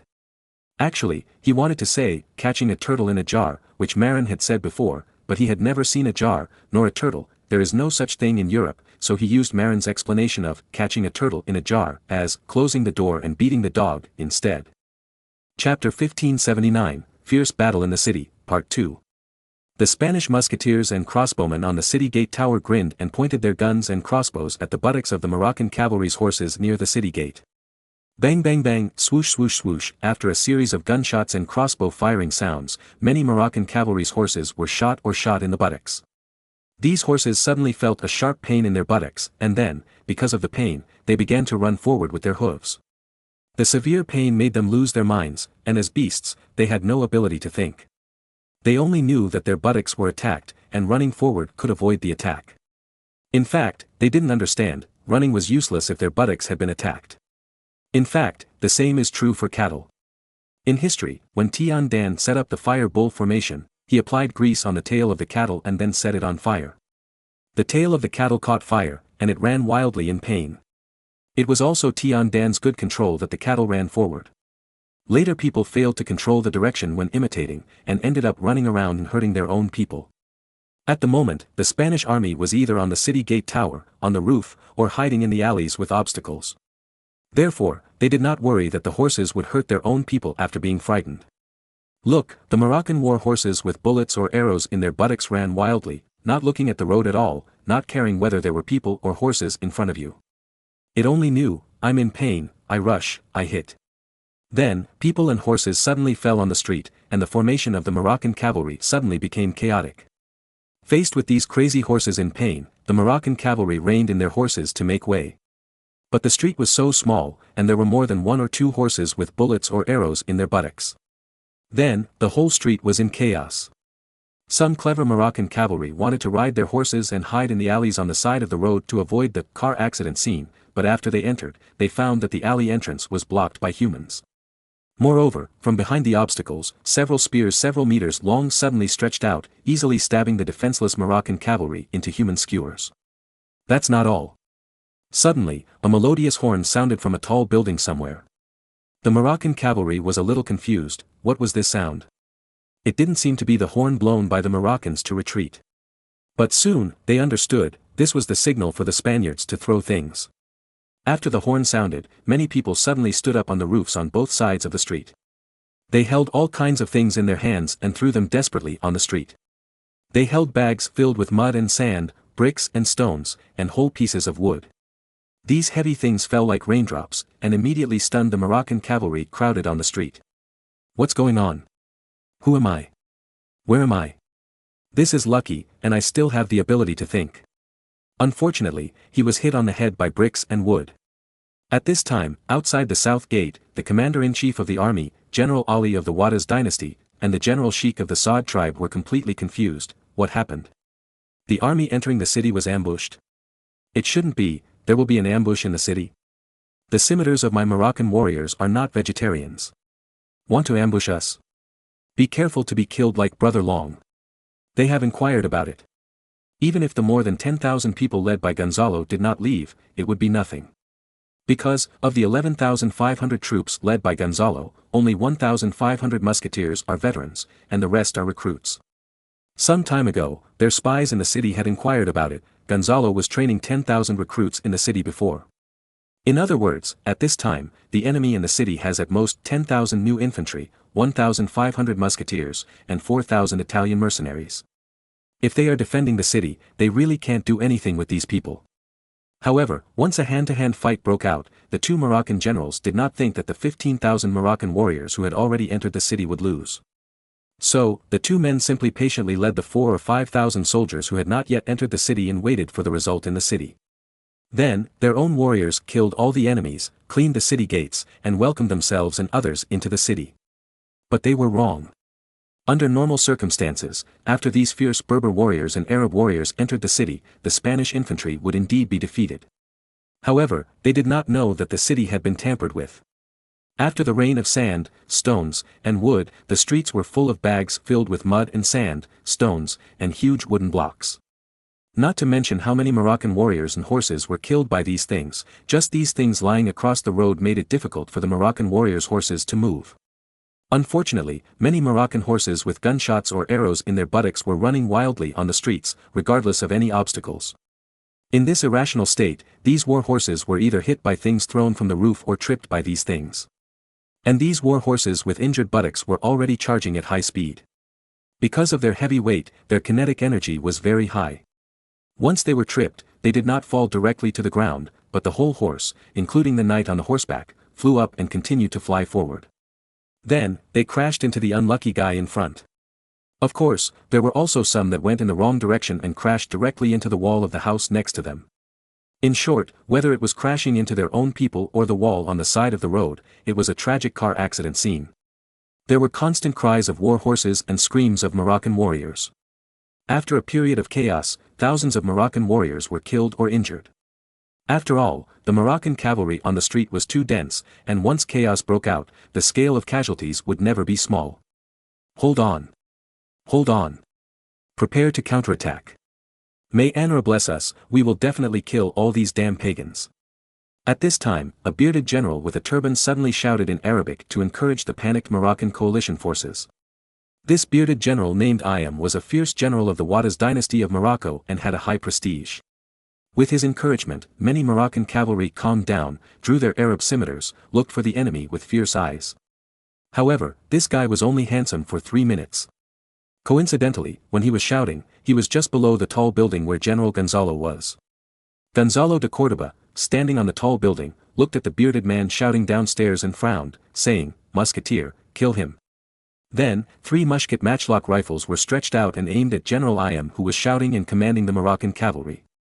Bang bang bang dash, after a burst of gunfire, brilliant blood flowers bloomed on the head of the brave General Ayam, shocking the Moroccan cavalry who were listening to his inspiring speech. The Moroccan cavalry near General Ayam were stunned and forgot what to do for a moment. But Gonzalo de Córdoba was not stunned. He remembered what Marin did when he fought against the Duke of Saxony Albrecht outside the city of Leer. At that time, when Marin saw the flag of the Saxon army was broken by the artillery of his warships, he took the opportunity to shout, "Duke Albrecht is dead. Duke Albrecht is dead. Let's run away." Then, the morale of the Saxon army collapsed and began to flee. So, he quickly signaled the translator who knew Arabic to shout, "Lord Ayam is dead. Lord Ayam is dead. Let's run away." Ayam's name was called out by the translator from the Moroccans below. Then, on the rooftop a few dozen meters away, another Spanish officer who knew Arabic was stunned. But he quickly realized that this was a rumor.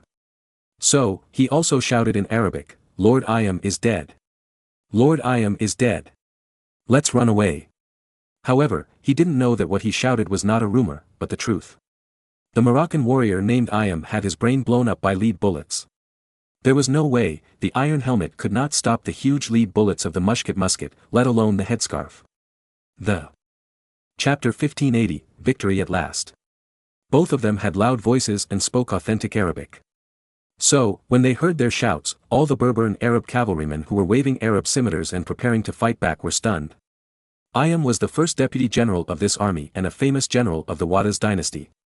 Once, General Ali, who was imprisoned outside the city, was the most powerful general in Morocco. But General Ali was old and over 60 years old. So, he turned to the backstage. No, he turned to the commander in the rear. Then, the new generation of fierce General Brother Ayam, who was only in his 30s, replaced General Ali and became the most powerful general in Morocco. Not to mention that he was famous within the Ouattaz dynasty, even the Saad tribe knew the great reputation of the bearded Ayam. Before, when the two armies met, Ayam and accepted the martial arts competition requests from many warriors of the Saad tribe. Without exception, the fierce generals of the Saad tribe were defeated. Therefore, General Ayam was not only famous in the more than 10,000 troops of the Ouattaz dynasty, but also in the 8,000 cavalry sent by the Saad dynasty. His death dealt a great blow to the psychology of the Moroccan coalition soldiers. Afterwards, many Moroccan warriors who heard the shouting really started to get confused and ran around like headless flies. But there were also rational ones who tried to squeeze forward to see the truth and avoid being deceived. Of course, there was another kind of people who were near Iam and witnessed the whole process of Iam being beaten to death by the Spaniards on the roof. So, they were angry, damn Spaniards, they plotted against Lord Iam. Brothers, let's go to the roof and kill them. Then, a group of Moroccan warriors jumped off their horses and walked towards the gate of the tall building where Gonzalo de Cordova was, wanting to rush in, climb onto the roof, and kill Gonzalo de Cordova and his party. However, when they arrived at the front door of the building, they were surprised to find that the door was blocked from the inside. They tried to kick the door, but the door was full of furniture and various sundries, and they couldn't kick it open at all. Gonzalo de Cordova stood on the roof and smiled, thinking, don't I have this common sense? I will wait for you to come up and kill me on the roof. How stupid. In fact, in order to prevent the Moroccan cavalry from entering the house and climbing onto the roof to kill the Spanish soldiers, Gonzalo de Cordova ordered all the doors of the houses on South Street to be blocked from the inside last night to prevent the Moroccan warriors from coming up and hurting the Spanish soldiers. In fact, General Ali, the leader of the Moroccan coalition, was right. If the Moroccan warriors were given the opportunity to fight his soldiers head-on, the Moroccans would not necessarily lose. After all, the Moroccans are barbarians who are good at playing with knives, and their personal combat effectiveness is much stronger than that of Spanish farmers. Under normal circumstances, if the city is breached, the Spanish soldiers who are farmers in the city will only be slaughtered by these Moroccan warriors with scimitars. Only the Spanish knights in backless clothes have the ability to fight them head-on. After all, the children of knights have been practicing martial arts since childhood, and they are no worse than those nomadic people, and even more powerful in martial arts. But there are very few Spanish knights, unlike Moroccan warriors, who have a lot in each tribe. If the city is really breached by the Moroccans, it is indeed destined to be slaughtered. But Gonzalo de Cordova has learned a few tricks from Marin, the number one enemy in Europe. At the beginning, Marin specifically did deductions in this regard with Gonzalo de Cordova. Then, after abandoning his sense of honor, Gonzalo de Cordova decided to use it in actual combat. Fez was once the capital of the Ouattaz dynasty in Morocco. The city is tall and solid, and there are many buildings in the city. Especially on South Street, the business is developed, and many shops are stone buildings, which are very suitable for the deployment of this tactic. After deploying this tactic, even if the Moroccan warriors have strong personal fighting ability, so what? First of all, you have to find the enemy before you can fight with him. There is a way to find the enemy, that is, you can contact him in the alleys on the street. However, after the Moroccan warriors dismounted and rushed in, they found that the narrow alleys were not only filled with obstacles that made it difficult to charge, but also with a row of spears that were thrust forward without any reason. The alleys were so narrow that they could not accommodate a large number of people and horses. Although it was not as powerful as one man blocking the pass and 10,000 men unable to open it, it was still inconvenient to attack. If they encountered European heavy infantry, they might be able to force their way in with shields. However, the Moroccans were mainly scimitar cavalry, without even armor or bows and arrows. Without shields, armor, or even bows and arrows, the Moroccan warriors with scimitars had no way to deal with the Spanish spearmen in the alleys. On the roofs of the streets, 1,500 Spanish musketeers and 500 crossbowmen were not idle. They kept shooting and shooting arrows at the streets, and the unlucky Moroccan cavalry were constantly hit. That was not all. There were also a large number of Spanish soldiers on the houses who had no muskets or bows and arrows, and they smashed down with bricks and stones that had been prepared long ago, and the unlucky Moroccan soldiers were constantly smashed and bleeding. The Moroccan warriors were all melee cavalrymen who could only use scimitars to hack people. They didn't even have long-range weapons and could only passively take the beating. In desperation, in order to avoid being hit by muskets, arrows and bricks, they could only run around the streets. They couldn't break the door open, and they didn't dare to enter the alley, so they could only be happily attacked by the Spaniards on the roof. Of course, there were also smart Moroccan warriors who picked up the bricks and stones thrown by the Spaniards on the street, including arrows, and threw them on the roof as a counterattack. At the beginning, some Spanish soldiers were really hit without paying attention. But after paying attention, it was fine again. After all, the Spanish soldiers could retreat and go beyond the sight of the Moroccan soldiers. The Moroccan warriors on the street, however, could not hide from the sight of the Spanish soldiers. In this way, after being beaten for a long time, the Moroccan warriors who could not fight back, their morale collapsed. This Moroccan coalition of 20,000 people, of the 15,000 people who broke into the city, only 5,000 were regular troops, and the other 10,000 were mostly irregular troops composed of herdsmen. The tribal cavalry composed of herders were good at fighting with favorable winds and were very fierce. Once they encountered such an unfavorable battle with no ability to fight back, they would easily collapse. After being beaten for a long time, several thousand herders' cavalry took the initiative to drop their scimitars, squatted down with their heads in their hands and begged for mercy. Only more than 3,000 remaining regular army soldiers were still trying to throw stones at the Spaniards on the roof. Gonzalo de Córdoba saw that the time was ripe and immediately asked his Arabic translator to shout, "Surrender and you will not be killed. Surrender and you will not be killed." At the same time, he ordered the musketeers and crossbowmen to concentrate on attacking the diehards who were still resisting. It was not until the evening that those diehards were basically eliminated. Then, the surviving 6,000 to 7,000 Moroccan herders' cavalry were captured by the Spaniards. Outside the city, General Ali of the Wadas dynasty and General Sheikh of the Saad tribe saw that the situation was over, so they had to flee with the remaining less than 5,000 scimitar cavalry. Gonzalo de Córdoba had no way to deal with this. After all, he didn't have that many cavalrymen to chase. The reason why he took the risk of ambush the enemy in the city was because the infantry had no way to deal with the fleeing cavalry. Only by letting the enemy cavalry into the city and cutting off their retreat could he ensure that they would be kept. However, although 15,000 enemy troops were wiped out this time, because of the indiscriminate attack for the sake of victory, most of the enemy's 15,000 war horses were killed or injured, which made Gonzalo de Córdoba very distressed. Because he finally seized only more than 6,000 intact Moroccan Berber horses. The rest of the war horses were either killed by mistake or injured in the chaos, and could no longer be used as war horses. Fortunately, after this battle, both the Wadas dynasty and the Saad tribe were severely injured and it would take a long time for them to recover. In this way, during the time when Gonzalo de Córdoba left Morocco, it was difficult for these two forces to pose a threat to the Spanish-controlled area in northern Morocco. And Gonzalo de Córdoba can also go to Italy to clean up the mess there with confidence.